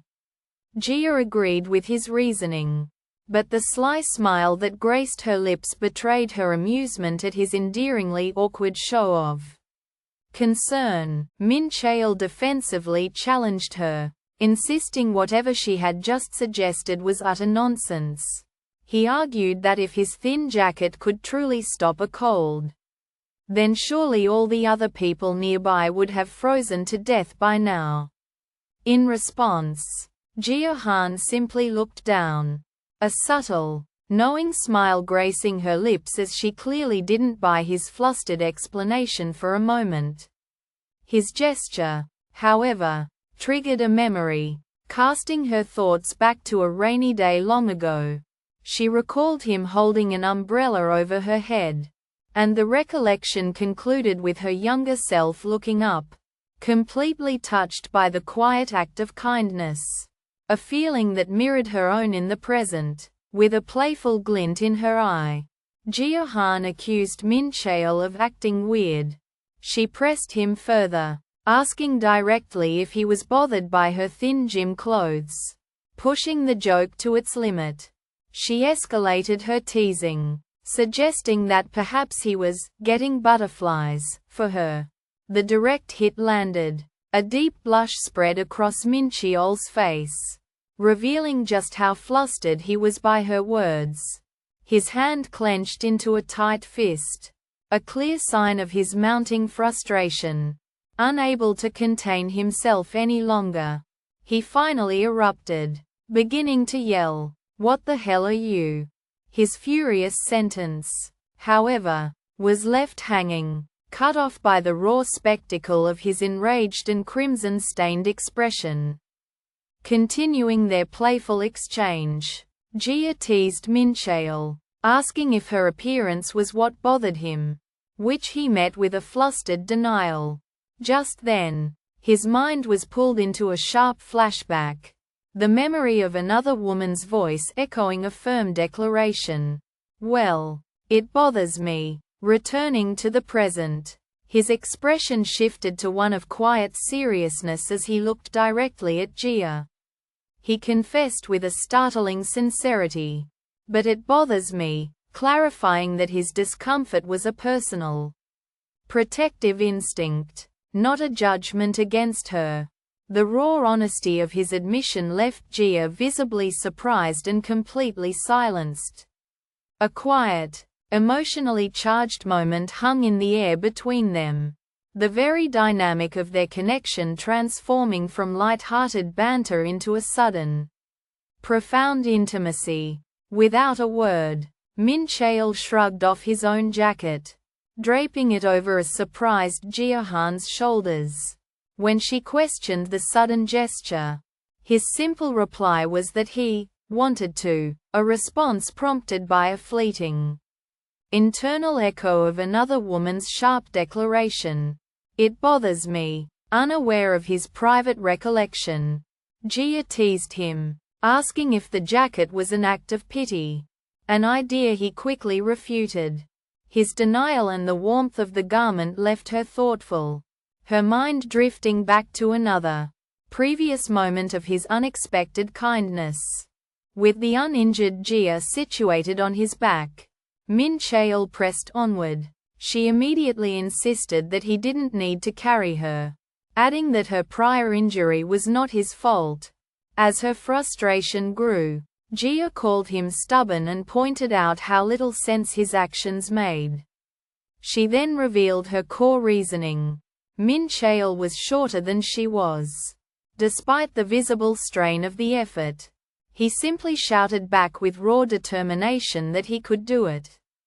As she walked alongside Mincheol, Jia's thoughts drifted inward, replaying a memory of his past kindness. Her mind flashed back to a younger Mincheol finding her in the rain, thoughtfully offering his own jacket to shield her from the downpour. Pulled back to the present, she came to a quiet realization. He had always possessed a knack for doing things that made a person's heart flutter. Jia remembered, too, that it had taken him a very long time to reach her on that rainy day. Just then, two women, Yeonju and her friend, came into view, their voices carrying ahead of them as they argued over the inconvenience of walking when they could have just taken a taxi. A simple text from Mincheol reading, "Good job," was all it took to send Jia Han into an internal tailspin. Her mind reeled with disbelief and outrage at what felt like a casual thumbs-up gesture. It was he who had insisted on carrying her. She silently fumed, arguing that the experience had been far more difficult for her anyway. The memory of the piggyback ride surfaced, thick with awkwardness, and she recalled how strangely weird and quiet he had been the entire time. Yet, for all her internal complaints, a quiet admission bloomed beneath the irritation. She hadn't actually minded it all that much. As they walked, a quiet thought of praise echoed in Mincheol's mind. "You did a good job." Moved by the sentiment, he reached out, his fingers unexpectedly closing around Jia Han's. Startled by the sudden intimacy, Jia's gaze dropped to their interlocked hands as a warm blush crept across her cheeks. She turned to face him, her voice flustered as she questioned why he had suddenly grabbed her hand. Mincheol defensively insisted he had acted simply because he wanted to, quickly offering to take his jacket back if she disliked it. Jia's initial surprise softened as she lowered her gaze, her mind suddenly drifting back to a past moment. She recalled him approaching her as she sat alone, offering a warm item against the cold. The memory of his quiet kindness erased her hesitation, and a small, happy smile touched her lips as she accepted his protective gesture, after dismissing what she considered to be slightly useless thoughts. Jia Han clutched the jacket Mincheol had given her. She slipped her arms through the sleeves and pulled the zipper up to her chin, the garment hanging loosely on her, far too large for her small frame. Her gaze then drifted over to a nearby bench where she found Mincheol sitting by himself. Unconsciously, she found herself staring at him from across the way, her attention fixed solely on his figure. Just then, the quiet moment was interrupted as one woman turned to her friend nearby, calling out the name Yeonju to begin a new conversation. As the woman began to speak, she posed a simple question to her friend, asking if Yeonju knew who she had recently seen. A quiet look of surprise immediately crossed Yeonju's features, an expression that swiftly deepened into one of palpable curiosity as she waited for the answer. A story suddenly came to the man's mind, and he turned to address Yeonju. He recounted how, just a few days prior, he had seen a woman at a running track, commenting that her noteworthy temper hadn't changed at all. He then prompted Yeonju, asking if she could recall their very first meeting with this person. With that, he began to tell the specific anecdote of that encounter, the moment he had first given his card to the woman he now identified as Jia. As the dinner conversation faltered, one man interrupted another, insisting he eat his expensive steak before it grew cold. He quickly offered an apology for his lack of manners, his question hanging pointedly in the air. Did someone at the table dislike talking during their meals? All the while, Soo-yeon had remained perfectly quiet, earning a gentle smile from Sang-yu, who watched her from his seat. She focused intently on her plate, lifting her fork to begin her food. After taking a bite, however, she suddenly looked up from her meal, her eyes fixing upon Sang-yu as they went wide with an expression of pure, unadulterated surprise. As they walked, Sang-yu reached out and gently took Soo-yeon's hand in his. They continued on their way, their steps now synchronized, their fingers interlaced. A quiet thought bloomed in Soo-yeon's mind as a soft warmth spread through her. She admitted to herself that she, too, did not want to forget the significance of this day. It was a feeling, she knew with certainty, that was mutual, a silent promise they both shared to remember this moment forever as they walked away together. Just as Sang-yu began to speak, he abruptly cut himself off, deciding the conversation could wait. A look of shock crossed Soo-yeon's face as she demanded that he at least finish his sentence. She passionately explained that stopping a conversation mid-thought was the number one way to make someone angry. Her frustration quickly soured into suspicion, and she accused Sang-yu of deliberately trying to provoke her just to see what made her upset. Her fiery anger then collapsed into raw vulnerability as she pleaded with him to be honest, asking if their relationship was already too much for him. Against a backdrop of his own swirling, undefined emotions, Sang-yu Choi admitted that he was scared. The confession was repeated, a raw echo of the turmoil laid bare in his distressed and vulnerable expression. He clarified that his terror was rooted specifically in the fear of loss, the paralyzing dread that he might one day say something to inadvertently shatter their connection. voicing a quiet contentment with the bond they already shared.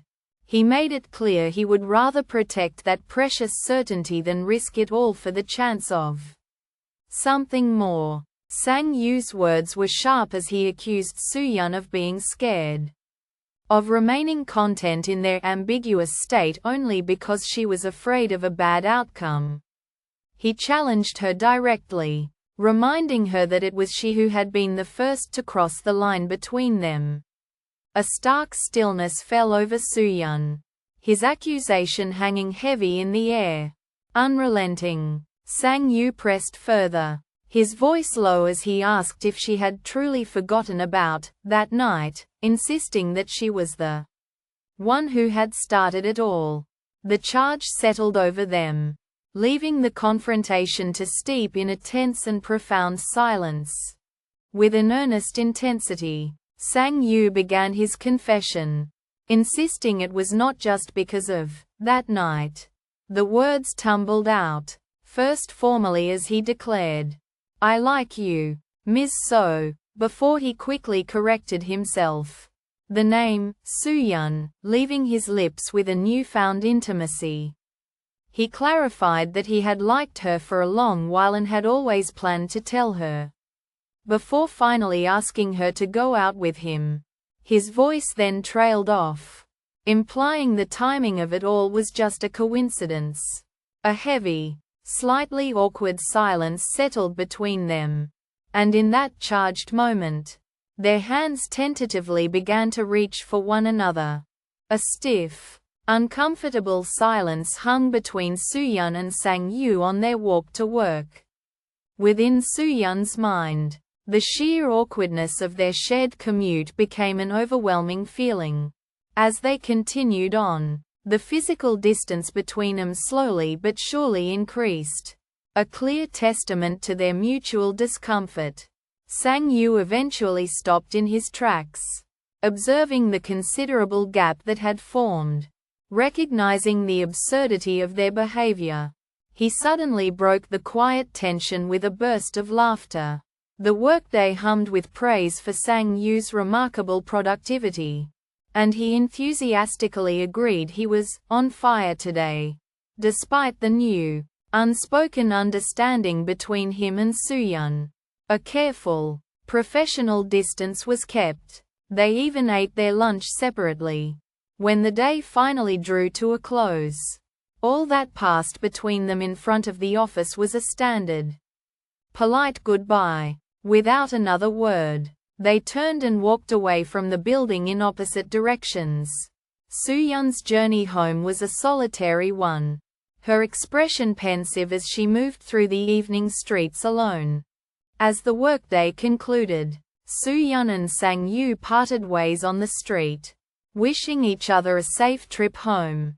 Soo-yeon stood still for a moment, her gaze following Sang Yu as he walked away from her down the sidewalk. As his figure grew smaller in the distance, his identity was noted for the record. Sang Yu Choi, age 29, the man who held the company title for attending the most team dinners. 2 weeks had passed, yet for Sang Yu Choi, a disquieting truth settled in. Nothing had truly changed. His dynamic with Soo-yeon remained stubbornly, awkwardly the same as it had been throughout their long history as mere co-workers. Lost in this troubling thought, his contemplation was cut short by Soo-yeon's cheerful voice calling his name, inviting him to the cafeteria just as she always had. The casual, work-like nature of her invitation only amplified his growing anxiety. A silent question screaming in his mind. Was this right? As a seemingly oblivious Soo-yeon walked on ahead, Sang Yu was left to stand alone in her wake, his expression a storm of conflict and doubt. Late into the night, Soo-yeon found herself staring at the quiet screen of her phone, mulling over the fact that it was always Sang Yu who texted first. A sudden resolve took hold. For a change, she would be the one to be proactive, to initiate. She seized her phone, her thumbs tapping out a message. At 11:34 p.m., she hit send, only for a wave of pure horror to crash over her as she read what she had actually written. "Do you have a sex?" Quote. Her wide-eyed stare remained fixed on the catastrophic typo, her world seeming to distort with panic and embarrassment as the minutes ticked by in agonizing, unanswered silence. At 11:34 p.m., Soo-yeon sent the message to her new boyfriend, Sang-yu, asking simply, "Do you have a sex?" Quote. 4 agonizing minutes crawled by in complete silence. With no response to break the tension, her eyes drifted back to her own chat bubble, and it was then she saw it. A wave of pure, unadulterated mortification crashed over her as she reread the message, unable to believe she had actually sent the embarrassing typo. On Sang-yu's phone, a baffling message appeared, containing only the cryptic words, "pony." At that very moment, the sender, Soo-yeon, realized her catastrophic error and erupted in panicked frustration. She inwardly cursed the treacherous layout of the keyboard, her entire plight boiling down to the disastrous proximity of the C and X keys. Utterly mortified, her mind latched onto a single, desperate solution. She had to delete the already sent message before it was too late. A silent, panicked shriek echoed in Soo-yeon's mind the instant Sang-yu's name flashed across her phone screen. Her thoughts descended into a frantic spiral as she questioned whether she should even pick up, while the device continued its relentless ringing. A torturous moment of hesitation stretched on before she finally answered the call. Sang-yu's voice greeted her, casually asking if it was an okay time to talk. Utterly flustered, Soo-yeon could only manage to ask why he had called. Over the phone, Sang-yu gently confirmed Soo-yeon's texting typo, his considerate tone a small mercy before he delivered a disarmingly smooth, romantic line, stating he had all the seconds for her. A wave of relief washed over Soo-yeon. She was immensely grateful that he wasn't dwelling on her mistake, even as the heat of her embarrassment lingered. But her comfort was short-lived. For a long, awkward silence descended, hanging heavy between them. In that quiet, Soo-yeon's relief curdled into outright panic. She began to internally berate herself for having said anything at all, utterly convinced that she had just screwed up the entire conversation. The late-night call began with a nervous admission from Soo-yeon, who confessed that she had been thinking of him and was just about to reach out herself. On the other end of the line, a flustered Sang-yu quickly asked if she was okay, denying he had been asleep before immediately fretting that he might have woken her. A dizzying wave of happiness, shock, and excitement washed over Soo-yeon as she rushed to reassure him that she was also awake. Relief was evident in Sang-yu's voice as he confessed that hearing her speak was so much better than simply texting. Soo-yeon's enthusiastic agreement echoed his own, as she affirmed that hearing his voice was way better. The silence on the line stretched between them, heavy and awkward, and Soo-yeon's mind raced with discomfort during the late-night call with Sang-yu.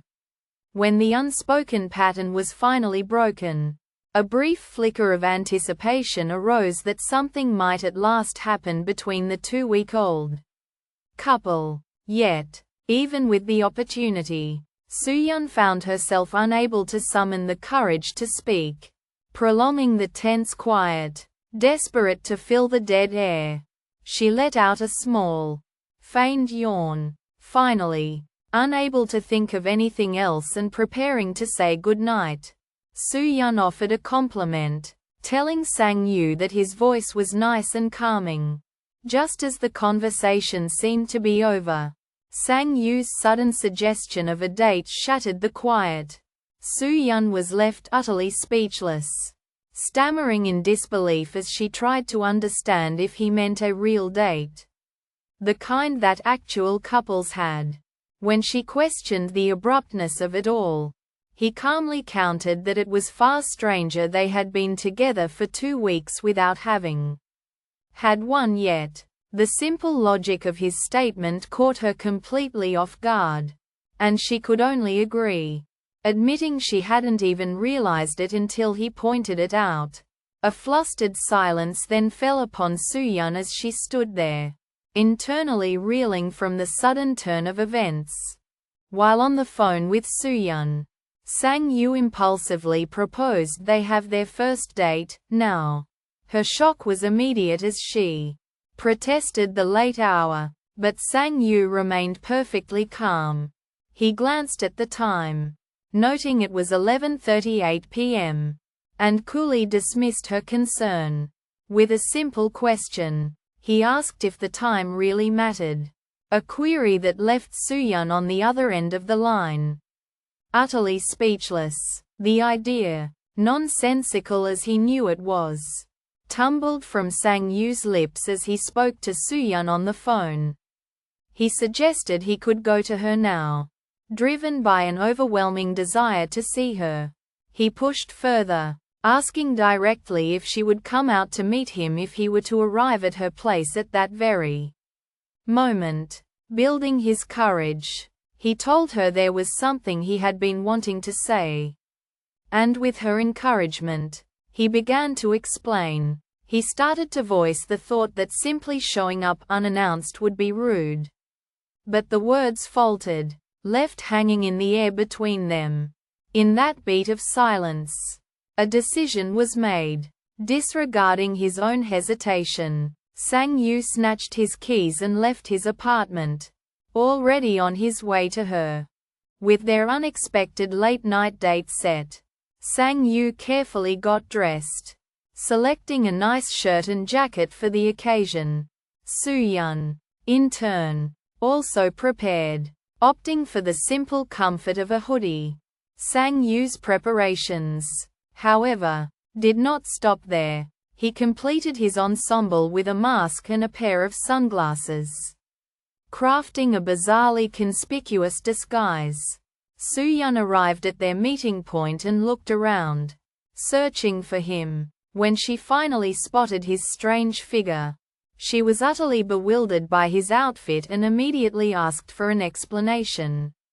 He replied that he was dressed this way to avoid being recognized by anyone they might know. As they walked together down the empty street, Sang-yu's gaze fell upon Soo-yeon.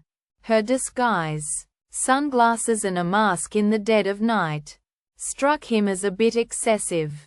Yet he couldn't help but find it undeniably cute. Soo-yeon, entirely swept up in the moment, enthusiastically declared how much she loved this clandestine experience, playfully comparing it to dating a celebrity. Her joy didn't quell Sang-yu's concern, however, and he voiced his fear that she might be uncomfortable, noting how long it had been since they'd last spent a weekend together. Soo-yeon simply dismissed his worry, pointing out the low probability of ever encountering anyone they knew. And so, they continued on their way, walking side by side through the quiet night. As Sang-yu and Soo-yeon walked side by side during their late-night date, a palpable awkwardness settled into the silence between them. Mustering what courage he could find, Sang-yu tentatively reached his hand towards Soo-yeon's, attempting to initiate their first physical contact. In a moment of staggering coincidence, the surprised faces of Sang-yu Choi and Yoon Young-song came into view. Standing directly before them in the movie theater line, Jia Han had turned to face the pair, her own expression soon mirroring their shock. A wave of disbelief washed over Sang-yu, then Yoon Young, and finally Jia herself. The three of them stood frozen, caught in a sudden and profoundly awkward silence as they processed the sheer improbability of Their chance encounter. A memory surfaced of a weekend when Jia Han had gone to the movies alone. There, she had unexpectedly encountered Sang Yu Choi, a man she knew both as her husband's colleague and her own friend's younger brother. From his perspective, the moment was agonizingly awkward, for he had run into his boss's wife in the middle of his very first date. He managed to confirm that he was indeed there for the movie, to which Jia could only offer a clumsy acknowledgement that they hadn't seen each other in some time. An unspoken, mutual discomfort then fell over them, leaving both Jia and Sang Yu speechless in the thick silence of their chance meeting. As Yoon Young gazed at a phone, she made a provocative suggestion to Sang Yu, insinuating that Jia must have experienced a hot night. Sang Yu immediately corrected her, swiftly refuting the scandalous assumption and clarifying that the story was not about him. He patiently explained the real situation. A friend's younger brother had simply sought Jia out for relationship advice. With the facts laid bare, Sang Yu then added his own thoughtful speculation, observing that the connection between Jia and the young man now seemed to have blossomed into something far more than a simple friendship. A flicker of recognition passed through Jia as she identified Sang Yu's date as Yoon Young. An office romance, she mused with internal sarcasm. Pushing past the thought, she offered the pair a stilted farewell, wishing them a great time, with forced cordiality. The moment concluded, Jia and the couple turned and walked away from each other in opposite directions within the theater. Once a safe distance separated them, Yoon Young let her frustration show, complaining to Sang Yu about the sheer bad luck of their encounter. As they walked away, Yoon Young Song turned to Sang Yu Choi, seeking to confirm if the woman they had just met was truly their colleague Mincheol's wife. Jia, Sang Yu affirmed it was her, commenting on the strangeness of the encounter. Noting that he and Jia had seemed awfully close, Yoon Young decided to venture a rude question about their past before she could finish her sentence. However, Sang Yu's hand shot out and he abruptly grabbed her wrist, stopping her from speaking further. Startled by the sudden, forceful action, Yoon Young could only question what he was doing. Jia Han sat by herself at a restaurant table set for two, her meal already served before her. Her quiet solitude was shattered when a group of her husband's colleagues, including manager Soo-yeon So and general manager Mincheol Jin, entered the very same restaurant. From across the room, manager Soo-yeon So spotted Jia and instantly recognized her as Mincheol's wife. The entire group then began to approach her table, led by Soo-yeon, who initiated a cheerful but undeniably intrusive greeting. Looking utterly surprised and flustered, Jia found herself trapped in her seat, suddenly and uncomfortably surrounded by her husband's managers while she was all alone. From Jia's perspective, her heart was burning, trapped in their sudden, suffocating proximity. She realized their lips were almost touching. A dizzying certainty washed over her. Any movement at all could cause them to kiss. They held the tense, silent moment, their eyes locked in a charged stare. It was Sang Yu who finally broke the stillness. His voice strained as he awkwardly commented on the lack of ventilation in the room. Flustered, Jia quickly agreed with him, nervously suggesting that the air conditioner might be broken, while the members of R&D Team 3 gathered within the lively walls of a popular noodle restaurant. Jia Han's evening took a different turn. The team, manager Soo-yeon So, general manager Mincheol Jin, senior staff Sang Yu Choi, assistant manager Yoon Young Song, and another female colleague, enjoyed their dinner together. Elsewhere, Jia arrived at her own destination, the exterior of a place known as the famous cafe, only to be met with the stark reality of its closure. The building was permanently shuttered, its space now for rent, bringing her intended outing to an abrupt and disappointing end. While out for a meal on their weekend, a female employee from R&D Team 3 voiced her frustration to her manager, Soo-yeon, complaining that they couldn't seem to escape running into people from the office. As they ate, Soo-yeon's attention shifted to General Manager Sang-cheol, whom she observed dripping water. With a light-hearted tone, she playfully chided him for being messy just like a child. Mortification flooded Yoon Young-song's mind as she reeled from a recent embarrassment, silently chastising herself with the question, "Why did I lick that off?" An awkward silence then fell heavily between her and Sang-yu, cementing Yoon Young's decision that she desperately wanted to say goodbye and end the whole affair. Just then, Sang-yu voiced that they had completed all their planned activities and couldn't think of anything else to do. He suggested they should get going. But as the words left his lips, Yoon Young's own thoughts turned against her, revealing a sudden, desperate wish not to leave. Her desire to stay warred with her earlier impulse to flee, leaving her with nothing but a conflicted and unhappy expression. With a look of utter shock, Jia Han's voice cut sharply through the air. "What do you mean?" An abrupt, heavy silence fell over her husband's colleagues in response. The moment then seemed to constrict, focusing solely on Jia's own bewildered expression as she struggled to process the situation. A tense and wordless standoff settled over them all, steeping the exchange in a profound and palpable awkwardness.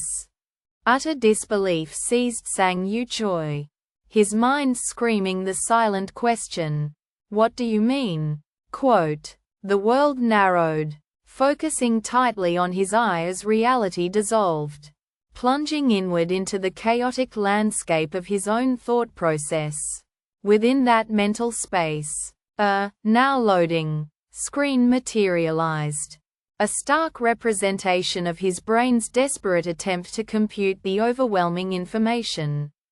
The effort, however, was futile. The loading process abruptly failed, culminating in a catastrophic, blue screen of death, error message that flooded his consciousness, signaling that his mind had completely crashed. As Sang-yu's mind reeled with panic, an internal voice screamed at him to just shut up, before his spiraling thoughts could completely take over. Soo-yeon wordlessly reached out, her hand closing around his. A jolt of surprise shot through him as their fingers intertwined. They began to walk, and she cast a playful glance his way, questioning his earlier awkward phrasing. Sang-yu could only deflect nervously. But beneath his flustered exterior, an immense wave of relief washed over him. He felt he had barely avoided ruining the entire moment. A sense of relief washed over Sang-yu Choi. The arcade, thankfully, had been nearby. It had been far too long, he mused, since he'd last set foot in one. His entire focus narrowed upon the claw machine, his concentration absolute while Soo-yeon watched him with a gentle smile. With a deft touch, he maneuvered the mechanical claw, successfully seizing a plush toy and lifting it triumphantly from the pile. For a heart-stopping moment, it hovered directly over the prize chute, but the claw's grip proved too weak. The toy slipped free, tumbling back amongst the others in an undeniable failure. As they walked, Sang-yu Choi pointed out a claw machine, drawing Soo-yeon's attention to a particular fox plush toy nestled within. He reminded her of a past team dinner, revealing that he had seen her spend a great deal of money in a futile attempt to win that very same prize. A wave of surprise and fluster washed over Soo-yeon, who had no idea he had witnessed her previous failure. Playing it cool, Sang-yu explained that he had simply noticed the familiar toy as they passed. Then, with a confident flourish, he made a grand declaration. He would win the fox for her. His silly and bold proclamation drew a laugh from Soo-yeon, while inwardly, Sang-yu congratulated himself for successfully creating the perfect excuse to attempt winning her the toy. With a heart set on impressing Soo-yeon, Sang-yu Choi internally motivated himself to conquer the claw machine. Soo-yeon's gratitude for the kind gesture only fueled his determination. Yet despite his best efforts, the toy slipped from his grasp again and again, his confidence curdling into visible frustration. He had, in fact, ignored a sign offering the toys for direct purchase, continuing his futile attempts purely out of spite, a stubbornness that quickly landed him in trouble with the store owner. In an unexpected resolution, the owner simply gave the couple a similar-looking fox plush. As they finally walked away, prize in hand, Sang-yu couldn't help but express his complete exasperation with how the entire day had unfolded.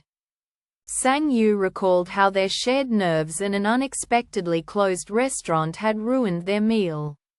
In truth, every location he had planned had turned into a complete disaster, the day collapsing into a series of mistakes. He stood dejectedly as the conclusion solidified in his mind. It had been the worst date ever. A fist clenched at his side in frustration, his despair deepening at the thought that this had been their very first attempt. All his preparation had been for nothing. He had utterly wasted Soo-yeon's weekend. His mind reeled with disappointment. Sang-yu had been looking forward to his first date with Soo-yeon so much. An apology finally tumbled from his lips as he admitted his belief that their time together had not been great. He confessed that none of the day's events had gone as he had planned. His voice laced with regret as he explained how much more fun he had wanted it to be for her. As his words trailed off into another apology, his expression utterly dejected, Soo-yeon suddenly spoke his name, her voice cutting through his self-criticism.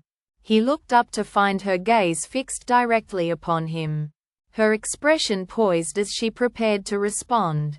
Sang-yu Choi's mind replayed the day's imperfections, starting with the movie they had missed entirely. He then thought of the cafe they had only seen from the outside. A memory that was surprisingly pleasant despite the missed opportunity. For a fleeting moment, he struggled to put a name to the feeling the day had left him with.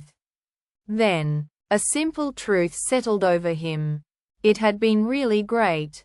The realization went deeper, bringing an unexpected ache of sadness. The date had been so much fun that having to go home now felt like a genuine loss.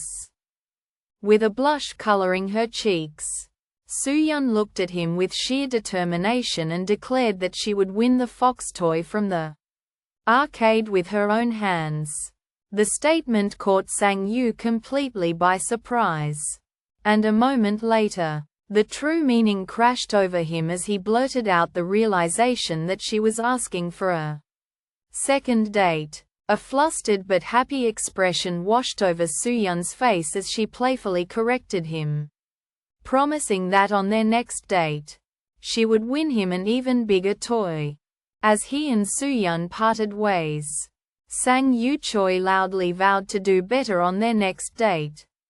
A declaration so boisterous it earned him a gentle shush. Moments later, he burst into his home, enthusiastically greeting his parents. Swept up in a fit of pure euphoria, Sang-yu declared his love for his mum and impulsively promised to be a better brother to his sister. His mother, utterly surprised by his mood, turned to his father to comment on his strange behavior, ignoring the "knock please" sign tacked to his bedroom door. Sang Yu entered and collapsed directly onto his bed, a blissful smile spreading across his face as he basked in the happy afterglow of his outing. A memory suddenly washed over Soo-yeon. He was like that before, too. She recalled. A vision of Sang Yu's smile filling her mind. He would always offer that grin so freely. She remembered, without her even needing to say a thing. As the recollection faded and she returned to the present, a quiet "Anya" escaped her lips, a soft dismissal of her own wandering thoughts. She stood there, thoughtful and slightly flustered, clutching the plush toy she had won on their date.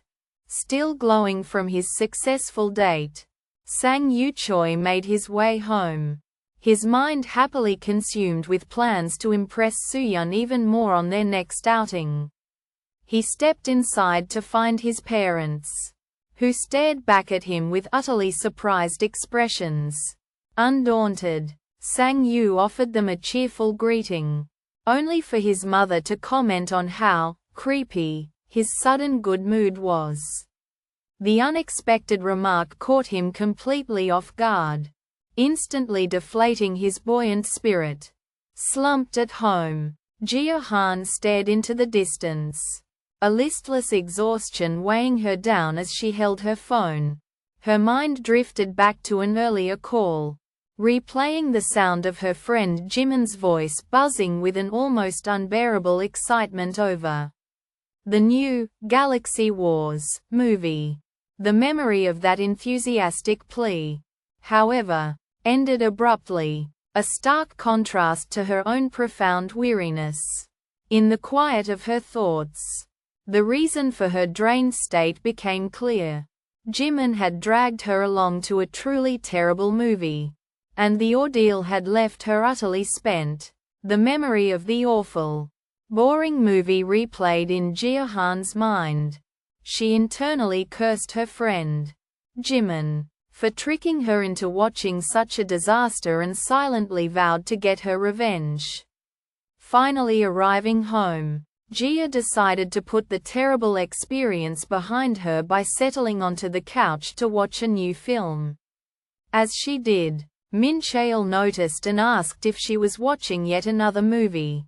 Jia immediately retorted that the previous film couldn't be considered a real movie and told him he could go play the game he had recently purchased.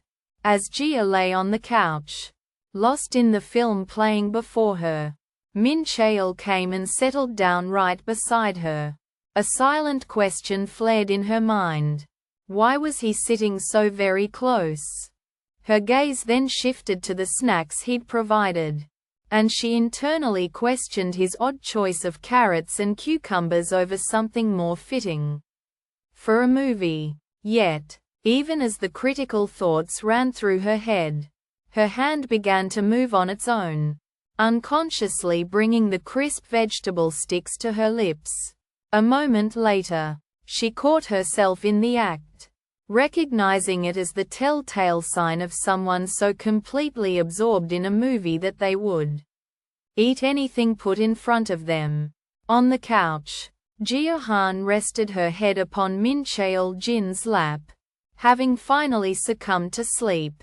As she lay there, lost in her dreams, Mincheol watched over her, his gaze soft with a quiet, caring affection. In that tranquil moment, he gently took her foot into his hands and, while she remained completely unaware, began to give her a tender massage. Jia Han slept soundly, her head resting peacefully upon Mincheol's lap as he quietly looked at his phone. A soft flutter of her eyelids signaled her return to consciousness, and she slowly began to stir. Pushing herself up into a sitting position, she looked around, dazed and utterly confused by her circumstances.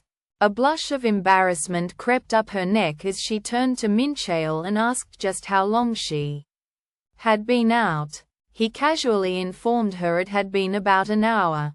A revelation that left her in a state of complete and utter shock.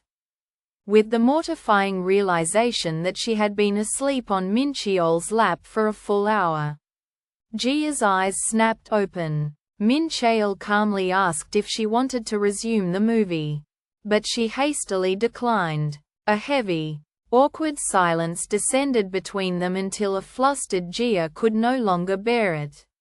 Blurting out a question as to whether nothing happened while she was unconscious. In response, Mincheol offered only a silent, slightly amused look, taking his quiet expression as the worst possible confirmation.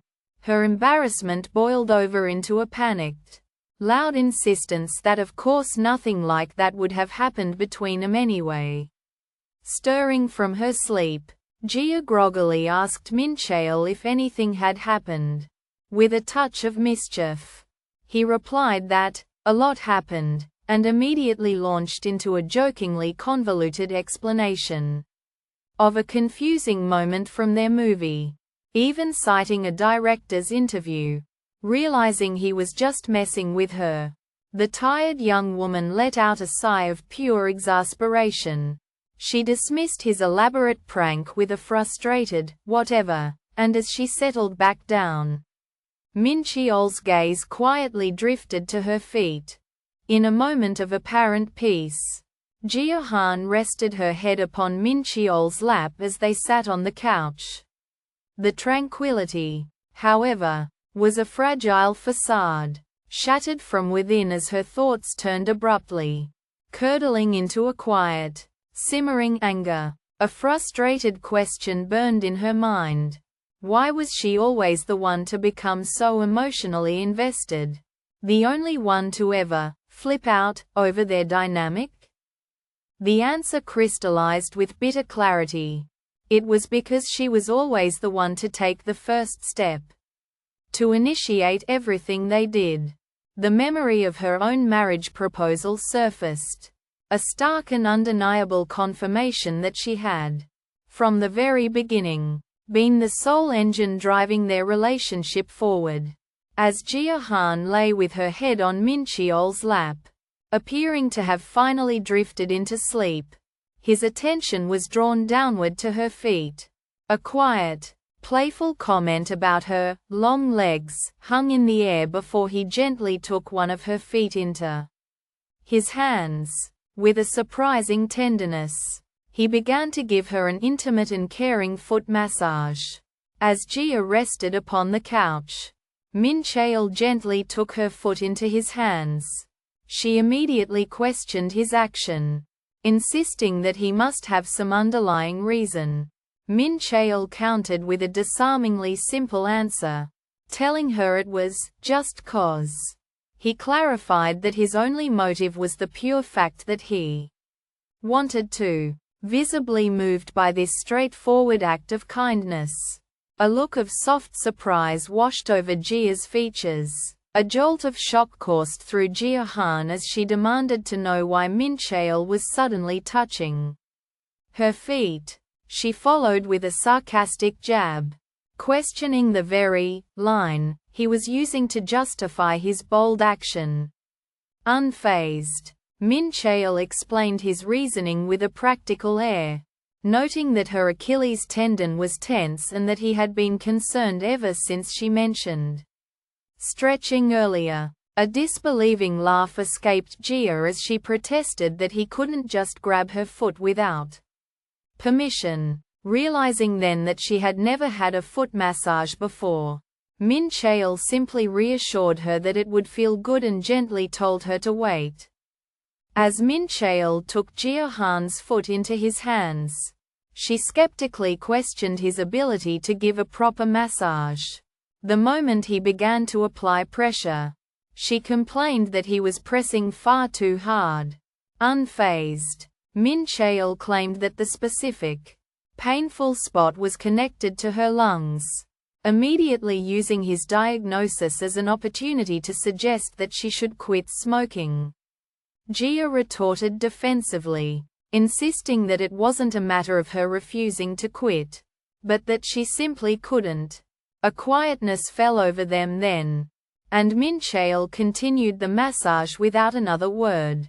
A peal of laughter escaped Jia Han's lips as Mincheol continued to skillfully massage her foot. She was clearly relishing the sensation. She complimented his talent, to which he confidently replied that he had studied the subject. A playful grin touched his lips as he teased her, quoting a price of 100 won for 10 minutes, for his specialized services. After muttering a light-hearted retort, a comfortable silence descended upon them, the quiet intimacy deepening as he continued his work, while Jia rested her feet on Mincheol's lap as they sat together on the couch. He suddenly took one of them into his hands. A gentle pressure followed as he began to methodically massage her foot with his thumbs. The unsolicited, tender gesture caught Jia completely by surprise. A visible blush crept across her cheeks. Her expression stunned as she was taken aback by his unexpected show of affection. Jia awoke with a simmering annoyance. Mincheol had been avoiding her all day, a clear consequence of their near kiss the previous night. Deciding to confront him directly, she found him working at his desk in his room and asked him point-blank why he was keeping his distance. Visibly flustered, he denied it, insisting he was simply busy with work. Unconvinced, Jia pressed further, demanding to know if his behavior was because they had almost kissed. He feigned complete ignorance, claiming he had been too drunk to remember anything at all before abruptly fleeing the apartment. Under the guise of needing to buy something, left alone in the sudden silence, she turned to her stuffed mouse, sarcastically remarking on Mincheol's utterly terrible and unconvincing performance. Catching sight of Mincheol Jin from a distance, Jia Han readied herself for an interaction, but the moment his eyes met hers, he appeared flustered. He abruptly turned his back and walked away without a single word of acknowledgement, leaving Jia standing alone in a state of shock. Later, stewing in the solitude of her room, she glared down at her small companion, Mouse, her expression a mask of pure frustration. Her voice dripped with sarcasm as she finally vented her annoyance, asking the silent creature if it also thought Mincheol's sudden, avoidant behavior was just a little bit weird. Without warning, an agonizing cramp violently seized Mincheol Jin's foot. A sharp cry of pain escaped him as he collapsed to the floor. He desperately clutched the afflicted limb, his body struggling against the intense and unrelenting muscle spasm. Just as suddenly as it began, the torment finally subsided, leaving him utterly exhausted on the ground.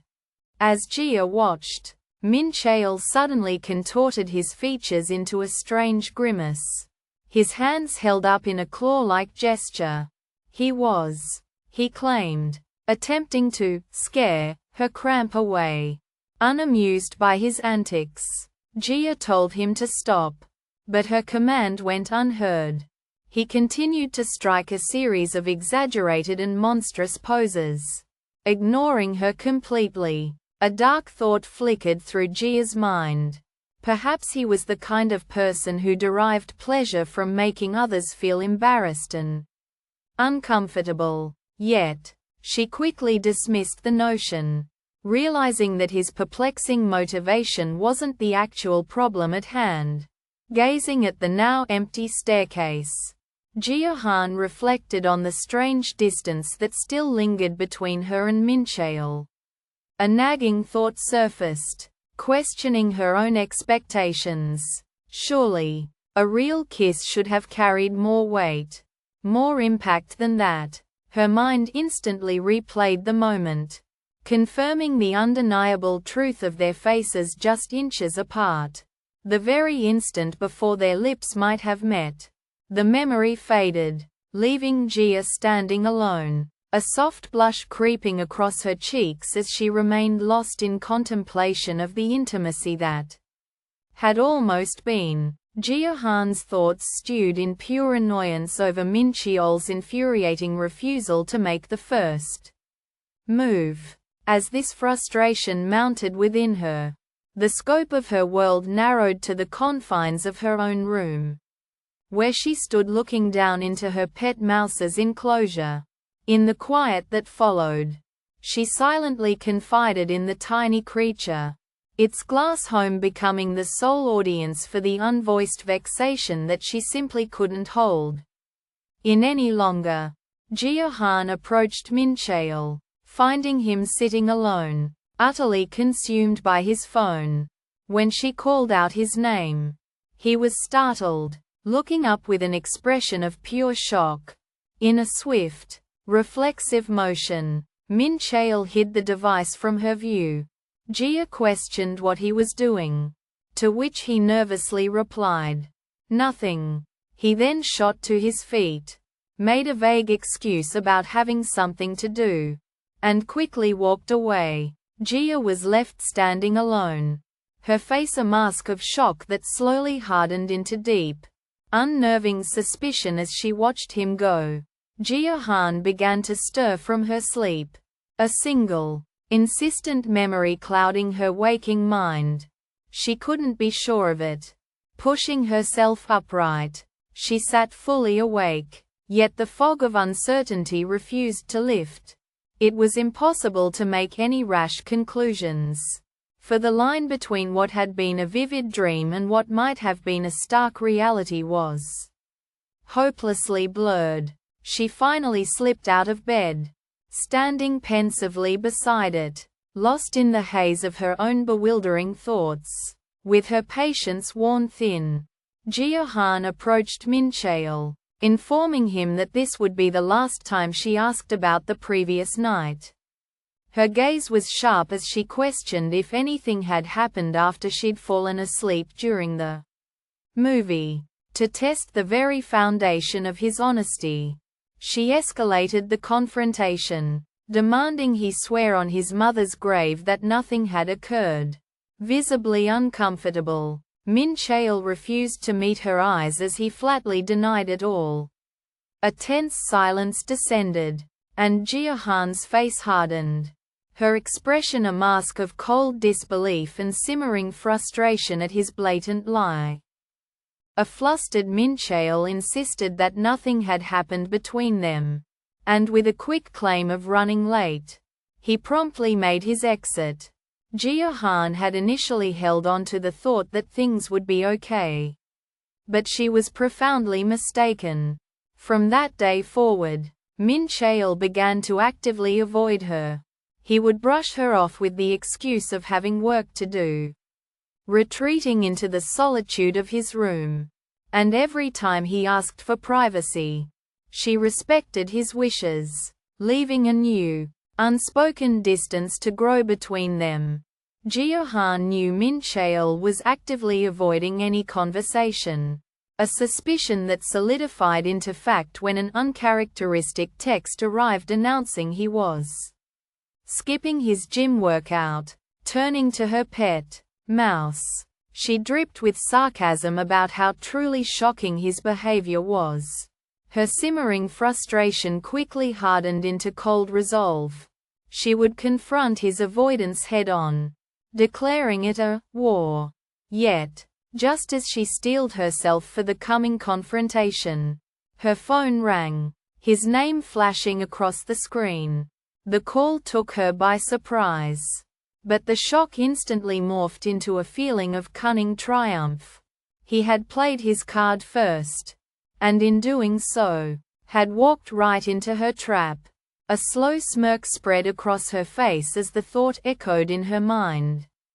"I've got you now." Within the sanctuary of her room, Jia attempted to lose herself in the flashing lights of a video game.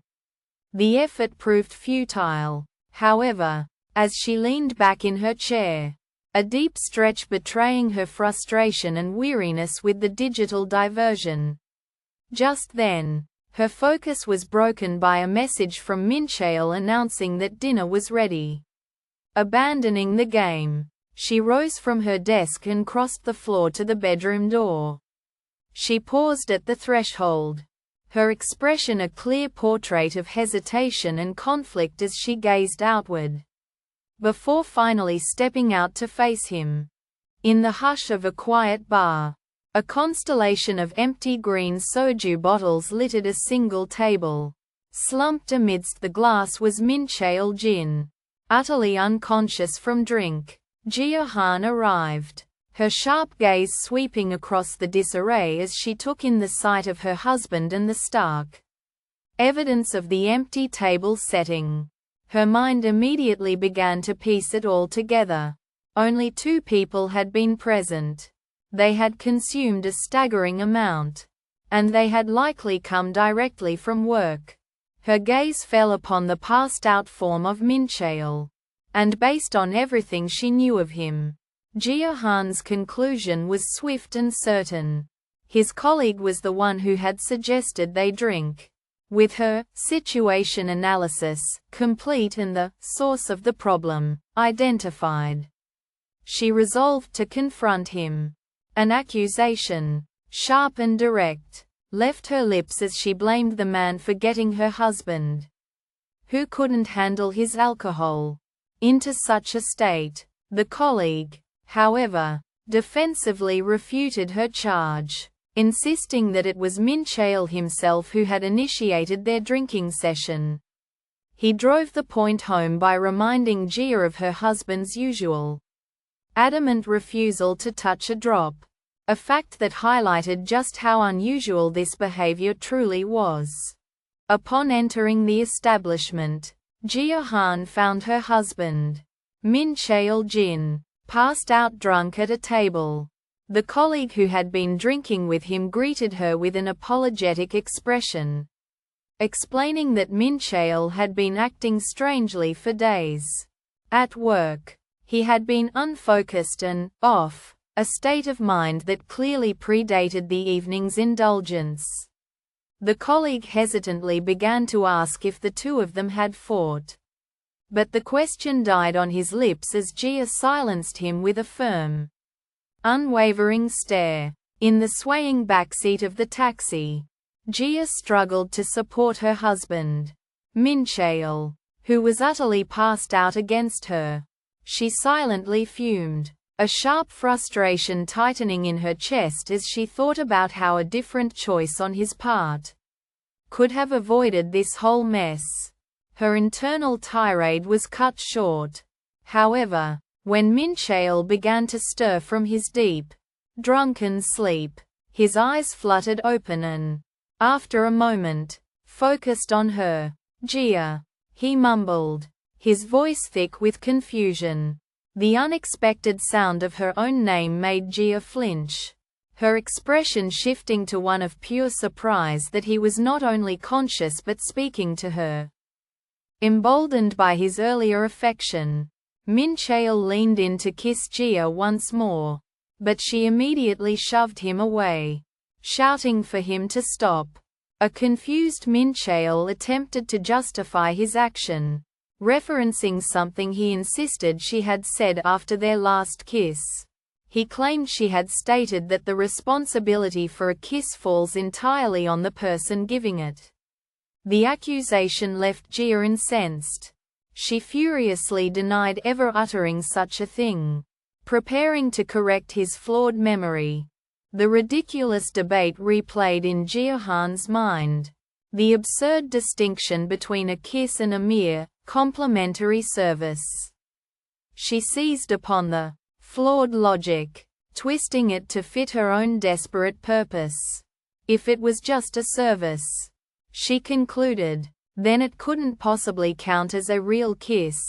A small, rational part of her screamed that the reasoning was utter nonsense. Yet an overwhelming compulsion drove her to act on it anyway. With her resolve suddenly solidified, Jia Han leaned forward and pressed her lips against a completely surprised Mincheol. It had been less than 6 months since their wedding. And here Jia Han was, taking her thoroughly drunk husband, Mincheol, home. He was passed out, his head a heavy weight against her shoulder in a rare display of affection he would never show. While sober, from the front seat, the taxi driver's innocent comment cut through the quiet. "He must love her very much," the man remarked, referring to Mincheol as her husband. The word struck Jia with an unexpected force, sending a flush of heat up her neck. She was internally mortified by her own reaction, a foolish embarrassment for a married woman her age. It wasn't the first time, though. The moment echoed the discomfort she'd felt when Mincheol himself had called her his wife, highlighting the persistent awkwardness she felt about the new labels that defined their relationship. Seated in the moving taxi, Jia inwardly wished her drunk husband would just pass out, as his current state was infinitely more frustrating. On a sudden impulse, she leaned forward and asked the driver to take him somewhere else entirely, a request he cheerfully accepted. "Of course, ma'am," he began, before observing with a knowing smile, "You must still love your husband very." Mortified, Jia cut him off, begging him not to finish the sentence. A determined yet flustered expression settled over her features, solidifying the abrupt decision she had just made to confront what lay ahead. With the click of the taxi door, Jia Han was settled beside her passed-out husband, Mincheol. A moment later, he began to stir in his drunken state, his body slumping sideways in a slow, inevitable slide towards her. His head came to a rest upon her shoulder. A moment of startling and unexpected physical contact. The sudden, uncharacteristic intimacy caught Jia completely off guard. Her eyes went wide with surprise as a distinct blush crept across her cheeks, betraying just how flustered she truly was. As his confusion lingered, Jia Han confirmed that Mincheol had no memory of the taxi ride that brought him there. The man's disoriented gaze scanned their small, ascending cabin as he asked where they were, and Jia simply stated they were on a Ferris wheel. She then presented an all-access amusement park ticket, explaining her devious plan to use its power to keep the great wheel turning indefinitely. With that, the truth of their situation became clear. She had trapped them high above the ground together, and they would not be leaving until she was ready. Suspended high above the ground, Jia firmly established control, informing a trapped Mincheol that they were stuck on the Ferris wheel and would not get off until she allowed it. With nowhere left for him to run, she cut straight to the heart of the matter, positing her theory that his recent heavy drinking had been because of her. Her voice unwavering, Jia invoked the fifth clause of their contract, reminding him of its stipulation that all issues between them must be resolved through communication. Her frustration with his constant avoidance finally boiled over as she declared that since she had taken care of him while he was drunk, he owed her this conversation. With the idle conversation brought to an abrupt halt, Jia Han authoritatively seized the moment. She immediately announced the beginning of the first round of truth or dare, her expression hardening into a mask of pure, unwavering resolve. Caught completely off guard by the sudden declaration, Mincheol could only look back, his own face a mixture of surprise and growing apprehension. With a sudden intensity, Jia Han cut their chit-chat short, declaring that a game of truth or dare had just begun. The abrupt announcement caught Mincheol completely off guard, a look of startlement flashing across his features. Before he could even process her words or agree to play, she pressed her advantage, launching the one question that mattered with unwavering directness. Did you kiss me that day? The confrontation left him utterly shocked and flustered, his composure shattering under the weight of her inquiry. With a sudden, unyielding intensity, Jia Han established the rules for their confrontation. A single lie, she decreed, would result in a flick on the head and an immediate end to the game. Her seriousness made Mincheol visibly uncomfortable, and he cautiously questioned her behavior. Her resolve, however, was only strengthened by the fleeting memory of a flick kiss that flashed through her mind. Taking his subsequent silence as confirmation of something else entirely, she accused him of thinking weird thoughts and threatened him once more to ensure his participation. Mincheol finally conceded to the physical punishment, yet he still questioned why they had to play truth or dare. He explained his reluctance with a biting disdain, stating that such a game served only one purpose: to make the person who answered honestly look like a fool. With a look of absolute conviction, Jia Han asserted that she never lied during truth or dare, alluding to some painful past experience as the reason for her unwavering sincerity. She then challenged the hesitant Mincheol, framing the game as a rare, fleeting opportunity, a singular chance for him to ask her anything he wanted, or, if he preferred, to finally get back at her with a dare of his own choosing. Her argument apparently struck its mark, as she then proposed they play rock, paper, scissors, to fairly determine who would take the first turn. With the air crackling between them, Jia Han announced that it was her turn to ask the first question. Her gaze locked onto Mincheol's as she directly, and without a hint of hesitation, asked him if he liked her. A stunned Mincheol, caught completely off guard, could only feign confusion, weakly asking what she had just said. But Jia Han refused to repeat the words she knew he had heard so clearly. Instead, she began a deliberate countdown, her voice steady as she relentlessly pressured him for an answer. A sudden sound startled Jia Han, but Mincheol coolly dismissed her reaction, seizing his turn in their game. He met her gaze and turned the question she had likely just posed back upon her, asking directly if she liked him, with a coy turn of phrase that was anything but a denial. Jia confirmed her feelings, stating, "I don't not like you." Her indirect confession hung in the air between them, and a heavy silence descended as the two simply looked at one another, absorbing the profound weight of her admission in a moment of charged, unspoken understanding. With a defensive spark in her eyes, Jia Han challenged Mincheol's unspoken reaction. As he opened his mouth to ask a question, she swiftly cut him off, insisting it was her turn to speak. She explained that on the night they had fallen asleep watching a movie, she had been left with the unmistakable taste of cucumbers on her lips. Jia Han then delivered the final, damning piece of her deduction, reminding him of a simple, undeniable fact: she didn't eat cucumbers. Jia Han began, observing that after one particular night, Mincheol had started to pointedly avoid her. This, she explained, was the very heart of her question.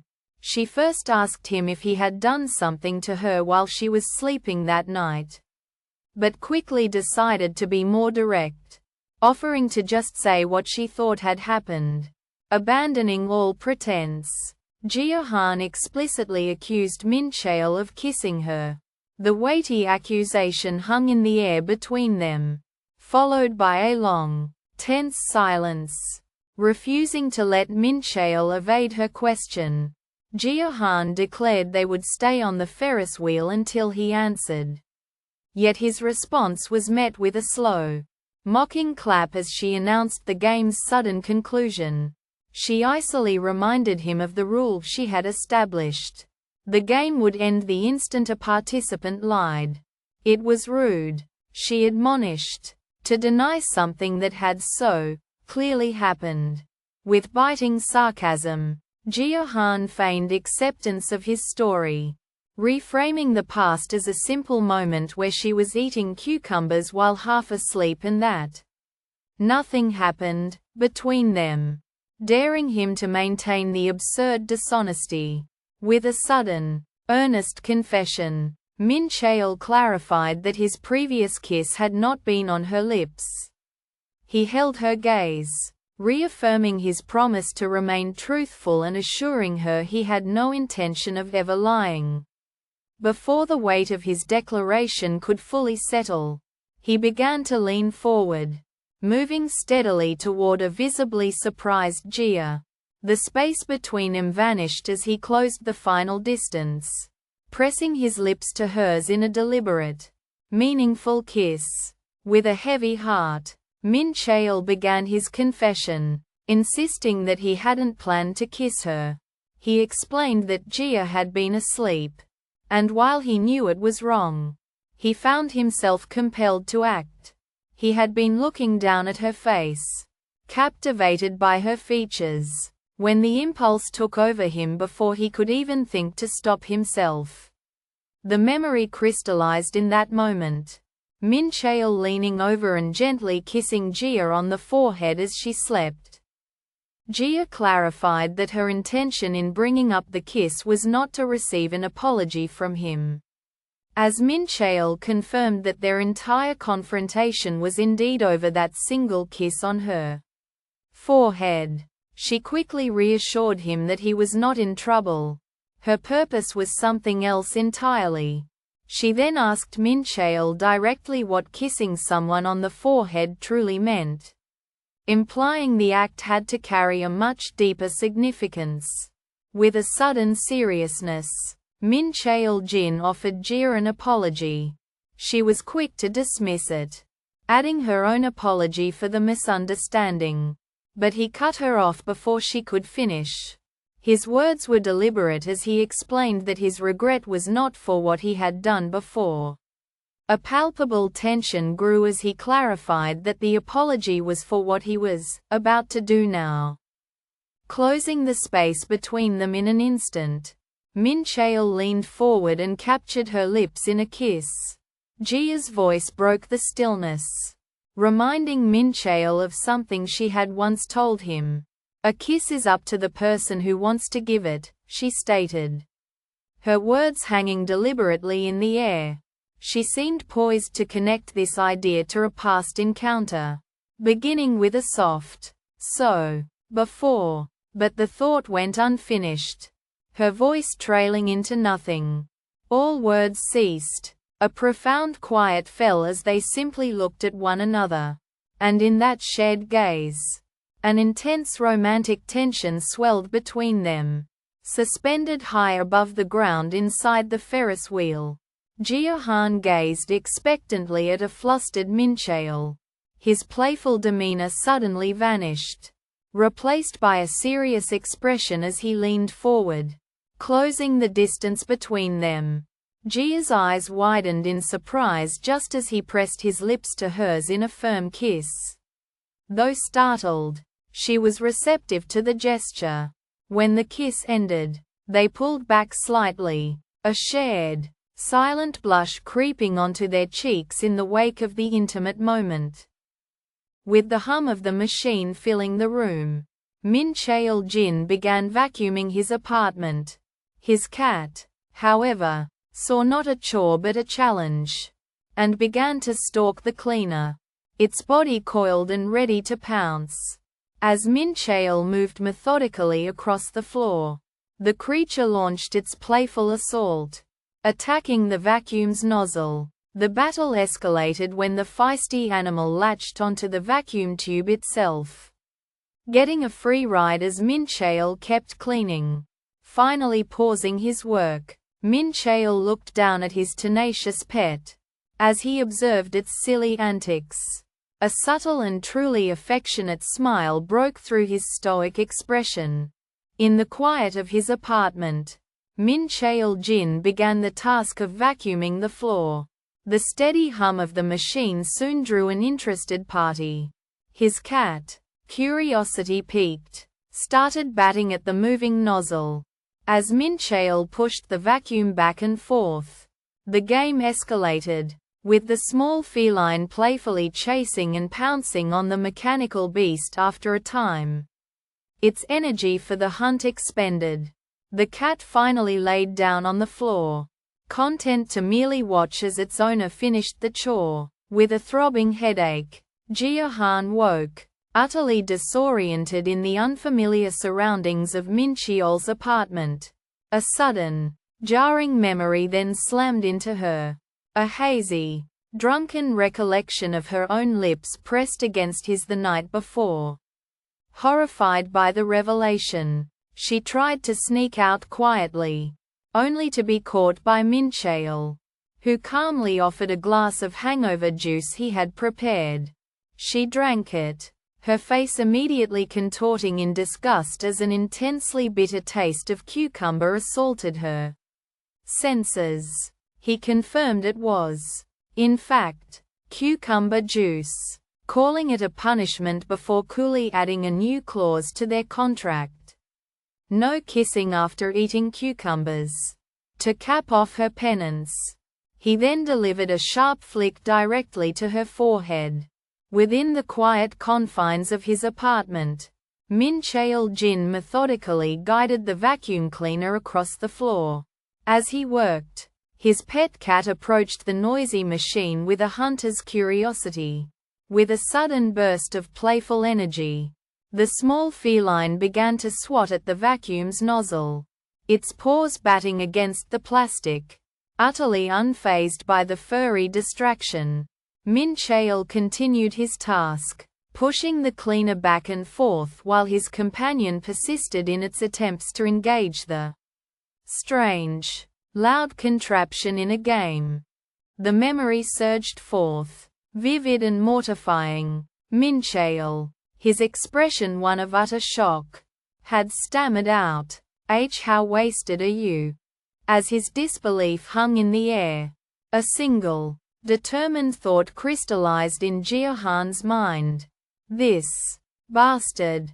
With a surge of resolve, she grabbed his face with both hands and forcefully pulled him down. In the next instant, she pressed her lips against his.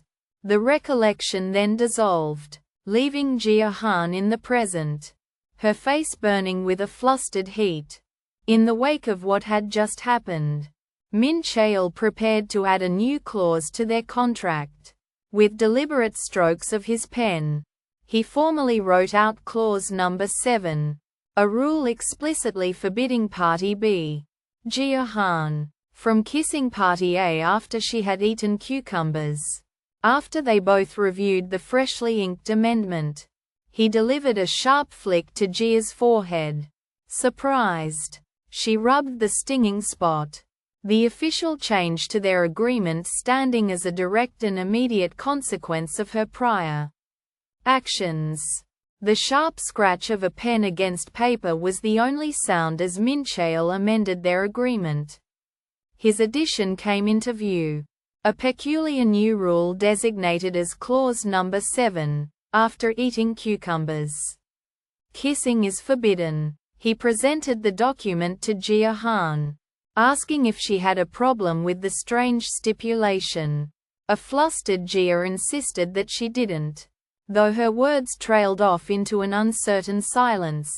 Her expression was left pensive and slightly troubled as she quietly contemplated the new boundary he had just drawn between them. Sprawled on the floor, Jia Han was consumed by a fresh wave of mortification as she recalled drunkenly kissing Mincheol the night before. Her internal crisis was abruptly shattered when Mincheol himself appeared, handing her their cohabitation contract with a curt instruction to sign it. Her eyes widened as she discovered a new, handwritten addition. Article 7. a clause expressly forbidding her from kissing him after eating cucumbers. He then offered to pretend yesterday never happened, if she simply agreed to the new condition. Jia protested immediately, exclaiming that putting the embarrassing incident into writing was far too humiliating. In response, Mincheol leaned in close, his stern challenge silencing her objection as he relentlessly pressured her to accept his terms. Jia Han voiced her surprise, expecting a far angrier reaction from Mincheol regarding the previous night's incident. He, however, met her astonishment with a placid calm, coolly dictating a new addition to their contract. There was to be no kissing after eating cucumbers. As the full implication of his words washed over her, an intense blush rapidly bloomed across her cheeks. Utterly overwhelmed with embarrassment, Jia could only stammer for him to get to work, bringing the conversation to a sudden and flustered halt. With her phone pressed to her ear, Jia tried to deflect Sua's pointed question about the object she was holding to her forehead. She admitted it was a treatment for being flicked, a confession that only made Sua more curious, who then probed into what Jia and Mincheol could have possibly been doing so early. A nervous laugh escaped Jia's lips as a flush of heat crept up her neck, the sudden question leaving her completely flustered. Her mortification only deepened as the deafening roar of a vacuum cleaner erupted in the background. It was Mincheol, and Jia silently wished he would take the infernal machine and disappear, leaving her to handle her growing embarrassment in peace. Jia stewed, Mincheol's earlier, useless comments, echoing in her mind. In another room, he remained completely unaware, guiding the vacuum cleaner across the apartment floor as his cat playfully swatted at the noisy machine. He made a silent promise to the pet that they would play later, briefly wondering at its strange behavior. Just then, Jia's brooding was cut short. Her gaze fell to her phone, where a new and unfamiliar alert had just appeared on the screen, causing her to question what it could possibly be. A jarring notification blared across the phone's screen, a crimson warning of her crashing stocks. Yet, before the financial dread could even settle, the device erupted with the sharp, insistent ring of an incoming call. Jia answered, only to be met with the cheerful ambush of her best friend, Sua. Wasting no time, Sua launched into a series of prying questions about Jia's morning with Mincheol. And the unexpected interrogation sent a wave of heat through Jia, leaving her utterly embarrassed and flustered. A firm denial took root in Jia Han's mind as she rejected the label of a freelancer who's not working. She insisted to herself that there was no need to work for money. After all, she reasoned, her passive income from novel royalties and stock dividends was more than enough to pay her bills. With this logic, she reframed her entire situation, concluding that this was not unemployment at all, but rather a deliberate time of reflection on what her future held.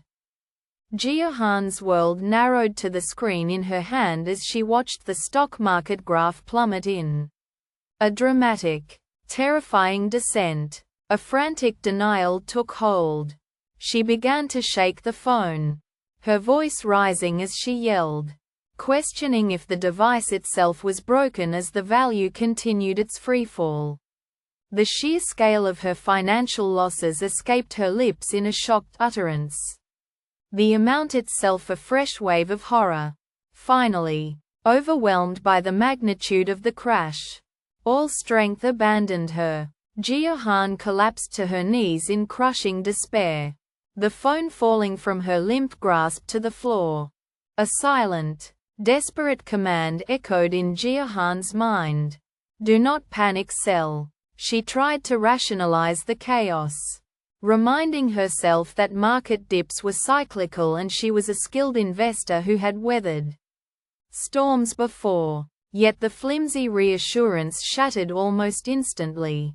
A cold dread insisted this crash felt different, far more severe. Her phone's screen confirmed her fears, glowing with the stark, crimson reality of her portfolio. A staggering loss of -18.18%. It was then that Mincheol found her, lying utterly still and face down on the bed. His concerned voice cut through her anxiety, asking what she was doing. "Breathing," she answered, her voice muffled and terse, refusing his suggestion to turn over by insisting she was comfortable. All the while, her thumb scrolled relentlessly as she questioned how the market could plummet so drastically, without any warning. Then, she found the ludicrous reason. A CEO's divorce and assets split. And an outburst of furious disbelief finally erupted from her lips. A frantic panic seized Jia Han as she obsessed over a sudden financial downturn and its ruinous effect on investors. By the next morning, she was completely absorbed by the glow of her phone, her eyes locked on the stark, plummeting line of a stock market graph. Mincheol entered the room, his own concern growing as he observed how she had been skipping meals, staring at that small screen all day. He gently placed a hand on her shoulder and softly asked if she was okay. Startled from her trance, Jia Han quickly hid the device, defensively insisting that nothing was wrong. Yet, as the lie left her lips, she internally cursed in frustration, battling the severe stress she desperately concealed from him. A silent curse formed on Jia Han's lips as her eyes burned into the screen of her phone. Her frustration palpable, Mincheol's voice cut through her anxiety, his concern clear as he asked what was wrong. But she immediately brushed him off, insisting it was nothing. Announcing that she was going out. She completely ignored his question about whether she would eat and was out of the apartment in a flash, walking alone under the open sky. Her thoughts turned grim. "Things that go up must come down," she muttered into the air, her voice heavy with pessimism. Quote, "Like life." Quote, a gnawing feeling took hold of Jia Han. An urgent compulsion she instantly recognized as the fear of missing out. With her eyes locked on the plummeting stock numbers on her phone, a flawed calculation began to form in her mind, twisting the devastating loss into the alluring prospect of a discount. To bolster this impulse, she clung to the old cliché that great opportunities always arise from crises. A direct warning about the dangers of incautious investing surfaced in her thoughts. But she brushed it aside, fully committing to her flawed logic and declaring to herself that this was, without a doubt, the best time to buy. A stock chart plummeted on the glowing screen of a phone, its red line a catastrophic descent that signaled a market crash. The device was held by Jia Han, her expression one of utter distress as she remained completely engrossed by the financial disaster unfolding in her hands. Unseen by her, Mincheol Jin approached from behind, his gaze falling upon her intense focus. He gently broke the silence, asking if she was going to work out, which instantly shattered her concentration. Startled, Jia quickly hid her phone from his view and nervously confirmed her plans. Sensing her odd behavior, Mincheol gently inquired if she had started playing a new game. But Jia could not respond. She simply stared down at the hidden device, a silent, stressed weight in her hands. Mincheol's voice sliced through her thoughts, laced with gentle concern. He remarked on how much time she had been spending on her phone.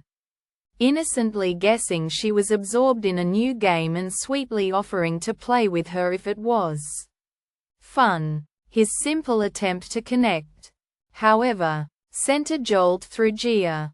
She suddenly realized that her constant activity was making him worry, though her focus wasn't on any game, but on the terrifying, plummeting lines of a stock market in freefall. Her anxiety instantly escalated into a cold panic, a suffocating fear of the catastrophic consequences that would follow if he were ever to discover the truth of her dire financial crisis. With a nervous energy she hoped he wouldn't notice, Jia lied that she was merely obsessed with a TV show, a flimsy excuse for why her eyes were glued to her phone. Mincheol accepted her explanation without a second thought, enthusiastically trying to pull her attention toward their workout. But within her own mind, a silent, frantic truth unfolded. She was compulsively watching her stocks crash in a devastating real-time cascade of red. A desperate debate raged within her. Should she sell now and salvage what little she could? The thought was immediately crushed by a paralyzing fear. The memory of a past mistake where selling too soon had meant missing a massive rebound.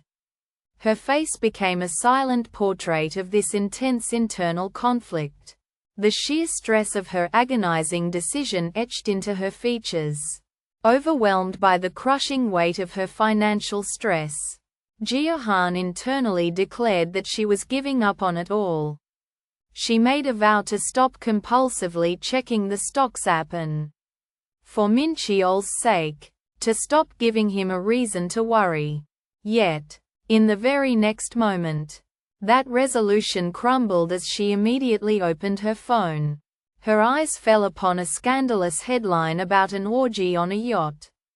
And the bizarre distraction instantly triggered a sharp, familiar pang of regret. A bitter thought of how she should have sold all her stocks when she had the chance. Jia Han stared down at her phone, attempting to convince herself she had finally moved on from the stock market crash now that she had deleted the app. The effort was futile. A stark representation of her massive financial losses materialized on the screen.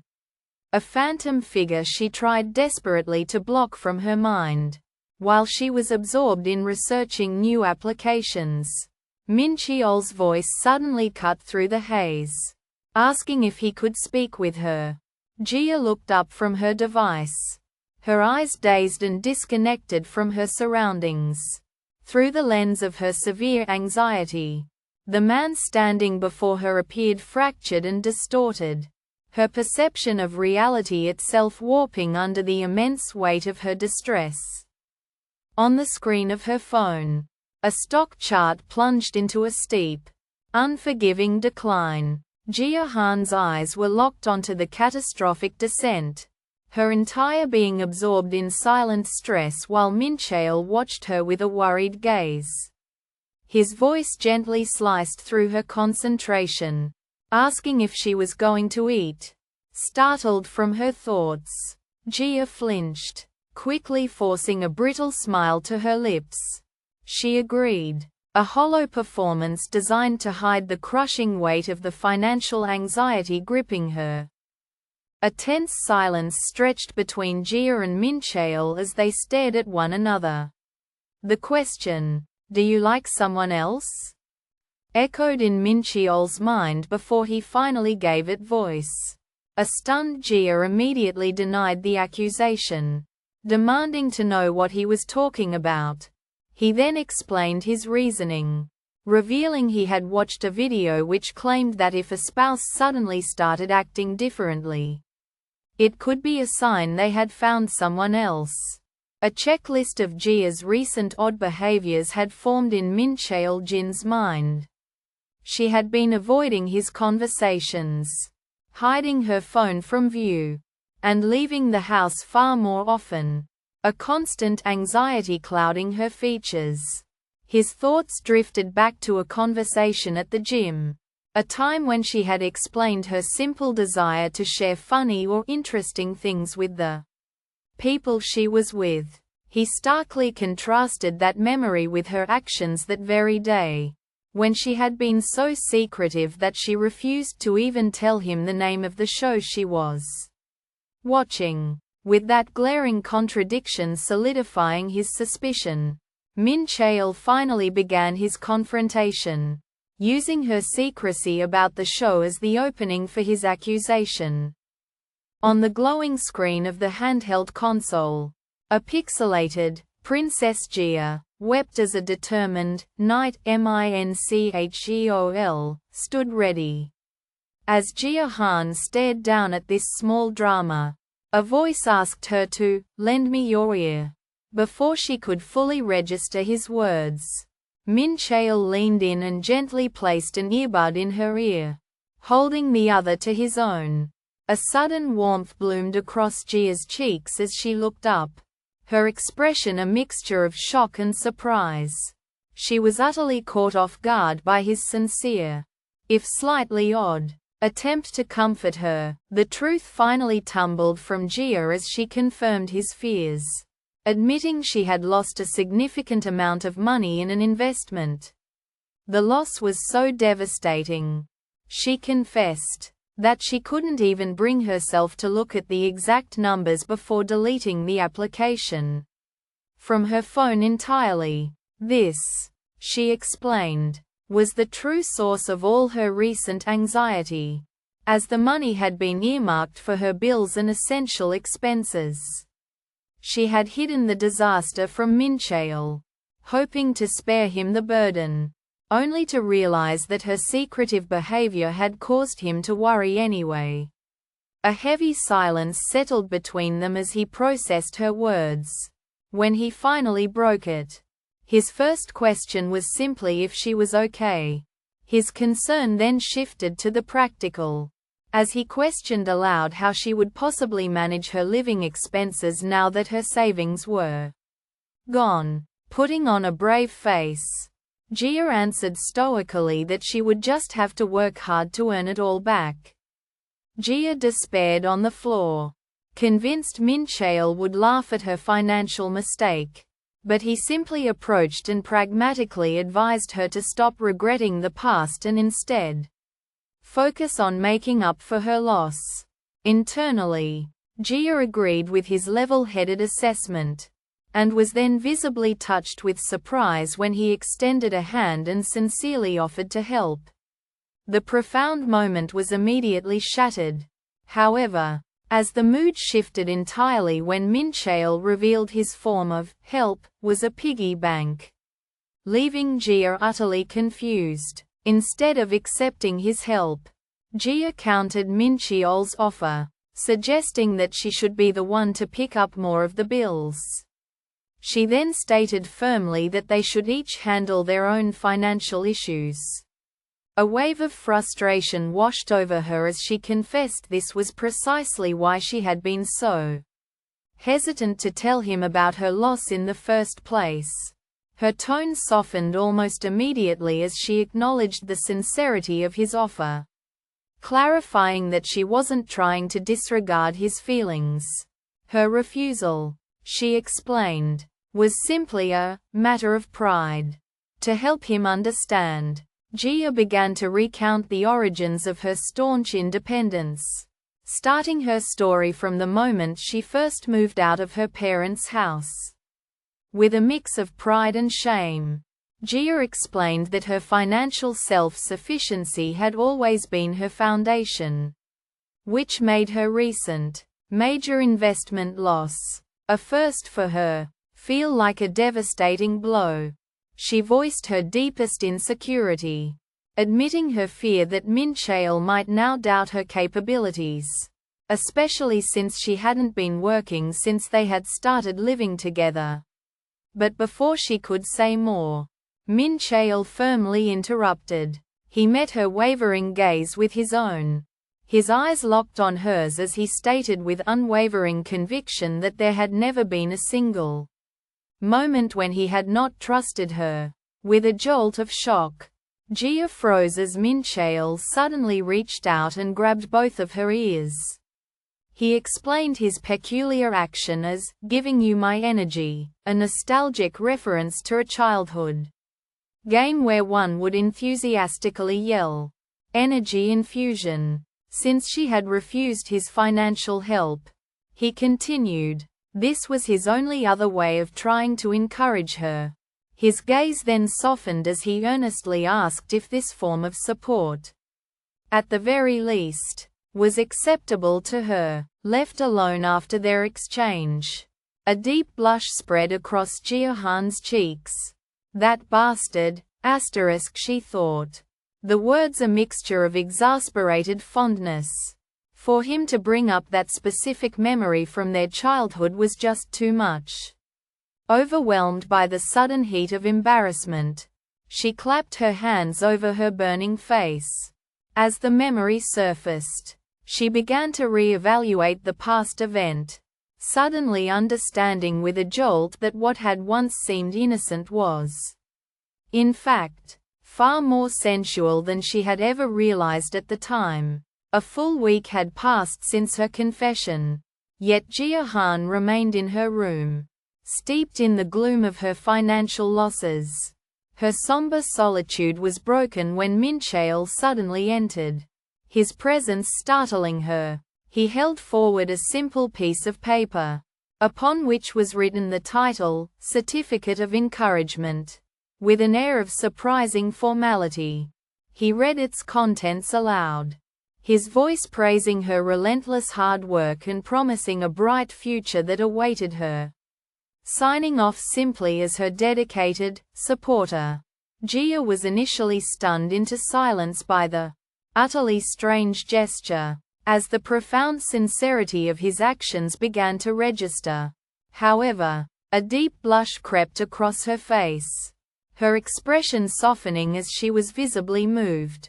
Internally, she acknowledged that while her pride had made it impossible to accept his money, she could not bring herself to refuse this peculiar and deeply heartfelt show of support.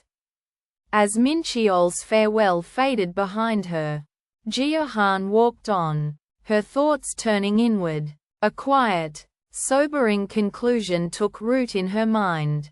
She had simply been too lucky. Her life had been a series of fortunate events. She had gotten into a good school, secured a job, and even her marriage had fallen into place. By 32, these successes had culminated in a decent life, an existence that, in hindsight, felt like a fairy tale. With a heavy sense of resignation, she accepted her current hardship as the inevitable, harsh awakening back into reality.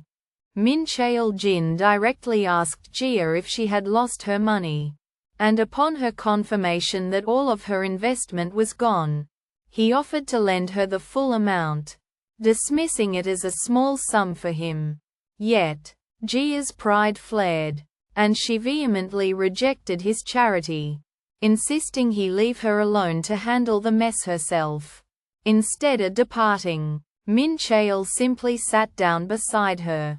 He then presented her with a small, handwritten certificate, a super-duper encouragement award. The quirky honor recognized her for trying her best, and came with a prize of unlimited ice cream, leaving Jia completely stunned by the unexpected and sincere gesture. The old fairy tale began long ago, telling of an honest lumberjack and a heavenly angel who had been stranded on Earth after losing her precious winged robe. Together, they had built a blissful, domestic life, a quiet existence filled with simple joys. That peaceful life, however, was suddenly interrupted when the angel, while cleaning their house, made a startling discovery. She rushed to the lumberjack, her voice filled with excitement, and declared that she had finally found her winged robe. As she held the celestial garment up for him to see, a heavy, unspoken conflict settled between them. hanging on the single question of whether she would now leave him forever to return to the heavens. The angel watched as the lumberjack searched for something, a fond thought crossing her mind that he always missed what was right under his very nose.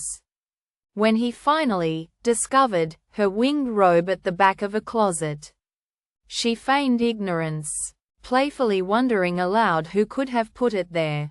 Standing by a lake, she then exclaimed that the water was far too cold, a ready excuse for why she could not use her wings to leave just yet. But as she looked upon him with knowing affection, she held her true secret close.